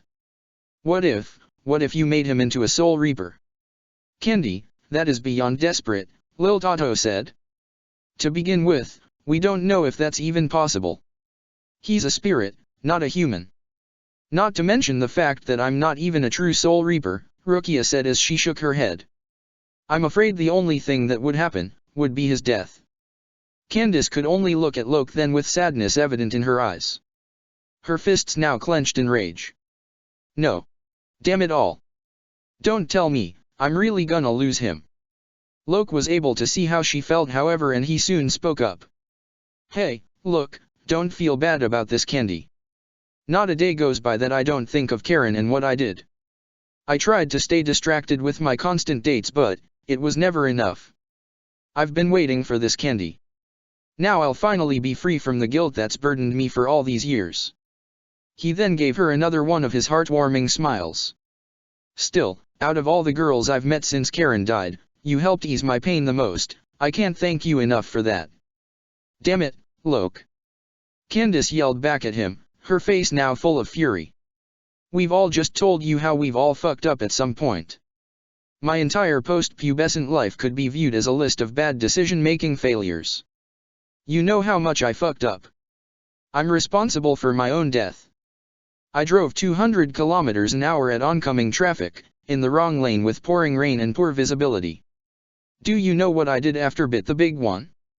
I freaked out. I saw my boyfriend cradling my dead body and I refused to believe that it was me. Candace looked pale as she recounted her past. The memories of decades gone by still seemed to haunt her even now. She stared at the ground then. I pushed him off the bridge. I didn't mean to. It wasn't supposed to be like that, but... She took a few deep breaths then, the Quincy doing her best to collect herself before she continued. I learned from a wise man with long hair and fond of long, boring lectures that your failures shape who you are. Your greatest failure will always haunt you till the day you die, but that doesn't mean you should be begging for a swift early death because of it.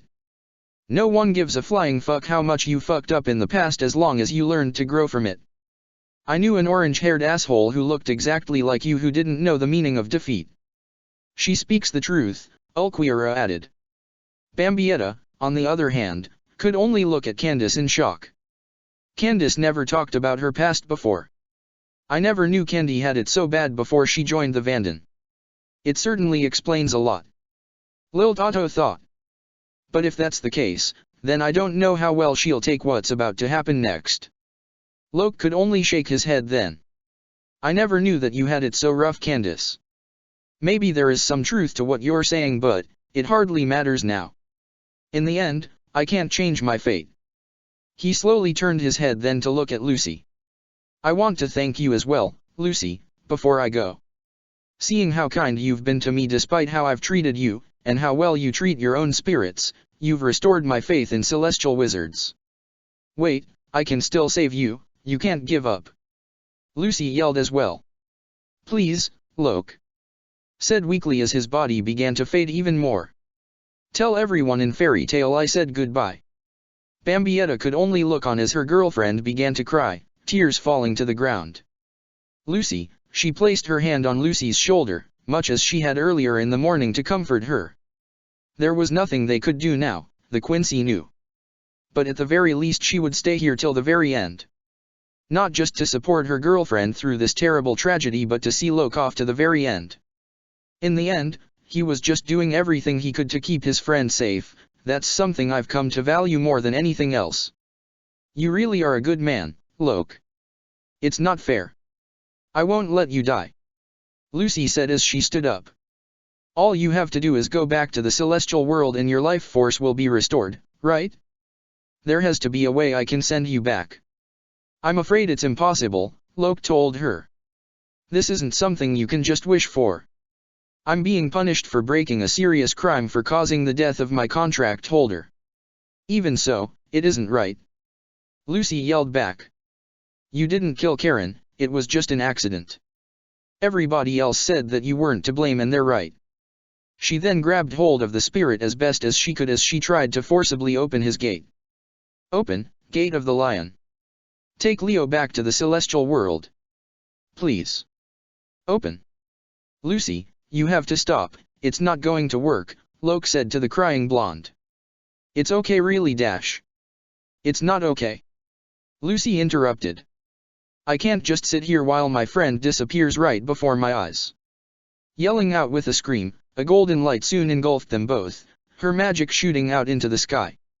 Open, Gate of the Lion. The young woman began to scream in pain then as bolts of electricity began to swarm around them. Ulquiorra's eyes widened then as he sensed Lucy's spiritual pressure skyrocketed far beyond what it was normally capable. The woman who was previously only comparable to a Fraxion was now stronger than the likes of Sazela Perograns and Zumaria. In fact, it was beginning to even approach the likes of Grimjaus. It seems that magical power and one's emotions truly are connected after all. Levi had mentioned it to him in the past, but seeing it with his own eyes was another matter entirely. Lucy, you can't. Bambietta yelled as she tried to touch her, only for the Quincy to be shocked by the golden light, causing her to get knocked back. Not to let pain stop her however she quickly got back up and she tried to pull Lucy away. Your spiritual pressure is getting out of control, your body can't handle it. I don't care. Lucy yelled back at Bambietta. If I can just open up the gate Dash. You'll die. Bambietta shouted. I'm not going to lose you. Listen to Bambietta. Loke insisted. No, I'm going to do this. Lucy insisted. Whatever it takes, I'm gonna save you, Loke. I'll open your gate, I won't give up. I promise I'm gonna get you back to the celestial world even if it's the last thing I do. It's too dangerous. Loke yelled back. Lucy, please. Bambietta begged. Open, Gate of the Lion. Lucy's body began to become transparent as well then, a powerful gust of wind now added to the intense light and electricity. I have to do this Bambi. What's the point of magic power if you can't save the people you care about? Lucy, please I'm not worth it. Loke agreed. I can't have someone else die because of me, not again. You didn't kill her. Lucy yelled. Whoever said that you were responsible needs to realize that they were wrong. Just then, the magical vortex that had surrounded the three wizards then vanished, the sky above them seemed to be twisting, the stars themselves moving as if they were in a blender of sorts. What's happening? Jade asked with worry. I don't know. Lil Otto answered, the petite Quincy not used to seeing something that confused her as much as this was. It's as if space itself is being warped. I've got a bad feeling about this, Bambietta said. Every single spiritually aware being was then hit by a massive amount of spiritual pressure, the likes of which had never been sensed by anyone since they had arrived in this world. Massive. That was the only word to give what they were feeling justice. To the Quinces, there was only one person that this power was comparable to. Oh my fucking god, it's like Wywak is trying to crush us with his own power. Bambietta was freaking out. Whoever or whatever was causing this she didn't know, but one thing was clear. They were hopelessly outmatched by whatever was coming. This is bad. This is really, really freaking bad. It's as if the head captain himself is coming, Rukia said with fear in her eyes, her legs now shaking like twigs in a fierce windstorm. What the fuck? What the actual fuck is going on? Candace was yelling. She was feeling something she hadn't felt since she had come to this new world. Fear. Candace knew a losing battle when she sensed it, and this was it. She clearly wasn't the only one as she noticed Lil Tato fell to her knees, the Quince's eyes wide with panic as she struggled to keep her composure. This is far too much. Lil Tato feared. Even if she used her Voilstandig, no, even if they had the entire guild on their side with their full power intact, they couldn't hope to compare to something like this. Even the ever-Kamulquira Cipher was taken aback by this power as Levi hid behind him, the sheer immensity of the sensation totally overwhelming all other sensory input. To call the source of spiritual energy massive would have been entirely accurate, but completely insufficient. It made him feel small just to be near it. It was like every fiber of his being was being overwhelmed, like he was a splinter of wood dropped into a volcano. He might have called it like staring down a mountain, except he felt like the mountain had already been dropped on him and his being crushed was just a matter of when, not if. Even with Segunda Etapa, I wouldn't begin to compare to this power. To his knowledge, the only being he could compare this to was none other than his former master Saushikaisen, and even that may not have been accurate. What's going on? Lucy asked with fear. This impossible. Loke stuttered. It's him. What? What the fuck is coming over? Bambietta demanded. Finally, the sky above them stopped warping as the water all around them began to part, the stars seeming to vanish into a black hole. Emerging from the gaping void was a massive humanoid being, with blue skin, pure red eyes, and a white mustache that would have even put the likes of the Quincy Kaisers to shame. He was clad in armor, bits and pieces of it green, gold, and silver in design with an open helmet with a massive star in the middle of it. He was looking down at the assembled group of mages, the frown on his face making it clear that he was not pleased. By Wywaka's mustache, what is that thing? Bambietta yelled. That's the Celestial Spirit King. Loke stuttered. He still couldn't believe that he was here even now. What in the heck is he doing here? He's the king. Like the ruler of the celestial world? Lucy asked. Okay, that's big, that's very very big, Candace said as she took a step back. Well, it's been nice knowing you all, Lil Tato said as she took her hat off. How interesting. To think that this world possessed such powerful beings. Jade's eyes widened as she heard the voice in the back of her head. She shook her head then, trying to focus on the here and now. Now is not the time for you to be messing with my head, asshole. She thought, hoping to silence Aizen's voice. Hello, my old friend. The Spirit King's voice boomed.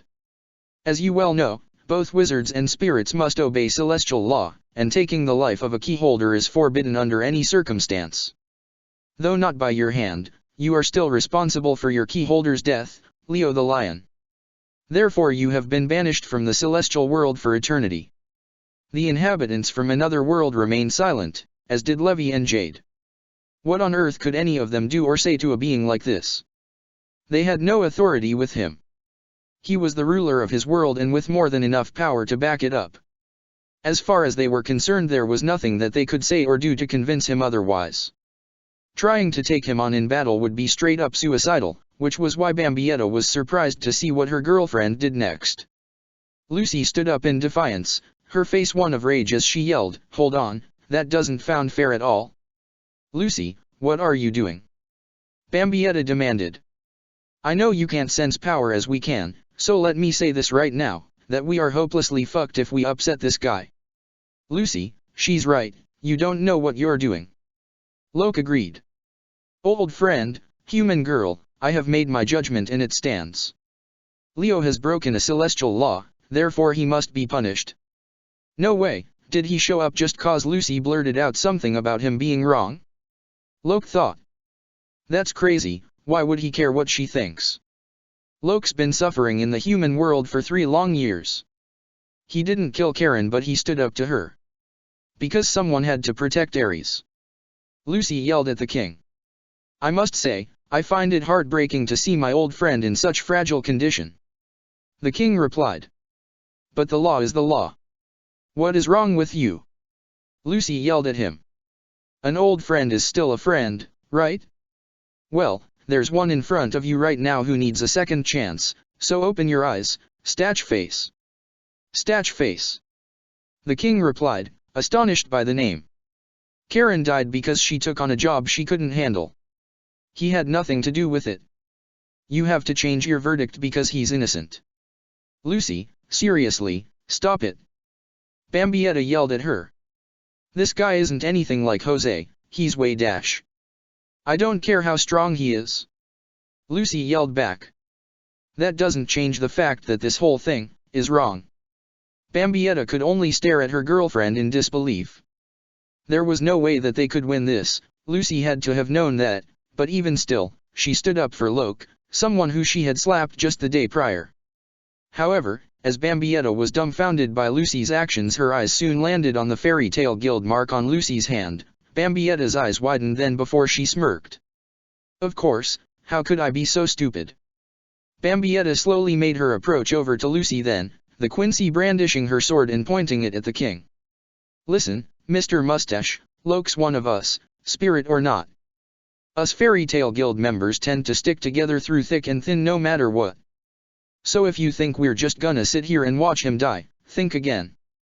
I gotta admit, your girlfriend really is something, Bambi, Candace spoke as she strolled up next to them. To think I was shaking in my boots for a second while your girlfriend just got up and decided to tell the king of her own damn spirits to go and shove it. She gave Lucy a grin then as she formed her bow in her left hand. You got some real guts in ya, I gotta say. So how's about I lend you both a hand? We're also going to die, you know that right? Lil Toto said as she walked over to them, brandishing her own bow as she did so. She looked up at Bambi and Candace then and smiled. Still, I wouldn't have it any other way. You can count me in too, Levy said as she joined them. It's like you said, Bambi, us fairy tale wizards stick together. I would never be able to live with myself if I didn't join you all, Rukia said as she prepared her shikai. On my honor as a member of the Kukaki clan, and as a fairy tale mage. Oh, fuck it, I've lived a good enough life, Jade said as she stood next to Candace, her guns now aimed at the king. At least this way, I'll die without any regrets. I knew I liked you for a reason, Candace said with a wink. Ridiculous. This is completely ridiculous. Ulquiorra thought as he watched everyone stand their ground against the king. We have absolutely no chance of winning this battle, nor is it likely that our words alone will be able to convince him, yet they're still willing to risk their lives for a comrade that they have admitted that they weren't too fond of the day prior with the exception of Miss Catnip. So why then? Why risk throwing your life away for such a trivial thing? Was this what following one's heart would lead to? Throwing out logic and reason just to grasp hold of a non-existing hope? There was no way to possibly overcome this obstacle. It was impossible. But then something happened that defied his expectations. Once more did Lucy's spiritual pressure grow, but it was far beyond what it had been moments ago. It continued to rise further and further as each of her spirits was summoned behind them all. Taurus, Aquarius, Sagittarius, Virgo, Cancer, Plu, Crux, Horologium, and Lyra. Her power wasn't like Zumara's as it had been, now it was on par with his own first release form. Loke disappearing won't bring Karen back to life. Lucy screamed. All it's gonna do is create more sadness. I refuse to believe that Loke did anything wrong because it can't be a crime to protect the people you care about. I can't believe it. Loke thought as he watched on. She summoned all of those spirits, no one has ever managed to summon so many before except for Anna. His eyes then widened as he looked at Lucy. Wait a minute, then she must be. You tell him, Lucy. Bambietta said as she held Lucy's hand. You mess with one of us, you mess with all of us. Yeah, all for one and one for all. Candace yelled. Because we dash, Levy said. Our dash, Rukia added. Fairy tale. Everyone sans Loke and Ulquiorra yelled out. What about all of your friends? Lucy yelled back at Loke. You're just gonna leave them behind. If you were to die you would leave me, Lucy Aries, and all of your other friends here behind. Do you think any of us want that to happen? Huh? Candace demanded. Loke was overcome with emotion as he looked at everyone standing before him. They were all risking their lives now just for him, even his old comrades from 3 years ago. I can't let this all go to waste. Loke thought as he got up to his feet. Please your majesty, give me another chance. If not for me, then for all of them. Hearing you speak so fondly of my old friend has led me to think that maybe it shouldn't be his actions, but the law itself that should be in question. The king spoke. Leo was forced to commit his crime to protect Ares, his brethren, while the celestial wizard and all her friends are willing to risk their lives to save Leo. I am so moved by your bonds of loyalty that I shall make an exception in this case. Leo the lion, you are hereby granted return passage to the celestial spirit world. Loke's mouth as agape as he heard the king's words. It was over, he could finally go home. He could see Ares, he could live. You're so awesome. Lucy said as she gave him a thumbs up. Thank you so much. The king merely gave everyone a wide grin before he spoke one last time. You are exonerated. Be grateful for all those who risked it all for you. And so, the SPRI king's body began to fade away, the night sky and waterfall turning back to normal. Loke could only turn around and simply said, Lucy, Candace, everyone, thank you. Doesn't worry about it, it's the least I could do for all the fun times we had together, Candace said with a grin. Now go on back home and go see Ares, I'm sure she's worried sick about you. Yeah, you're probably right. But still, thanks for everything. Loke said before he faced Lucy. Lucy, take this. He said before he grabbed something from his pocket. Lucy was quick to take it, and she soon gasped as soon as she saw what it was. This is your gate key. If anyone deserves to have this, it's you, Loke said with a smile. It would be my honor to serve under you. I. Lucy wasn't sure what to say before Bambietka interjected. Just as long as you keep my girlfriend safe and don't try any moves on her, you got yourself a deal. Bambietta said with a grin. Lucy looked back at Bambi and then to Loke before she smiled. Okay, you got yourself a deal. Loke could only give Lucy one more smile before he waved as he vanished, the spirit finally returning to the celestial world. Thank you all, for everything.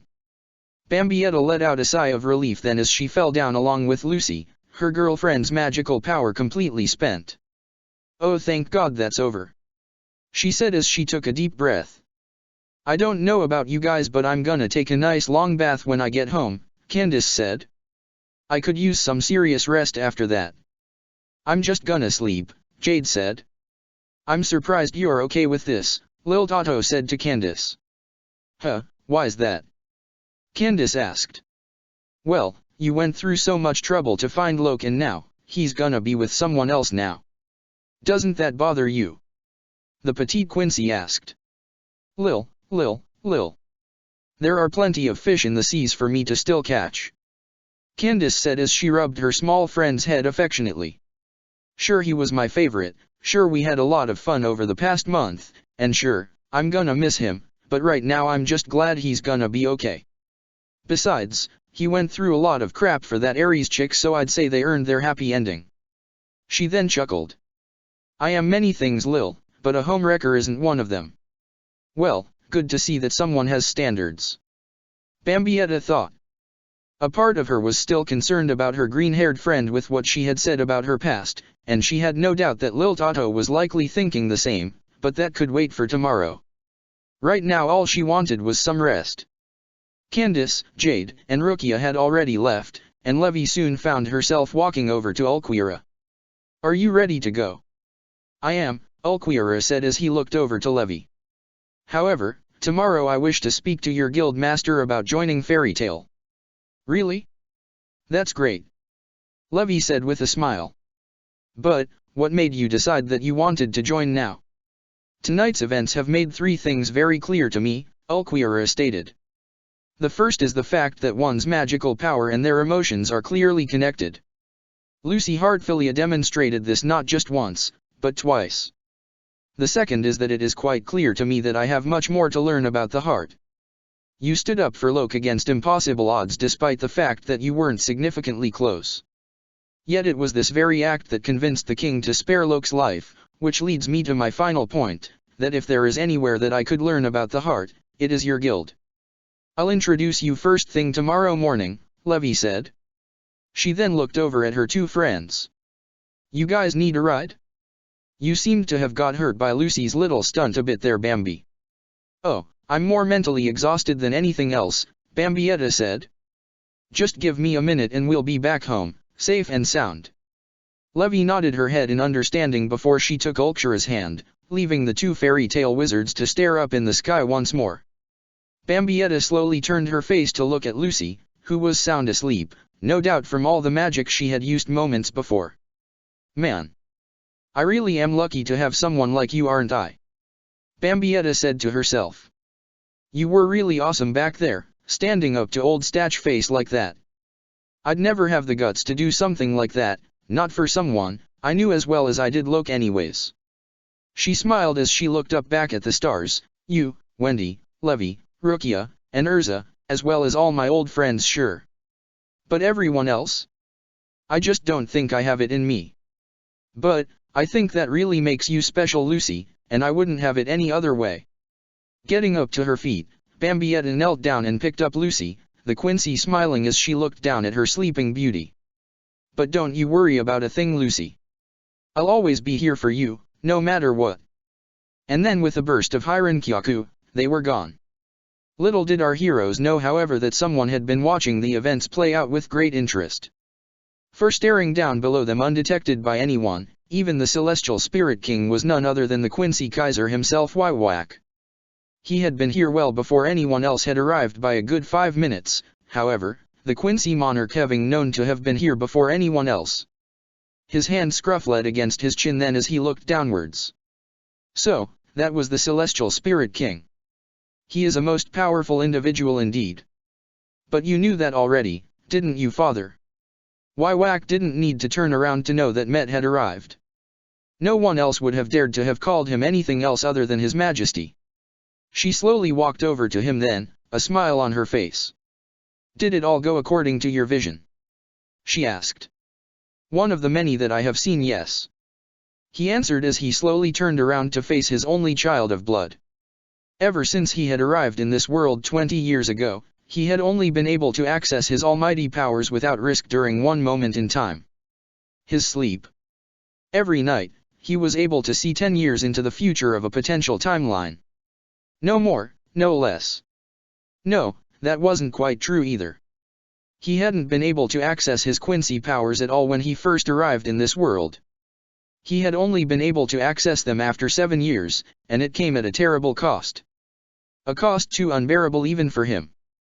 How was your trip to Fiore? He asked Met. Did you enjoy your sightseeing? Oh, Fiore really is quite beautiful, Met answered. Unlike Bosco, the forests here are full of life. Not to mention how nice everyone is to each other. I can hardly believe how different it all is. We really should come here again. All in due time, Met, Wywak told her. The invasion of Bosco begins tomorrow. Once we bring freedom to our people, we can consider another trip like this. Oh, yes, of course, Met said as she blushed from embarrassment. Now then, how were they, the special war powers? I wasn't able to find all of them, unfortunately. Met spoke before she frowned. Acknowledja and Ziref were impossible to locate, whereas August, Irene, and De Maria all reside in Alverts, so meeting them was an impossibility. Nor did I wish to risk an encounter with God Serena, Gildarts Clive, or Jur Graham Hatchwald. But the rest? I was able to get at least a few things figured out about them. Using her sure feet, Met was able to conjure about replicas of those she had encountered or had at least watched from a distance. She walked over to the closest one then, before she spoke. Aetherius Natsu Dragneel, chosen for his flames with the potential to melt anything, even time itself. Brother of the second war potential Zeref Dragneel, and the most powerful demon of Tartarus. His memories of his brother appear to be non-existent, nor is he able to access his full demonic powers. However, I am positive that he will reach the potential we'll need him to obtain when the time comes. She then walked over to the next one. Urza Scarlet, chosen for her latent ability, combat instinct, and her versatility in battle.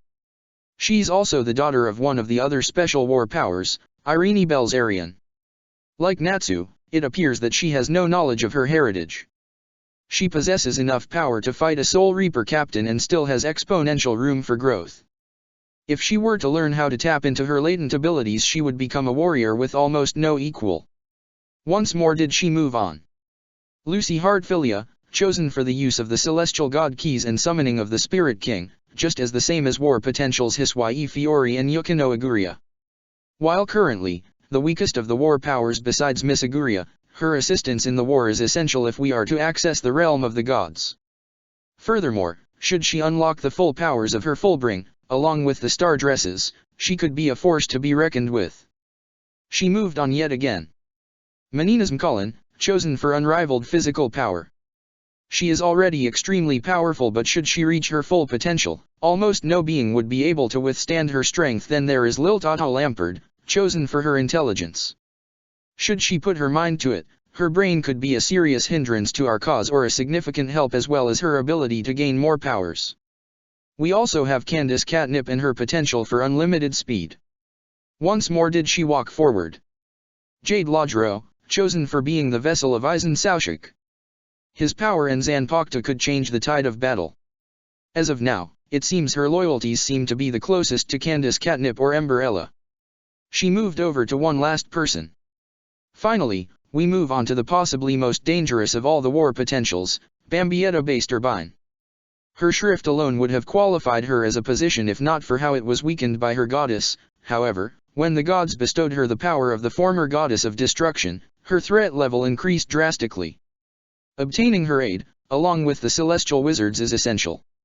It is a shame that we still do not know the identity of the other chosen one from the other side of the divine conflict. Wywak mused. It is irrelevant as of this moment, however. Do you believe that any of them can be convinced to lend us their aid? Given their moral values, it's hard to say, Met said. Their desire to not take life will no doubt clash with our cause. It is unfortunately not a matter of if they will intervene with our plan, but only when, and if they can be shown the light. She then sighed. Personally, I'd rather not fight them at all. They all seem rather nice. War is never pleasant, Met, Wywak informed her. Innocent lives will always be lost in the crossfire of war, no matter which side emerges the victor. He then slowly shook his head. Unlike the Soul Reapers, it brings me no pleasure to kill any of them. 4 of them were my subordinates from my original home who I had regrettably mistreated. But if we are to make the peaceful world that your mother desired, then we will do what we must. Even so, I just wish there was another way, Met said sadly. Mother wouldn't like this, not this way. Wywak said nothing as he placed a hand on Met's shoulder before he looked into her eyes.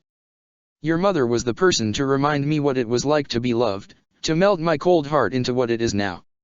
She was the only woman that I have ever felt such feelings for. I am well aware that this isn't how she would want it, but this world has left me no choice. The day the goddess of despair took your mother away from me was the day I knew what had to be done. If you wish not to stain your hands with blood, I will not force you.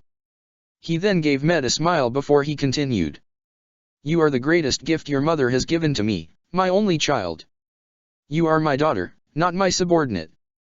So what you do from here on out, is your choice. Met was silent before she shook her head. No. I know what must be done. I will do what I can to bring about the world Mom always used to talk about. It'll hurt, but I'll do what I can, without taking as much life as possible. As you wish, Wywak said as the shadows began to engulf them. Now then, let us be off, to slay the one that started it all. Chapter 54, Prelude to the Heavens Tower. The sun was only just starting to rise as Candice and Rukia began to make their way over to the Fairy Tale Guildhall. Normally the green-haired Quincy would have never gotten up so early in the morning. Proper sleep was key to looking her best as far as she was concerned. However, desperate times called for desperate measures, so she was more than willing to wake up 4 hours earlier than usual if it meant getting the job done.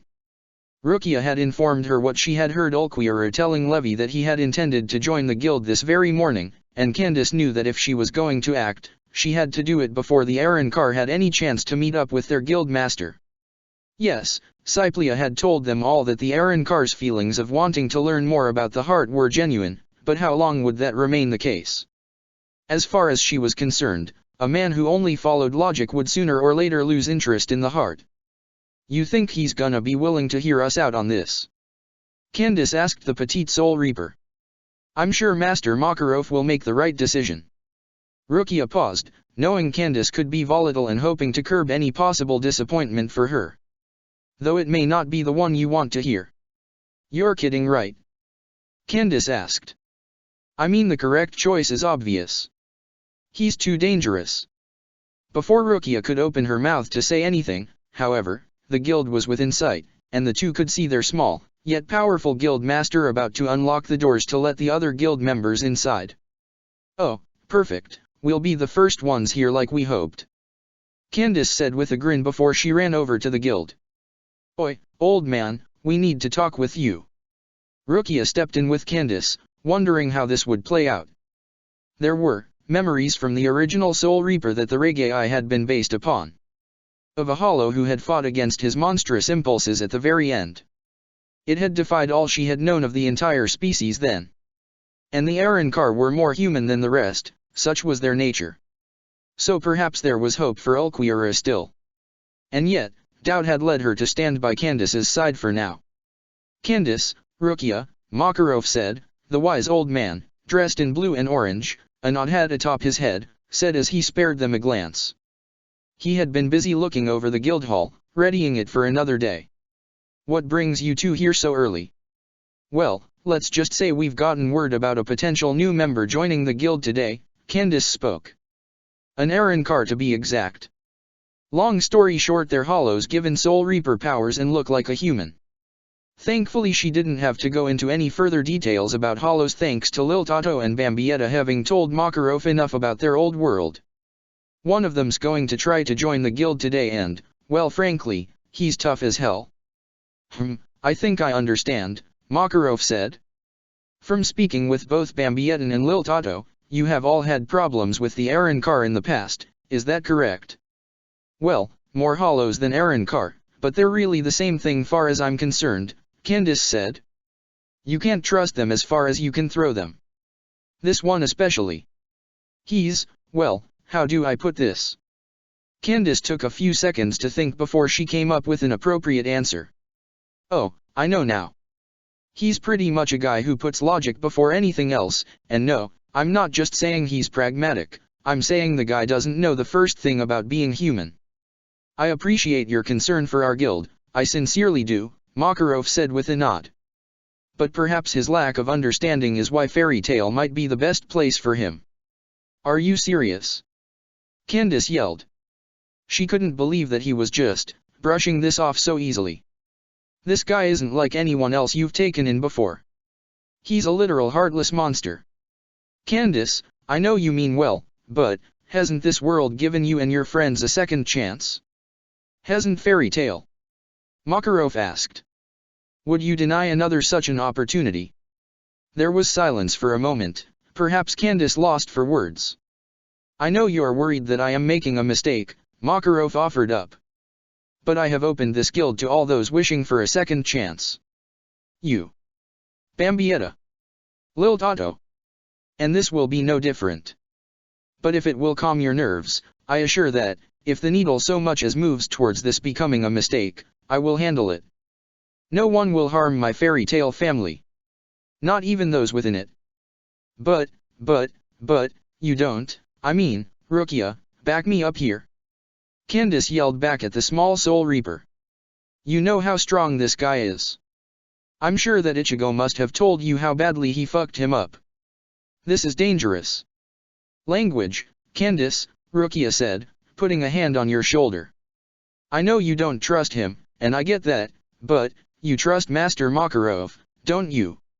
I trust Makarov just fine, but that Aronkar is another story entirely. Candace yelled. I can usually get a pretty good read on people and the kind of person they're really like when I hang out with them for a bit, but I have no idea how to read that guy. He's too much of a damn blank slate for that. Besides, it's not just about trust, it's about strength. Candace yelled back before she looked at Makarov. Look, I know you're strong, like really strong, but that damn Aronkar has a power far greater than anything you've ever dealt with. If you're not strong enough to beat him, then no one else in the guild is going to be able to beat him either.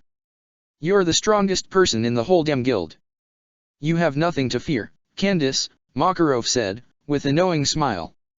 While I have no desire to flaunt this, if it makes you feel better, then so be it. My word and my power is law within this guild. You have nothing to fear of him. But, what if Candace was about to speak more before she felt Rukia grab her hand. She was surprised that the Soul Reaper would be willing to try to comfort her like this. Rukia. Listen, I know why you're so nervous about him joining the guild, truly I do. Rukia spoke, but I've met an Aronkar who was quite pleasant, believe it or not. Are you referring to that one brat you found? Candace asked. I mean, yeah, she helped save your friend's life on more than one occasion, but You're worried about this too much, Candy. Candace turned around then to see none other than Bambietta, Lil Tato, and Urza walking behind her. Bambi? How much of that did you hear? Candace asked. She had been so wound up about the former Espada that she didn't even notice them. Enough to get an idea, Bambietta said. I figured getting up early would be the best way to snag the good missions before anyone else did, and ran into Lil and Urza on the way, but that's beside the point. Look, I know that you're just doing what you can to look out for all of us. You almost lost Loke last night, so believe me, I get it. But, think about all the lives we've taken. We don't have much room to talk here. I've gotten a glimpse of the kind of man he is, even if it was only briefly, Urza said. He's emotionally stunted and straight to the point, but I don't believe that he'll stray from this path. Lil Tato got close to Candace before she spoke. I get that you want to be pragmatic about all this, but you need to see things from Master Makarov's perspective. If we turn him away, where exactly do you think he's gonna go, huh? Lil Tato asked before she looked back at her guild master. I'm sure Master Makarov knows that if we turn him away, odds are he'll end up in the hands of some dark guild. That is a concern that has crossed my mind, Makarov said with a heavy sigh. At the moment, he is willing to learn more about what it means to be one of us. If we were to turn him away, he may end up being taken in by a dark guild and go back to his old way of life. Perhaps even the Balam Alliance would scout him. While it is true that we cannot guarantee that he will not fall back to darkness, the fact remains that if we turn him away before he even has a chance to prove himself, the odds of him becoming an enemy in the future are much greater than they would be if he were to join our guild. At least this way, we'll be able to keep a close eye on him at all times. Okay, but does it have to be this guild? Can he learn about the magic of friendship somewhere else? Anywhere else? Candace asked. Look, I'm not saying you have to befriend the guy or even like him, Bambietta said.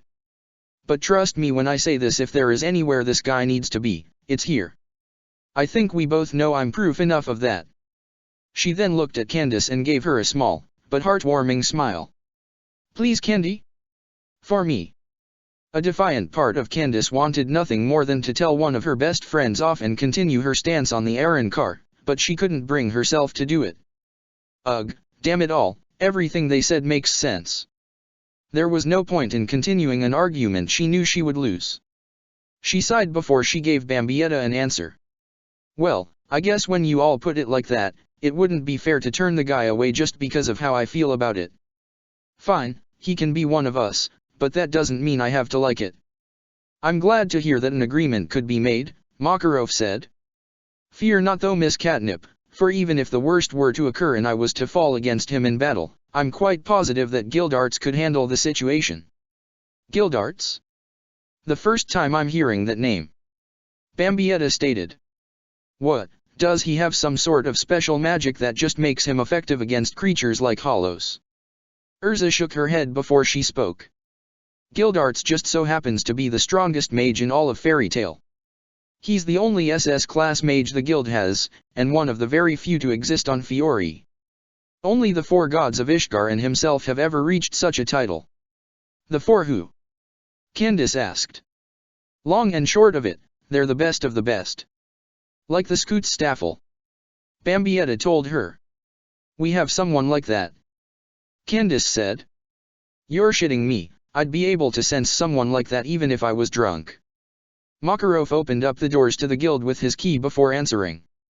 That's because he tends to take on extremely long quests. However, I can assure you that he's far more powerful than I am. Opening the doors with his hands, the tiny old man soon turned on the lights inside of the guild, before he went on inside. How much more are we talking? Bambietta asked Urza. Urza looked at the 3 Quinces and Regai with a serious glare. Gildart's power is far greater than anyone else in the entire guild. Even if Master Makarov, myself, Laxus, and Mistogen were to have engaged him in battle, I'm positive that we would still lose. Bambietta whistled in amazement before she looked at Candace. Now do you feel a bit better knowing that we got an ace like this up our sleeve? Candace rolled her eyes as she walked inside. I get it, I get it. You don't have to keep rubbing it in, yeah no. Still, the green-haired Quincy couldn't lie, knowing that they had someone that powerful at their side lessened her fear considerably. Come on, Felix, jump into my arms. The wizard known as Salamander was standing at the base of a dream within Magnolia, his arms outstretched in an attempt to appear inviting to the cat up a tree. Natsu had originally planned to take on a much more difficult mission to stop a powerful monster tamer near Cedar who was causing a ruckus, but his plans had soon changed. On his way to defeat the wayward mage, he found himself approached by a young girl who was willing to pay him any price if he could retrieve her cat from its perch above. Natsu had taken the task on as a job request, though an unofficial one. There was no way he would take from her what was no doubt her allowance, not when the task was so easy. However, it had turned out to not be as easy as he had hoped. Natsu had already tried climbing up the tree to carry the cat down, but the claw marks on his face were a bitter reminder that the best laid plans could lead to unexpected and utterly annoying pain. His best friend, the blue-furred and winged Happy, floating about and trying to restrain laughter was not helping. Hey, Happy, you speak cat. Well yeah, Natsu, Happy replied. That's because I am one. Natsu nodded his head, scratching at his chin. Yeah, we've been going about this all wrong. Mr. Salamander, the young girl, Christine, said, I'm sorry this is such bother. Hey, it's no bother at all. Natsu proclaimed.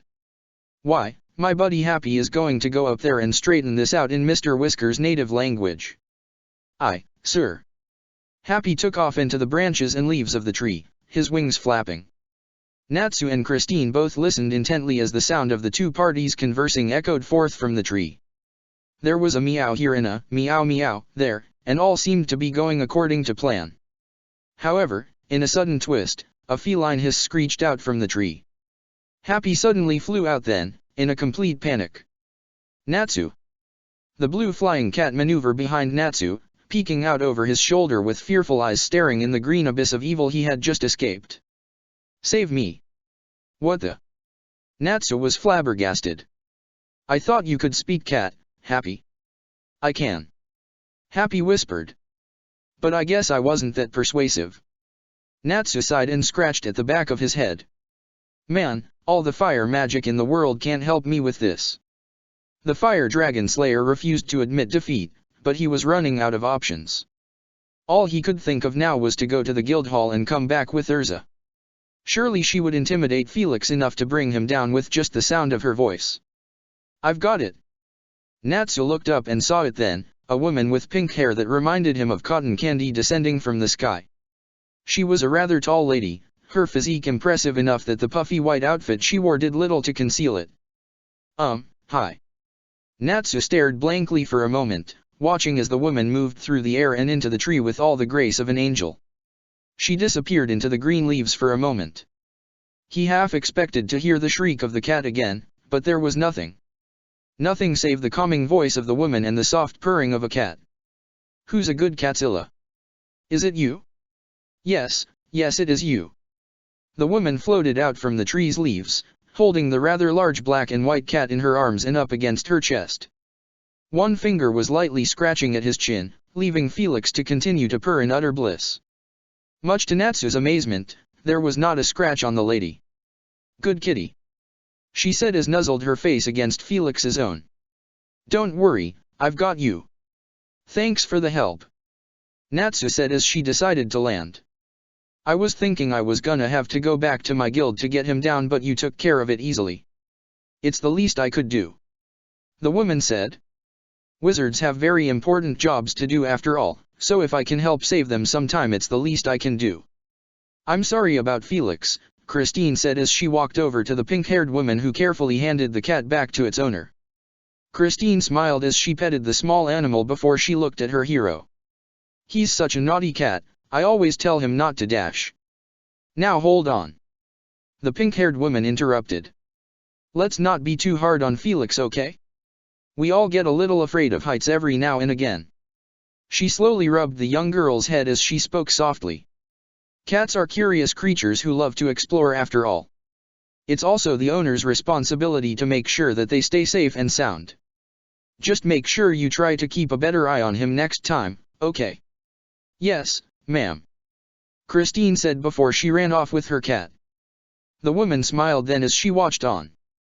"Another good deed, another smile." "Yeah, I get what you mean," Natsu said as Happy landed on his shoulder. "Sometimes there's nothing better than cheering someone up." "You mean besides getting a good brawl?" Happy teased. "Oh come on Happy. Far as I'm concerned, they're both the best part." Natsu heard the woman giggle then before he looked at her. "What's so funny?" "Oh, nothing. You just happen to remind me of two friends of mine is all," she answered. "They used to tease each other all the time. But despite that, they were pretty close. I can tell you that you two are the same way. Friends don't tend to tease each other unless they know the other person can handle it." Natsu grinned. "You got that right, Happy here is my best friend. Wherever I go, he goes with me." "Aye, sir," the blue cat added. "Me and Natsu go on missions all the time. It seems to me that you have a reliable sidekick," she replied. "Keep him safe. Good friends and allies are something that needs to be treasured. People don't usually realize that until it's too late." She then gave Natsu a small smile then. "But it looks like you already know that." "Yeah, I do," Natsu said as his mind briefly drifted back to an old friend that he missed dearly. He shook his head then, not wanting to dwell on such thoughts. Now wasn't the time. Us fairy tale wizards stick together no matter what. "Ah, so you're from Fairy Tale?" the woman gasped. "I've heard so many good things about them. I'm glad I finally get to meet someone from the guild. Yay, we're kinda awesome." Natsu couldn't help but brag. "No guild's better than ours." It looked as if she was about to say something once again until a small child with pink hair and oddly shaped golden eyes ran up to her. "Hey! We have to get going if we don't want to miss the play," the young girl complained. "Oh, I forgot," the older woman said as she picked up the young girl. She turned over to Natsu and smiled. "I'm sorry but I must get going. It was nice meeting you too." She gave them a quick wave of her hand and turned around. "Hopefully we'll see each other again." "Hey wait, what's your dash?" However, before Natsu could finish his sentence, the two were gone, vanishing before their very eyes. Happy flew over to where the two once were before looking back at his best friend. "Wow, did she just teleport Natsu?" Happy asked. Natsu shook his head. "Nah. That seemed to be more like what Bambi and Lil do. They called it horse non-keiku or something." "I'm pretty sure you said that wrong," Happy said. "Oh, that's not what matters anyway," Natsu yelled back. "We got a monster tamer to take down." Natsu began to run then as he once more headed to the town of Cedar. "Let's make up for all that lost time and get going."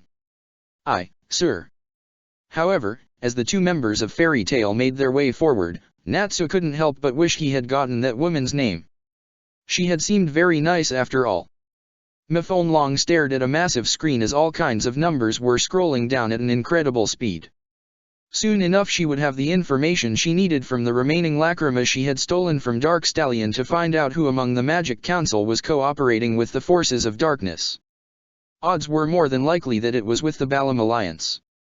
Only they could have pulled off such a feat in her eyes. Any luck on retrieving the data you need yet, mistress? Inavaya asked as she and Zarina casually walked into the room, the two S-class swordsmen wanting to see how their guild master was doing. By the rate the extraction is going, I should have all the proof I need by tomorrow morning, Mifone said as she didn't take her eyes off the screen. That's good. I haven't been fond of waiting around all this time. Zarina added. We haven't had a proper challenge for the last few months. Hopefully it won't come to that, Mifone said. With any luck, it'll be one of the weaker members of the Magic Council. Still, I'll require your aid on the off chance the traitor has other allies hidden within the council headquarters. Only a fool went into battle unprepared and alone after all. Yes, well, Zarina was about to continue speaking before she and Inavaya fell to their knees, the two barely managing to stay awake. What is this? I feel so tired. Inavaya struggled to say. Mifone sighed. You do need to work on that nasty habit of yours, Mr. Jin. Mistogan said nothing at first as he slowly entered the room. He was far too caught up in executing his rather passive but magic-consuming sleeping spell. A secretive man by his very nature, he was only interested in interacting with a select few.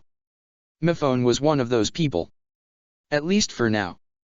Once it was complete, only the target of his attentions awake and aware, did he speak from beneath his mask. A nasty habit, you say? I believe it's a necessity in my line of work. You really do need to work on that shyness of yours, Mifone said as she looked down at Inavaya and Zarina. If you keep this up you'll never find yourself a girlfriend. She then looked back up to stare at Mistogan. So, I take it your presence here means you're considering my proposal. She had sent him a message a few days ago, the guild master of Celestial Blade being one of the very few people out there who knew how to contact the elusive S-class wizard. Her message was straight and to the point. To help her deal with the traitor who within the Magic Council. On the off chance it was one of the saints, she would need all the help she could get. Her fiancé was currently out of the country, and Urza was needed to help run the fairy tale whenever Makarov was absent, whereas Laxus, well, she didn't want to interact with that man if she could help it. Mistogan, however, was someone that she had a good working relationship with when she was still a member of Fairy Tail, and his magic would be perfect for ensuring no one could leave the council headquarters during their investigation should any of them try to escape. I am, yes, Mistogan replied simply enough. The last thing this or any other world needs is for those in power to be corrupt and mad with power.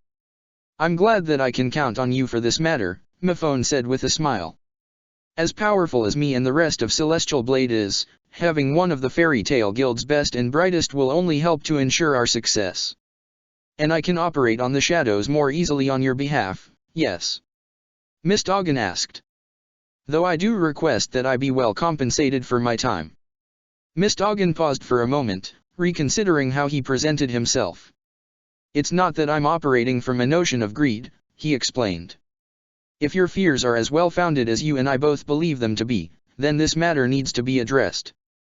But investigating the Magic Council will take time from other job requests, and I do have my own living expenses to consider. No, if anything it's how I would prefer you to go about it, Mifone replied. Matters such as these need to be dealt with the utmost caution. To go charging in for a fight like a certain dragon slayer we're both acquainted with would only throw the entire operation into chaos. By all means, go about this as you would any job. All I simply ask is to remain informed so that our strategies don't end up clashing with one another. I trust that this is acceptable.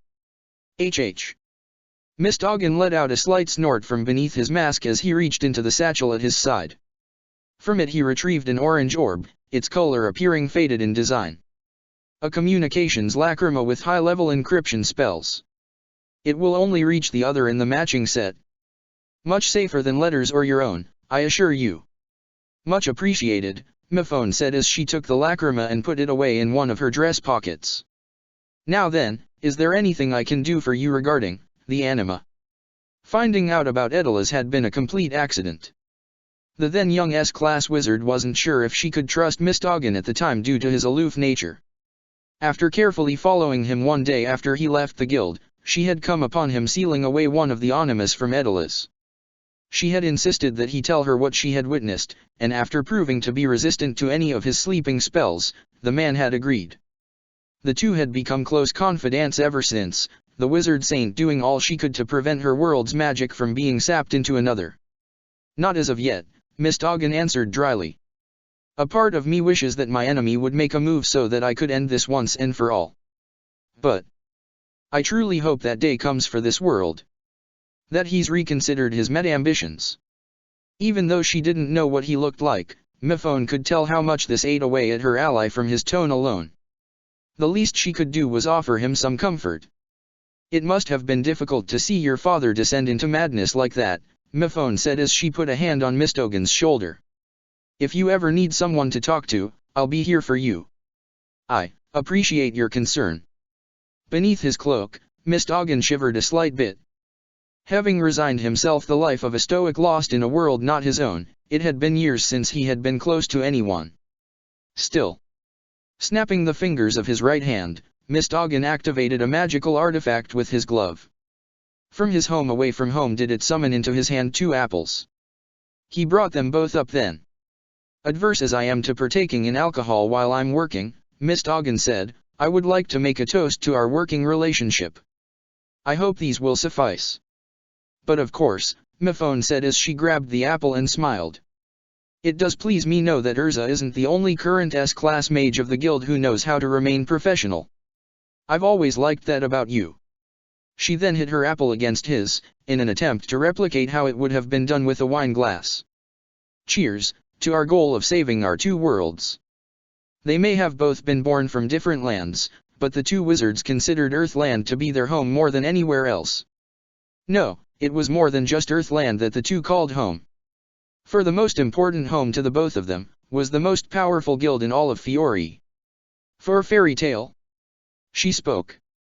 Mistogan was quick to reciprocate. For a fairy tale? The Arankar was quite surprised when Makarov had accepted his initiation into the guild with little fuss, the guild master only having to make it clear that the former espada could not take any human life unless it was absolutely necessary. Ulquiorra had already known that was to be expected however and had agreed to the terms with no issue. It would make combat a bit more difficult, but it was something Ulquiorra was more than confident that he could handle. At the very least the last thing either of them wanted was to get the guild into any trouble with the Magic Council. Now he was simply waiting at the guild's bar with Levy as Myra Jane walked over to him with a smile. Master told me that you decided to join us. I'm so glad. I think you'll really enjoy your time here. At the very least it'll provide me with plenty of useful information regarding what I seek, Ulquiorra answered. He wasn't looking for fun. He was simply trying to understand human nature in the best way he knew how. Still, the Arankar knew that she was just being friendly, and he'd prefer this sort of attitude than the likes of Grimjo and Nadira. We'll need to work on your conversation skills, Levy said. It'll go a long way towards what you're looking for, trust me. I suppose my social skills are lacking, Ulquiorra responded. Is there a book that I can dash? Levy quickly shook her head. Trust me when I say that experience will be a better teacher for you than a book in that regard. If you want a tip though, here's my advice. Read the room. Ulquiorra simply turned his head to look around the guild hall before looking at Levy. I do not see any words to read the room. Unless these words are hidden for dash. Myra Jane couldn't help but giggle at the pale man's naivete. She means you need to consider the situation for how you need to speak. Let's say someone here there just got back from a hard mission and they're upset about it. If they didn't do so well on their mission, giving harsh criticism might not be the best idea if they're already upset. You'll either make them angry, or sad. It would be best to save that sort of thing when they're feeling better, so they'll be more open-minded. Yeah, that's a pretty good example. Levy agreed. Or insulting someone's fiancé at their wedding might get them mad at you. You can tell someone if they're wrong about something, but it's best to do so at the right time and place. Get what we mean? Your logic makes sense given the scenarios that you have presented, Ulquiorra answered. Very well, I shall try to read the room in future conversations. Well, that's good, Levy said. The last thing we need is for you to accidentally upset Natsu and Gray and cause more guild brawls. We already have enough of those as it is.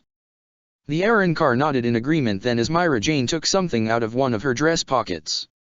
It looked like a stamp tool of sorts. Now that that's all settled, we just need to figure out where to put your guild mark, Myra Jane said.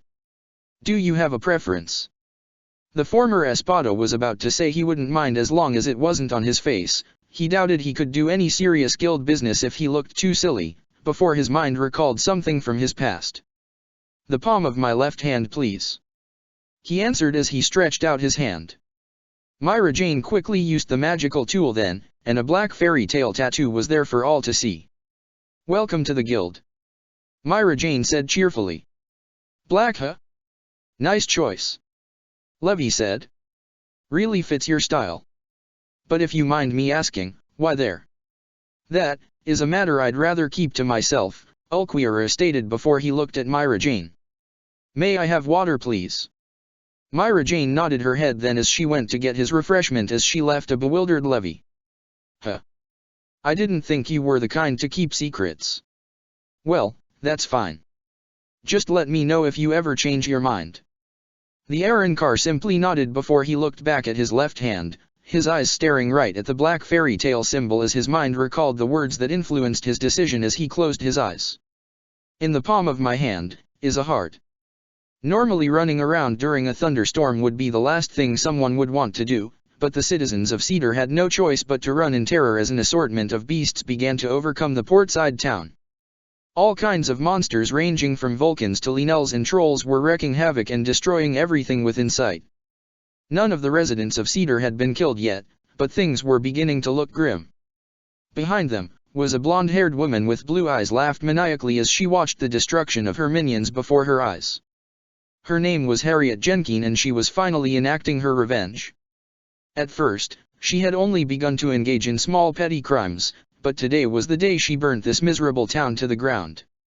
For too long now you fools have shunned me for worshipping the greatness of forbidden magic. But the art of monster taming is beyond your comprehension. Now you will all fall before me and my might. She could see in the distance that the local guilds were trying to put up some sort of resistance, but it was futile.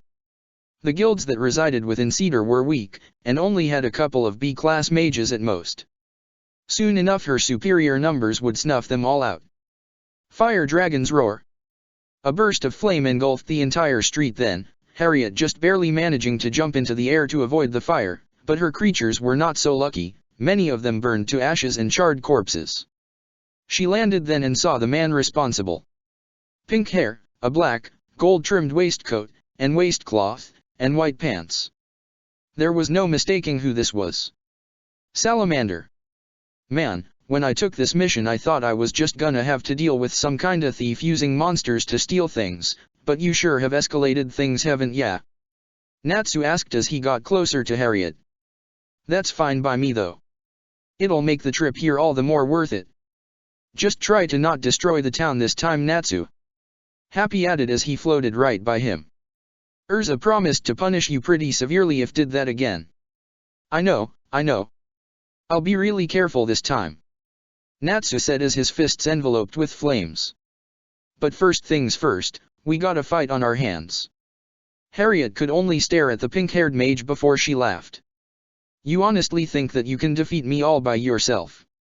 Your reputation must have gone to your head if you think you stand a chance against the likes of me. The monsters that had chased after the civilians then began to come back to her then, the beast tamer now surrounded by her horde. It's one of you against 20 B-class monsters. Yeah, keep on yapping. Natsu yelled back at her as he pounded his two fists together. Enough with the chit-chat and let's get this party started. Kill him. Harriet shouted as her beasts rushed towards the Dragon Slayer.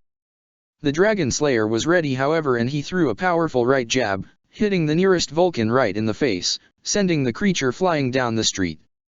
A giant winged back tried to fly down to slash at Natsu with its claws, but with his heightened sense of hearing, Natsu was able to hear the flapping of the creature's massive wings and ducked under its strike before lashing out his right foot covered with flames. The massive bat now disintegrated. A massive troll about 40 feet tall rushed forward and attempted to crush Natsu with a massive club, but Natsu was able to stop the massive wooden weapon with just one hand before the club was engulfed in flames. The troll released the weapon as it cried out in pain before it was quickly silenced by Natsu's flaming fist hitting its mouth, shattering its teeth. Natsu heard loud footsteps behind him as he saw a cyclops, which was holding a magic mobile in its hands, running towards him with intent to finish him off along with many other monsters. The giant creature threw the vehicle at Natsu, but the Dragon Slayer jumped over the car before he yelled out, "Fire Dragon's Roar!" Before the blast of fire incinerated not only the Cyclops but the monsters behind it as well. "I don't believe this," Harriet said as she witnessed Natsu destroy the remainder of her forces. "He's just one wizard. So how could he have reduced my army so quickly?" She was the great and powerful Harriet. She was going to make a name for herself after she finally turned Cedar into rubble with her army of monsters. But now, he was destroying them all. Natsu set one last creature ablaze before it cried out and fell to the floor amongst its dead brethren. He slowly turned around to face Harriet then, before he spoke. "Really hoping that you got more than that. I've had tougher brawls over a piece of toast than these guys." However, as soon as Natsu got a good look at Harriet's terrified face, he sighed in annoyance. "I guess not. Oh man, the last couple of missions I've been on have been too easy. It's no fun when it's over too fast." "That's just because you're too tough, Natsu." Happy cheered him on. "At least it means you're more than likely going to be recommended for S-Class this year."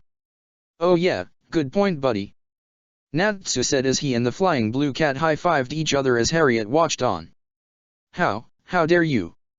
Harriet screamed out at him. "Don't think that this is over. Do you have any more monsters then?" Natsu asked. "Because I'm pretty sure I could beat you up without even using my magic." Harriet snarled as a massive magic circle surrounded her on the ground. "You wish to see my best, you say? Very well then. Come to me, my most vicious of beasts." The ground cracked and shook then as a massive creature emerged from the magical portal that appeared beneath Harriet. The creature wasn't quite as large as some of her other ones, but it was still rather large, but 20 feet in height. It had a green reptilian yet muscular body with a white mane, sharp fangs, a long snake-like tongue, 2 rows of dorsal plates, sharply pointed ears, and a long tail. The creature let out a loud roar then, causing all the nearby windows to shatter, and even breaking some of the bricks in nearby buildings. Harriet laughed with glee as the massive creature marched forward on all fours as it approached Natsu. "You wanted my best, well here it is. This is my ultimate beast, a chimera that I made by combining over 100 C and B class monsters to make the creature you see before you now. Its power and strength are unmatched by any being on this planet, and it is mine alone to command. It is easily an S-class creature in power." "You're finished, Natsu Dragneel." Natsu wasn't the least bit intimidated though. If the grin that formed on his face was anything to go by, he was actually excited. "Now that's more what I'm talking about." Using his flames at the bottom of his feet to propel himself forward like some sort of missile, Natsu's prepared his signature technique as his right fist was covered in flames. Fire Dragon's Iron Fist. He threw his punch at the chimera's face, only for the creature to stop it with one of its clawed hands, the flames flickering uselessly against the monster's scales. "What?" Natsu gasped before the creature flung him across the street, the mage crashing through several buildings before Natsu tried to grab hold of the ground with his hands to bring himself to a halt. He slowly got to his feet, only to notice a massive shadow above him. It was the chimera. Jumping backward to dodge out of the way, Natsu was soon struck by the monster's tail, causing him to fly into a nearby magic mobile. This time however Natsu was quicker to get to his feet and launched himself forward once more. Dodging underneath the creature's left claw as it tried to strike him, Natsu kicked at the creature as hard as he could with his Fire Dragon Talon technique. The creature was moved back slightly from the blow but otherwise showed no signs of injury. It lashed out with its tail once more, Natsu barely managing to dodge underneath in time before he was tackled by the chimera into a small house. Natsu tried to punch at the beast again and again as it tackled him through several houses before the creature finally let go of the Dragon Slayer. Fire Dragon Wing Attack. Covering both of his arms in flames, Natsu swung at the creature with his fire, covering the creature in the searing magical flames, the rocks beneath them beginning to meet. However, the creature let out a roar, the shockwave causing the flames that covered its body to disappear. Natsu jumped into the air as the Chimera tried to tackle him once more before he raised both of his hands above his head.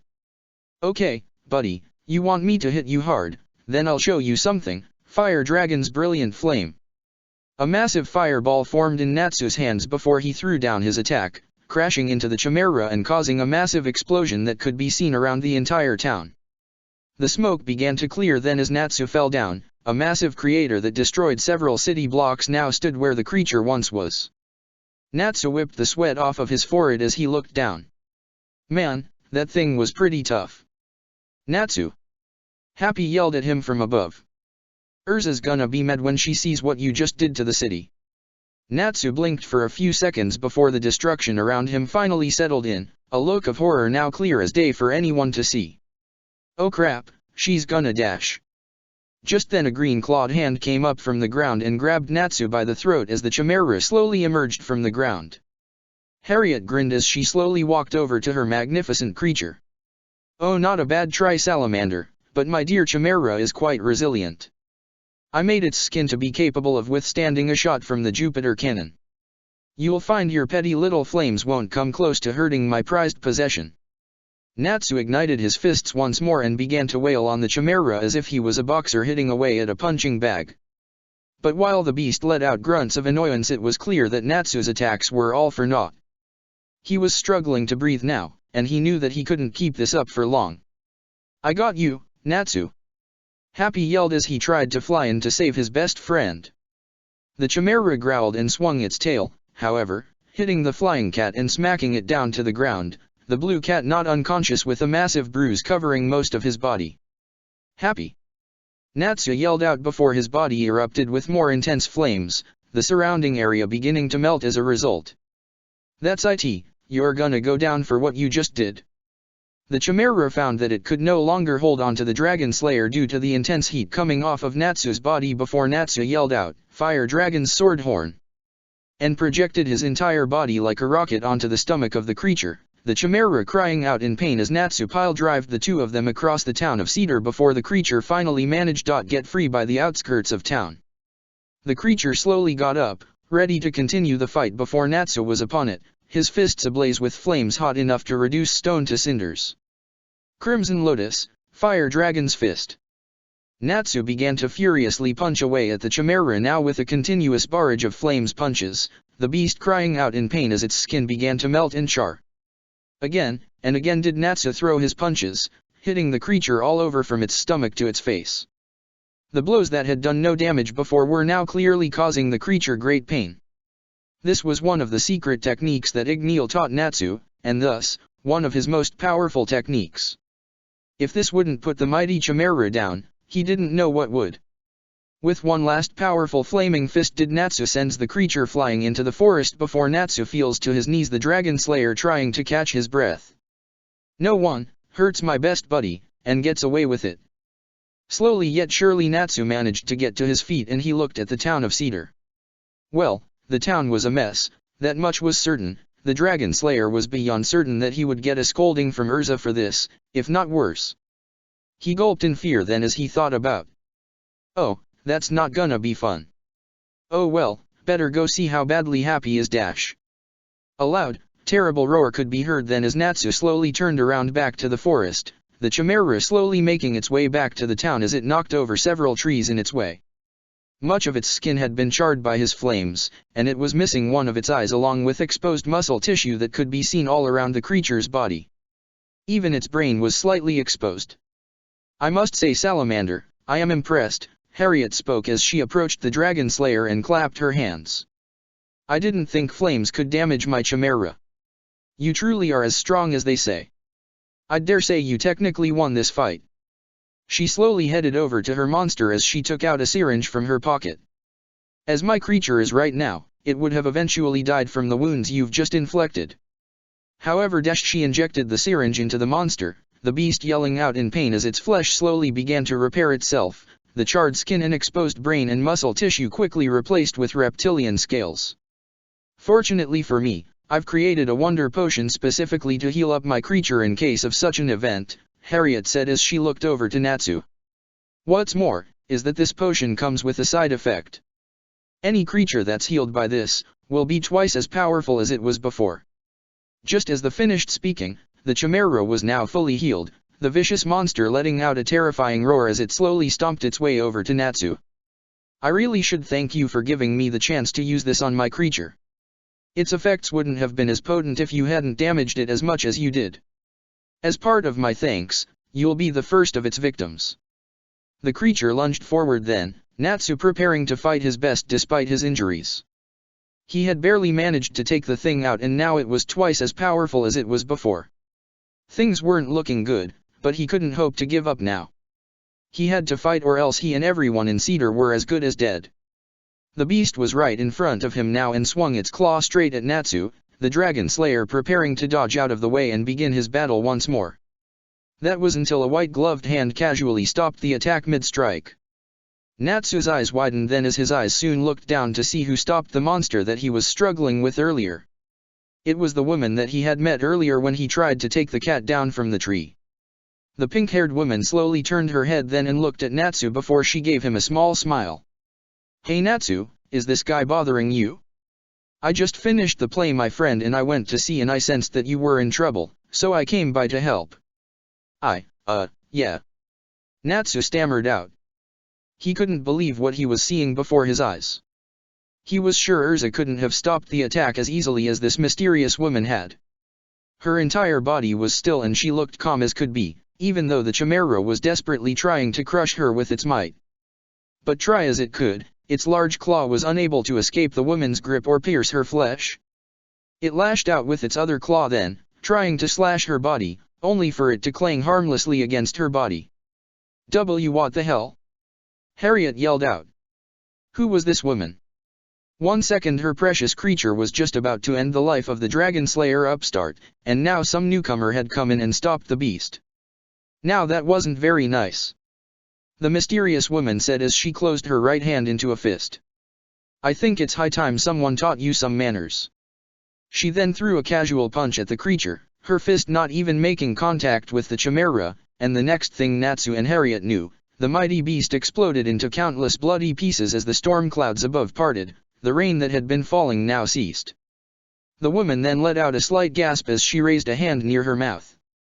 Oh dear, I didn't mean to kill the poor thing. I just wanted to knock him out for a bit. She then looked over to Harriet then as her face looked quite disappointed. I'm terribly sorry for killing your pet, but I couldn't let it hurt any more people. Maybe next time you'll keep your pets on a tighter leash. You, how dare you? Harriet yelled out as she prepared a spell. Don't be so confident that you managed to destroy my creature so easily. It must have just been the result of my potion altering its genetic makeup.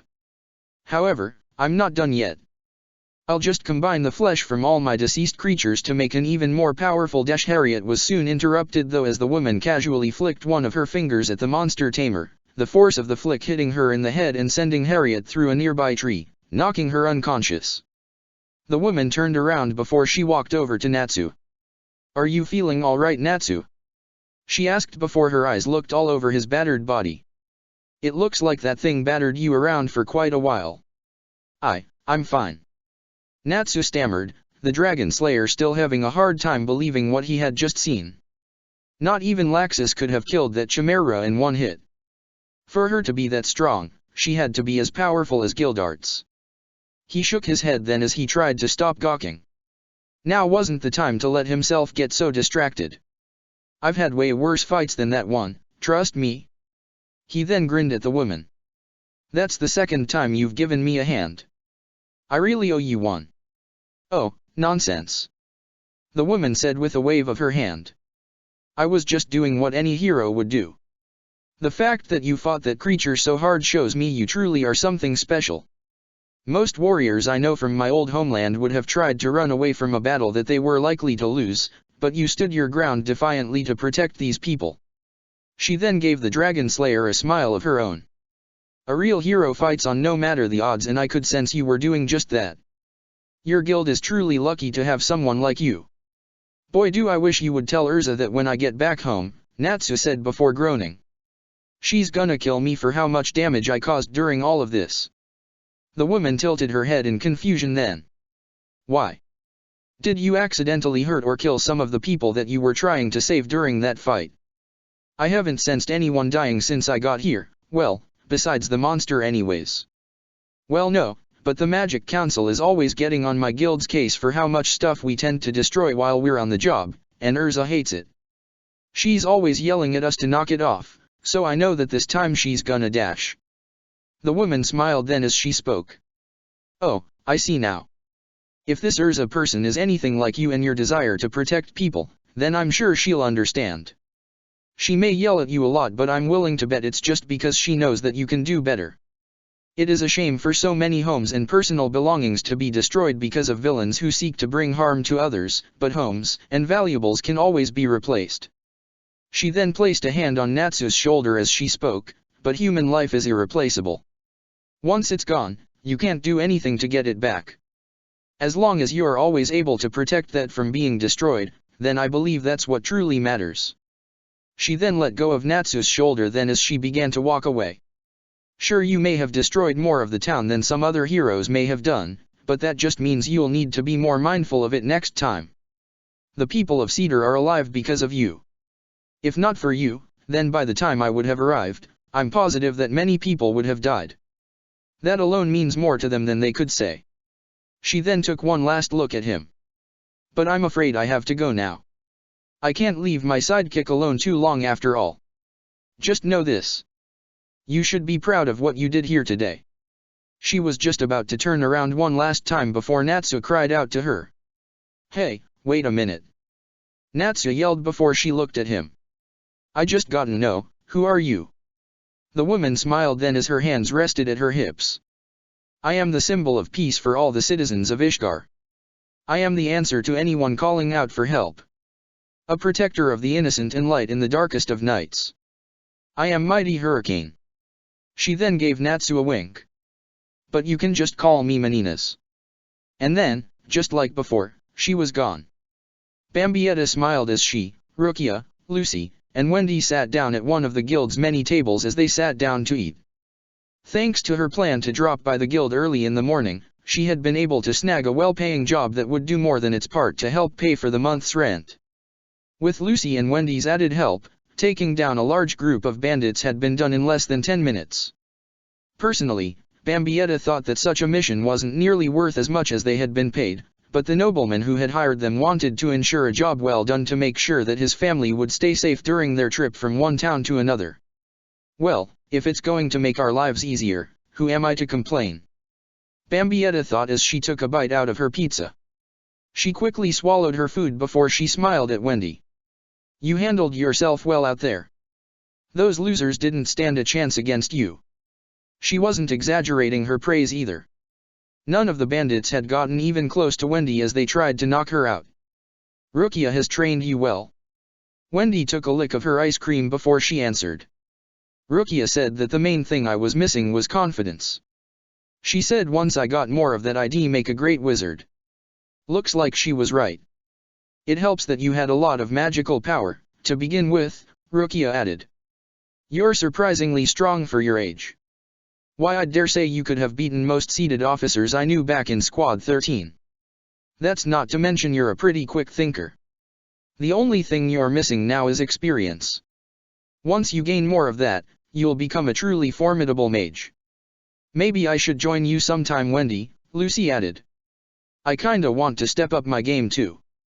After what happened with Jose and Phantom Lord, I want to fight with you guys, not just stick to the sidelines. She then looked over at Bambietta. That way you don't have to worry about me so much. Some training could do you some good, Bambietta admitted.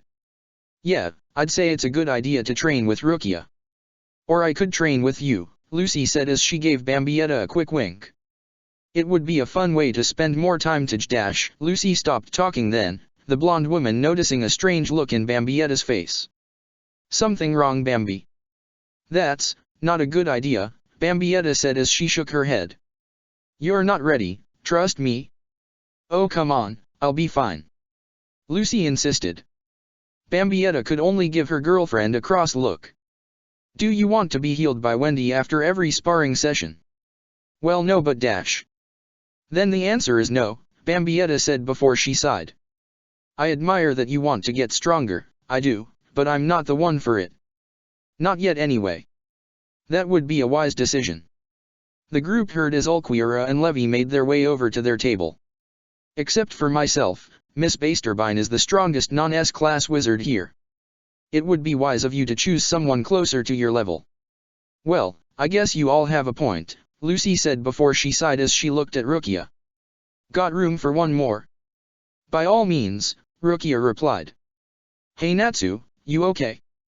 Everyone at the table turned their heads then as they heard Totemaru spook up and noticed Natsu slowly walk into the guild, the pink-haired mage covered in scrapes and bruises, happy not looking much better himself as Totemaru walked over to him. You look like crap, man. Shit, what happened to you? Candace asked as she and Jade joined in. I mean, you're a pretty tough guy. Must have been one hell of a monster if it left you all black and blue. Ugh, can I see Wendy please? Natsu groaned out. Happy got hurt during our mission. I want to make sure he's gonna be okay. I'll heal you both right now. Wendy called out as she ran over to them, the Dragon Slayer slowly working her magic on them both. You still haven't exactly told us what happened, Totemaru said as he sat down. It's not often you come in here this beat up. The monster tamer we were sent to deal with had a tough chimera, Natsu answered. According to the crazy chick who made it, the thing was S-class. I hate to say it, but I almost didn't make it. I've heard about chimeras. Nasty things. Jade said as she sat next to them. You're lucky to be alive right now. So how did you beat it? That's the thing, I didn't, Natsu said as Wendy had quickly finished healing the both of them, the blue cat slowly beginning to wake up. I was starting to think I was a goner, but then this woman with pink hair showed up and killed it in one punch. I couldn't believe it when I first saw it. I don't think she even used any magic. That had caught Bambietta's attention then as she walked over, Candace leaning in close as well. Pink hair? Did she also have pink eyes by chance? The green-haired Quincy asked. Yeah, she did. Why do you ask? Natsu answered. I think I know who just saved your ass, Candace said before she looked at Bambietta. Do you think dash? It's got to be her, Bambietta answered. I can't think of anyone else who has that kind of power. It's got to be Menina's. That's the name she gave me, Natsu added, trying his best to help. Do you guys know her? Know her? She was one of my best friends. Bambietta said. She was the first friend I made back in my old guild. Oh, you two were more than just that, Candace said with a grin. Why, I still remember when you two dash.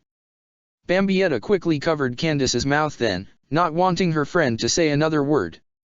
Note in front off Wendy. She yelled out quickly before she turned around and gave Lucy a look that said, I'll explain later. When she noticed her girlfriend nodding in understanding, she removed her hand.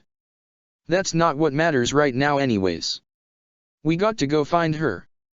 Okay, and where do you suggest we go looking for her, huh? Candace asked. Fiore's a pretty big place. Not like we can just find her by going for a casual stroll. Bambietta sighed then, the Quincy realizing that her friend had a point. I guess we could always try to go all over and try to sense her. I'm sure she'll show up eventually. We'll go and get Lil first. She was Mini's best friend after all. You guys found Mini? Bambietta and Candace turned their heads as Lil Tato and Urza walked into the guild hall, the two returning from a mission they had taken together. While Lil Tato's face was mostly stoic, Bambietta could see a slight glimmer in her eyes. She must have missed her. Bambietta thought as Lil Tato walked over to their table.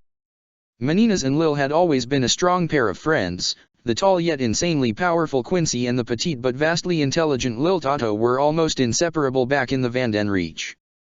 Meninas, having taken culinary as one of her habits to pass the time in their old hideout, was always making some kind of special dish for her small friend to enjoy. Found isn't exactly the right word, Bambietta answered. More like we heard about her. Natsu over there just got bailed out by a pink-haired woman with super strength. You tell me that isn't meniness. It's possibly not her given all the different magic types out there if we were just going off on looks and powers, Lil Tato said as she took a seat next to them. But her being stronger than Natsu? Yeah, I'd say that makes things a lot more likely. Lil Tato took a small chocolate bar out of one of her pockets before she took a bite and continued to speak. But you guys are right. Finding her isn't going to be easy. We're gonna need some time to figure this all out. Walking over to the Aaron Carr's table, Urza held in her hands a simple box. She knew her self-imposed duty as a member of Fairy Tail and was going to see it through to the end. Moving deeper into the hall, she stepped up to one Ulquira Schiffer. I take it you've grown accustomed to our guild. As long as your guild doesn't descend into madness with another one of its brawls, I don't believe I will have any issues as things are. He said as he turned to stare at her. The Quinces stopped their current conversation then as they decided to listen in on what was happening. I make no promises, though I will do what I can to rein them in, of course. However, Urza opened the box then, realizing a strawberry cake within. As customary of Fairy Tail. As customary of you mean. Bambietta giggled beneath her breath. She meant it jest, of course, the Quincy feeling she understood Urza better than most. This is to celebrate your becoming a Fairy Tail Guild member, Urza finished. The Aaron Carr stared at the cake then, before he looked back at Urza. Is that meant for me? He asked. I have no desire to indulge myself with culinary indulgences. He would see it like that. Lil Tato thought. Look, you're better off at least taking a bite, for your own sake. Urza grunted slightly, the wizard not used to being rebuked by a new member quite like this. She held the cake up a little higher then. He still made no motion though, Urza furrowing her brow. I take it you are no fan of sweets. I fail to see the point of what flavor the food dash, he said before he remembered Levy's words from earlier. If you want a tip though, here's my advice. Read the room. Upon further retrospection, I've changed my mind. He said before he took the cake from her hands. Thank you. Urza nodded then. I appreciate your willingness to try new things, Ulquira. If I may. Urza equipped a serving knife then, cutting a slice from the cake with movements he could scarcely predict. He took a piece of the cake as he slowly cut off a bit to eat with a fork, Candace looking on as he was about to eat a piece of the strawberry cake. There is no way in hell he is gonna like it. The Aaron Carr took a bit, and his eyes widened slightly. He put down the plate before he looked at Urza. Delicious. Excuse me, what? Candace stammered, that did not just happen. Glad to see even someone like you can appreciate good food, Lil Tato said. Urza smiled warmly then, or at least as much as she could let her armor down. I am glad that it was to your liking as much as our guild is. That has yet to be determined, Ulquira said as he took another bite. However, I find this current state of affairs acceptable. Take that as a good thing, trust me, Levy said to Urza, the redhead nodding in agreement. The situation now passed, Candace turned her attention to Lucy. So I've been meaning to ask you something. Have you heard anything from Loke yet? He's supposed to be one of your spirits now, right? Not yet, Lucy said as she shook her head. I imagine it's gonna take some time before he's ready to come back here, he was in terrible shape. So what, do you plan on him boning one last time? Lil Tato asked. You know he's probably already with that Aries spirit. Candace rolled her eyes before she spoke. What, so I have to want to fuck someone now if I want to know they're okay? I know our time's over, but that doesn't mean I don't care if he's doing alright anymore. How many times have I told you not to say any of that stuff in front of Wendy? Bambietta yelled at Candace as she slammed the swear jar in front of Candace. The green-haired Quincy sighed then before she placed some coins inside. Bambietta then turned her attention to Lil Tato. You too, Lil. You started all this. Knowing better than to get into an argument with Bambietta over this, Lil Tato quickly followed Candace's example. Still, I hope Loke's doing alright, Lucy said. There's no telling how long it'll be till we can speak again. Someone say my name. Everyone turned around in surprise then, as they saw none other than the man they were talking about moments ago. He shot them all a smile then as he waved his hand. Yo. Jade was more than a bit skeptical at his arrival. Hey, you sure it's okay for you to be back so soon? Bambietta could only nod in agreement. Yeah man, I figured you would have needed at least a day or two before you could come back. Indeed, I'm not in any fighting shape, but I can still come to the human world for a short while as long as it isn't for over an hour, Locke explained.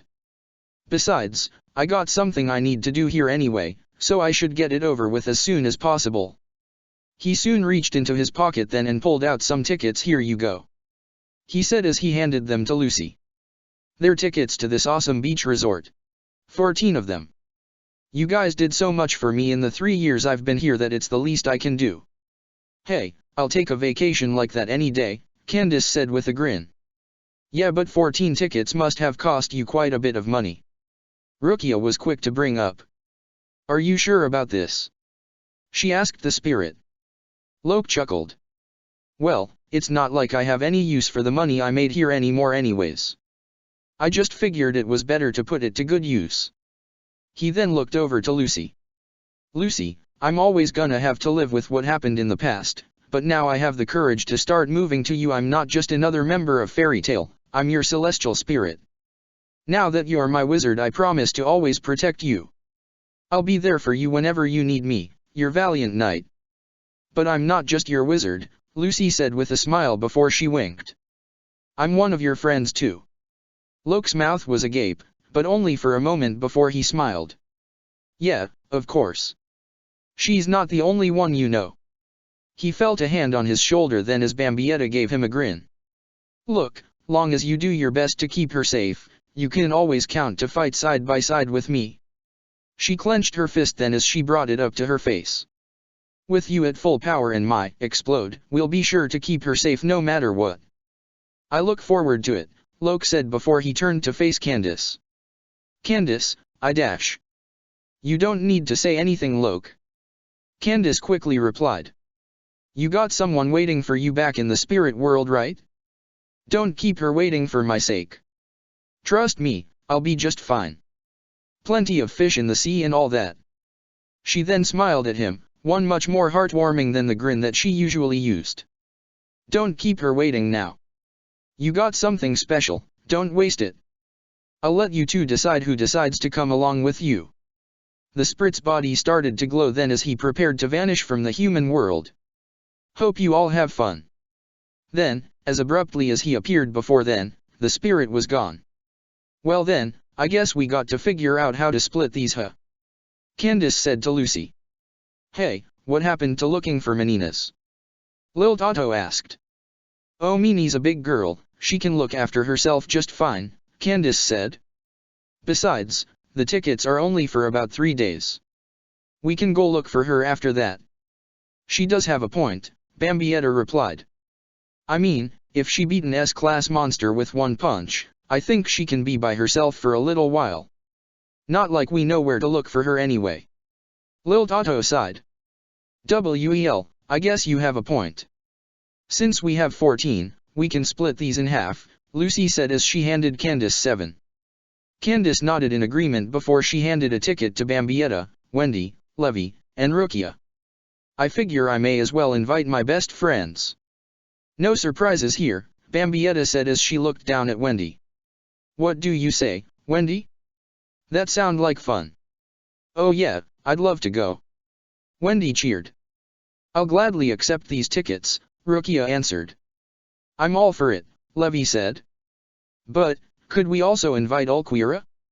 I don't want to leave him here for 3 whole days given how laxus has been lately. Lucy nodded. Sure, no problem. She was quick to hand the Aaron Carr his ticket, who took it and looked at it with slight bewilderment. He wasn't exactly sure if he wanted to go on this trip, but it could provide him with plenty of useful information regarding human interaction. Thus he quickly stored the ticket away in one of his pockets. Candace was quick to make her first choice, handing the first ticket to Jade. There's no way I'm going to somewhere like this and not inviting one of my best friends, Candace said to Jade. The dark-skinned woman took the ticket and looked at it intently. They were only 2 weeks away before the Harvest Festival would begin and Emberella would enact her master plan. This, would probably be the last chance she would get to do something like this with her friends. She put the ticket in her pocket then and tried to manage her best smile. Sure sounds like fun. Candace's next two choices were Lil Tato and Urza, of which the two accepted with no hesitation. Urza in particular looked excited. I've always wished to go to Akane Resort. They say it's the best beach in all of Fiori. I must prepare my luggage at once. She quickly marched out of the guild hall then, the smile on her face not leaving even for a moment. Lil Tato couldn't help but smile herself. I've never seen Urza look so happy before. Sure, she wanted nothing more than to go look for Meninas, but she also knew that a part of Urza wouldn't have been able to enjoy herself to the fullest if she wasn't there. Well, might as well see what kind of 5-star cuisine this kinda place has, Lil Tato said. Gray and Juvia got theirs next as Candace grinned. Here, you two lovebirds could use a romantic getaway. Gray took his ticket and he couldn't help but smile. Truth be told, he was trying to think of something different for him and Juvia to dole. He wasn't exactly really an expert on the whole dating thing, and the two had just gone on missions together. Granted, Juvia hadn't complained about it once, but he had a feeling that she wanted something more. Well, I wouldn't mind soaking up some sun rays. What do you say, Juvia? Juvia could only stare at Gray then before she hugged him tightly, and repeatedly yelled yes as she held him high in the air. Well, it was clear what her answer was. Hey, how come you get to go but I don't? Natsuya yelled at Gray after Juvia finally put him down. Maybe because unlike you I'm not a total spaz, Gray said back. You want to say that again? Natsuya said as he was surrounded by flames. Sighing, Lucy quickly walked over to Natsuya before she handed him a ticket. The fire soon disappeared as Natsuya took the ticket. Ha, suck it, Gray! Natsuya yelled back, causing his rival to simply roll his eyes. Last but not least she handed one to Totemaru, quickly explaining. Figured I'd finally pay you back for that ass-kicking I gave you when we first met. Besides, maybe it'll help you loosen up. Totemaru looked cross like he wanted to say something to her, but he simply took the ticket. Well, I guess I could use some time off. The former S-class wizard thought. Okay, I think that's everyone, Lucy said before she looked at her girlfriend. Oh, I'm so excited. You and me both, Bambietta said with a smile. It would be her first time experiencing this sort of thing as both her life in her hometown and the Vandenreach had prevented it. But now she could enjoy herself to her heart's content, along with the woman she loved. Come on, chop chop. No lollygagging. Now hurry or I'll leave you behind. Everyone could see Urza entering the guild, now wearing a straw beach hat, a blue flower shirt, red shorts, and carrying a bunch of luggage behind her. Someone's excited. Bambietta thought as she looked at Urza. Still, she couldn't help but smile. It wasn't often for her to see Urza so excited about something. Well, everyone here sans Ulquiorra looked at least a little happy with all their invitations, so Urza being so eager to go shouldn't have surprised her anyways. Besides, she owed Urza more than she could ever express with words alone. If she wanted to get there so quickly, Bambietta was more than willing to oblige. As far as Bambietta was concerned, she would do anything she could to keep Urza smiling. She only wished it would have stayed that way come the next day. Chapter 55, Stomach Pains. Lil Tato stood in the foyer of a 2-bedroom London house. Some awful men wearing wool masks with the eyes and mouth holes cut out were standing behind her. Her mother sat on her knees in tears, hands on Lil Tato's tiny shoulders. Lil Tato too was crying. Why? I don't understand. I'm sorry, Lil, her mother said. Please be good for these people. I promise we'll buy you back. I really promise. Mommy and Daddy just don't have enough money. We'll buy you back once we're rich. Honestly, we will. Just be a good girl. Lil Tato was a child when her parents had sold her on the Irish slave trafficking black market. Her parents were in crippling debt, always had been. Looking to gain some leverage on her father, a once wealthy British businessman, some Irish terrorists took advantage of him and offered him a loan. Then they came to collect, in triple, with interest. The debt and the loss of her sister had made Lil Tato's father verbally abusive and broken her mother. The last thing Lil Tato remembered before being dragged from her own home and shock-collared, was her mother's crazed, broken smile and wave and her father's glare and venomous stare. The cart ride to the Irish farm was long. It was long just to get to Ireland by both car and ferry, and then even longer to get to the destination. Fortunately, Lil Tato was allowed to sleep in the car. It was the last good sleep she was going to have for a very long time. Sort of. She was abruptly woken up by the sound of a shotgun blast. She jolted upright and was pulled out of the car by the chain of her collar and found herself stepping barefoot out onto some muddy grass. The gunshot had been used to shoot what Lil Tato presumed to be a cow inside the barn, judging from how a farmhand brought the shotgun out of said barn and then locked in a chest next to the wall. Lil Tato's handler smacked her back, albeit not too hard. "Come on, kid. We need to find out where the old bastard who runs this farm wants you stationed." Lil Tato was escorted around the farm, taking in the sights, smells and sounds. Okay, working on a farm might not be that bad. Sure, on the one hand bad conditions in slavery.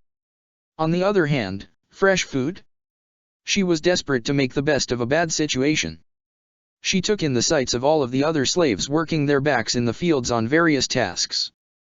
Tasks Lil Tato thought could be done by machine mostly these days, but apparently old-fashioned was still a thing in seedy parts of the world. That was when she saw two men hunched over part of the field. They didn't appear to be pulling weeds or picking vegetables.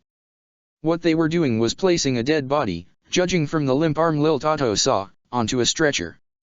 Oh, so they're going to burn a slave that died of exhaustion, Lil Tato thought in passing. At first, it was just a grim reminder of the fate that awaited her should she fail to meet the harsh conditions likely expected of her. However, the men then had to pass right by her and her handler, and that's when she saw the face of the dead girl they were carrying. She knew that face. She knew that face anyway. Loria. What had started as a bad situation had quickly turned into the nightmare of all nightmares. Lil Tato screamed at the top of her lungs and began flailing about in fear, panic, and anger. She was quickly gagged and sedated, though she managed to smack several people with her clenched fists. When Lil Tato woke up, she was in a barn. She was still gagged and her feet and wrists were roped up separately. She had nothing on except a ratty garment to cover her underside and a ragged gown to preserve her modesty and protect her from the elements. A scruffy old man in overalls and graying red hair stood in front of and nearby her. "You caused quite a bit of trouble, lassie. I don't take kindly to wee little rats like you hooding people over a dead body." Lil Tato tried to shout, "That was my sister," into the gag, but it just came out as muffled incoherency. "See, I got a system in place, lassie." He kicked Lil Tato hard in the stomach, causing her to cry out in pain. "You do your work or you get punished." Each emphasized word was accentuated with a quick kick to the stomach, resulting in many squeals of pain and tears. Lil Tato was reduced to a sobbing mess. If he kicked her again, she knew she'd pee herself just out of pure fear. He picked her up by the head and lifted her off the ground and carried her all the way to a butter churner. "This here's gonna be your station. You're gonna churn all the butter we collect on this here farm and package it yourself." He carefully showed her how to handle each part of the butter churning process. It was a lot of work for just one girl, but Lil Tato already knew from her dead sister's corpse and the pain in her stomach the price of failure. From sunrise to sunset, you're gonna do this task. And you're not gonna complain or else. Understand, lassie? "Why yes. Yes, what?" "Yes, master."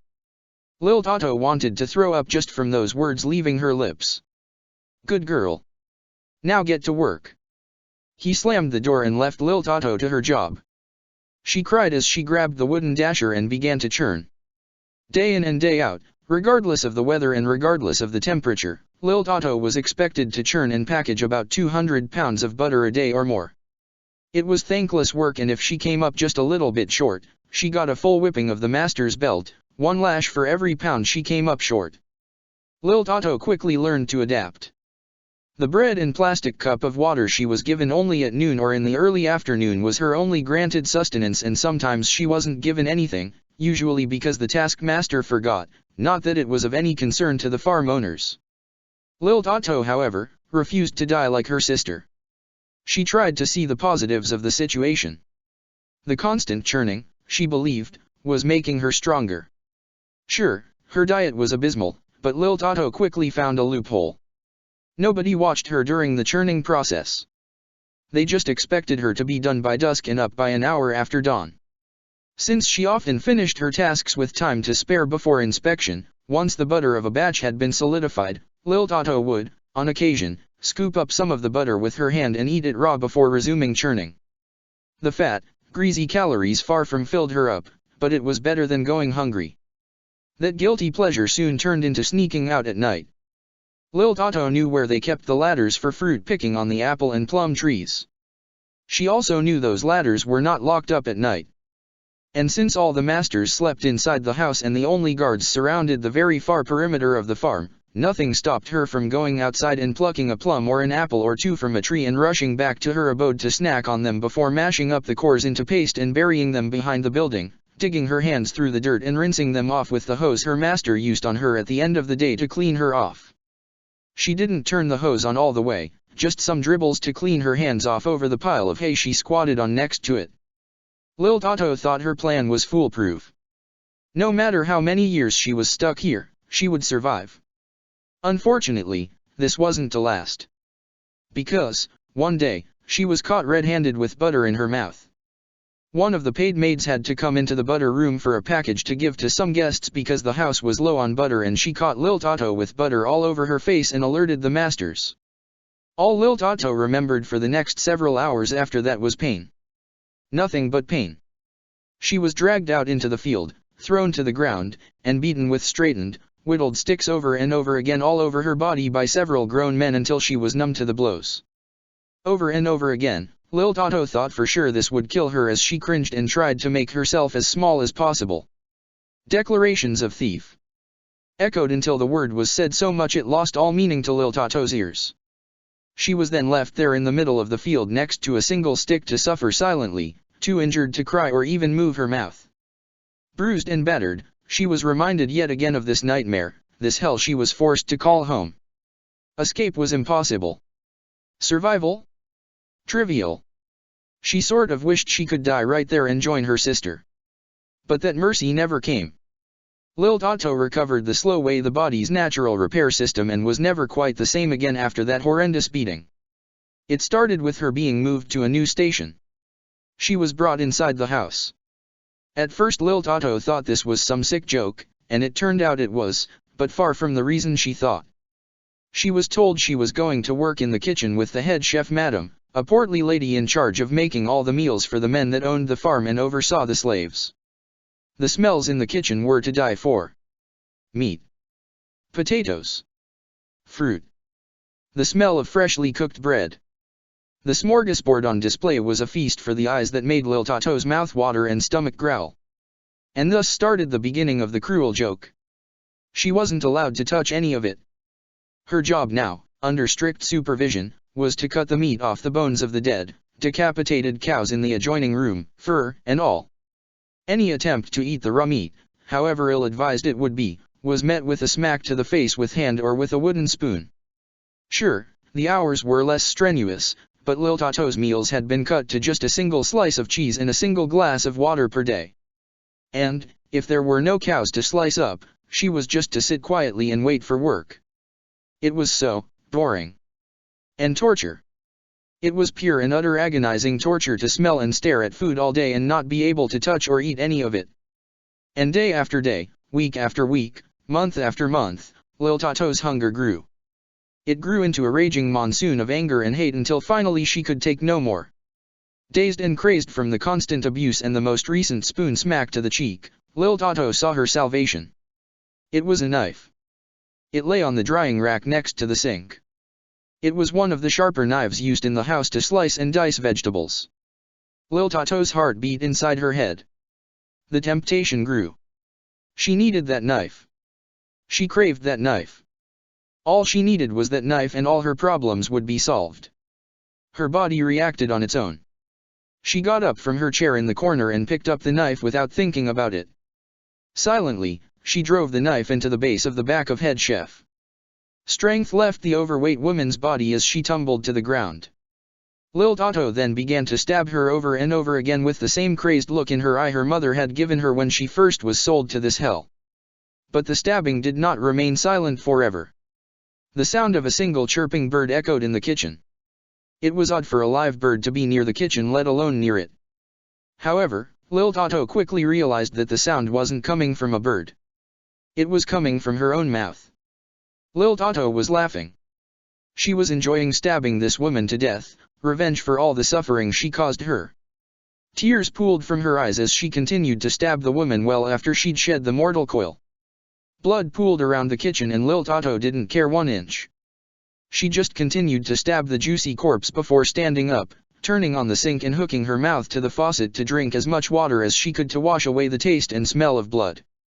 Lil Tato then fell backward, knife still in hand, laughing in a pool of the chef's blood. Sanity had left her. There was no going back. She picked up the knife and looked at her animalistic eyes in the reflection of the blood-crusted blade as blood dripped onto her rags. And then, by her own hand, she plunged the knife into her chest. And then, silence. When Lil Tato opened her eyes after that, she was in a white gown with a chain inside her chest. She was standing over her dead, lifeless body and the body of the cook. She was free. She was dead and free. She'd done it. However, a claw that grappled her entire body made it clear it was too early to celebrate. A large monster with a plum-colored body and a white mask shaped like a cow loomed over Lil Tato. You killed me?"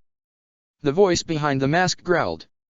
Lil Tato screamed, despite the pointlessness of it all.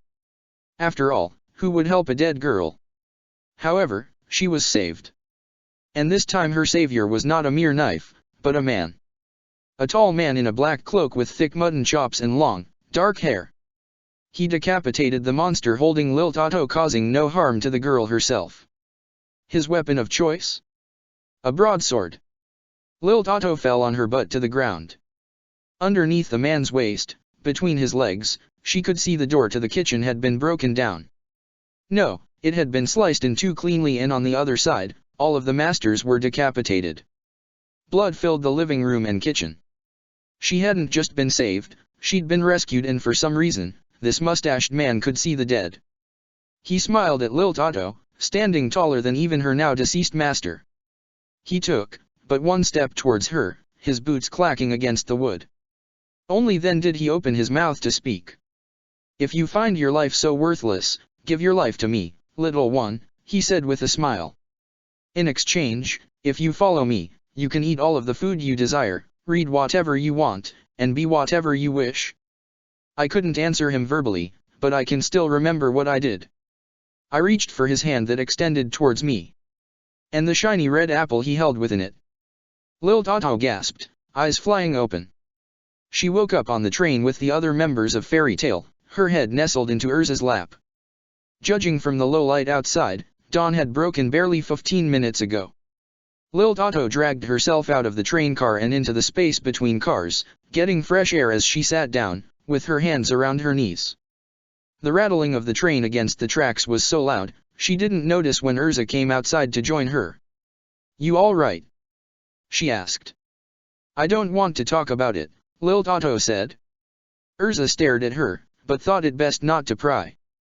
She herself had her own demons to bury after all. "Let's go to the dining hall," she suggested. Food as a distraction was the best way to snap Lil Tato out of her doldrums. "They're serving bacon, eggs and sliced potatoes. We can eat together. It'll be nice." Lil Tato got up, but didn't outright bolt to her feet. Still, she was never one to turn down food. However, she'd barely been paying attention to when Urza mentioned the menu.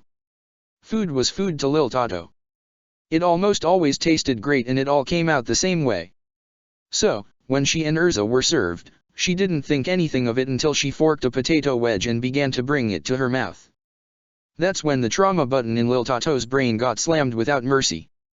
The brown skin of the potato made Lil Tato pause and a rush of buried memories came to her head. She dropped her fork onto the plate, as the word thief was chanted in her head and she could almost feel the sticks smashing her body. Her blood chilled and she broke out into a cold sweat. Urza could quickly tell Lil Tato was having a full-blown panic attack and calmed the small girl down by putting her friend's head in her lap. It took more than 10 minutes before Lil Tato was finally able to gain her sense of self. She then sat up. Sorry, she said, and then forked a potato wedge and ate it without a second thought, reaching for her glass or orange juice. Will you talk to me now, Lil? Urza asked. Lil cast her head down at her lap. She really didn't want to. Urza bit her lip. She knew how hypocritical the next words out of her mouth would be, but she couldn't bear to watch Lil Tato suffer. No, maybe they could confide in each other. If you tell me what's bothering you, I'll tell you a secret about me no one else in Fairy Tail knows, a dark secret I've tried my hardest to hide. This got Lil Tato to pick her head up and stare at Urza. The redhead looked serious. However, she turned her head away and tried to remain silent. Urza figured she might have to be the one to begin proceedings. When I was a little girl, growing up as an orphan in a village no longer around today, I was captured and dragged to a place called the Tower of Heaven, where I was forced to help build and construct it in the name of the evil mage, Zeref. I was basically a slave, Lil.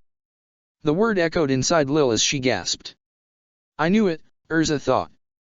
Yes, perhaps she and Lil Tato could confide in each other. You were a slave too? Lil Tato asked. Urza nodded. And that was the only gesture needed for Lil Tato to finally break down.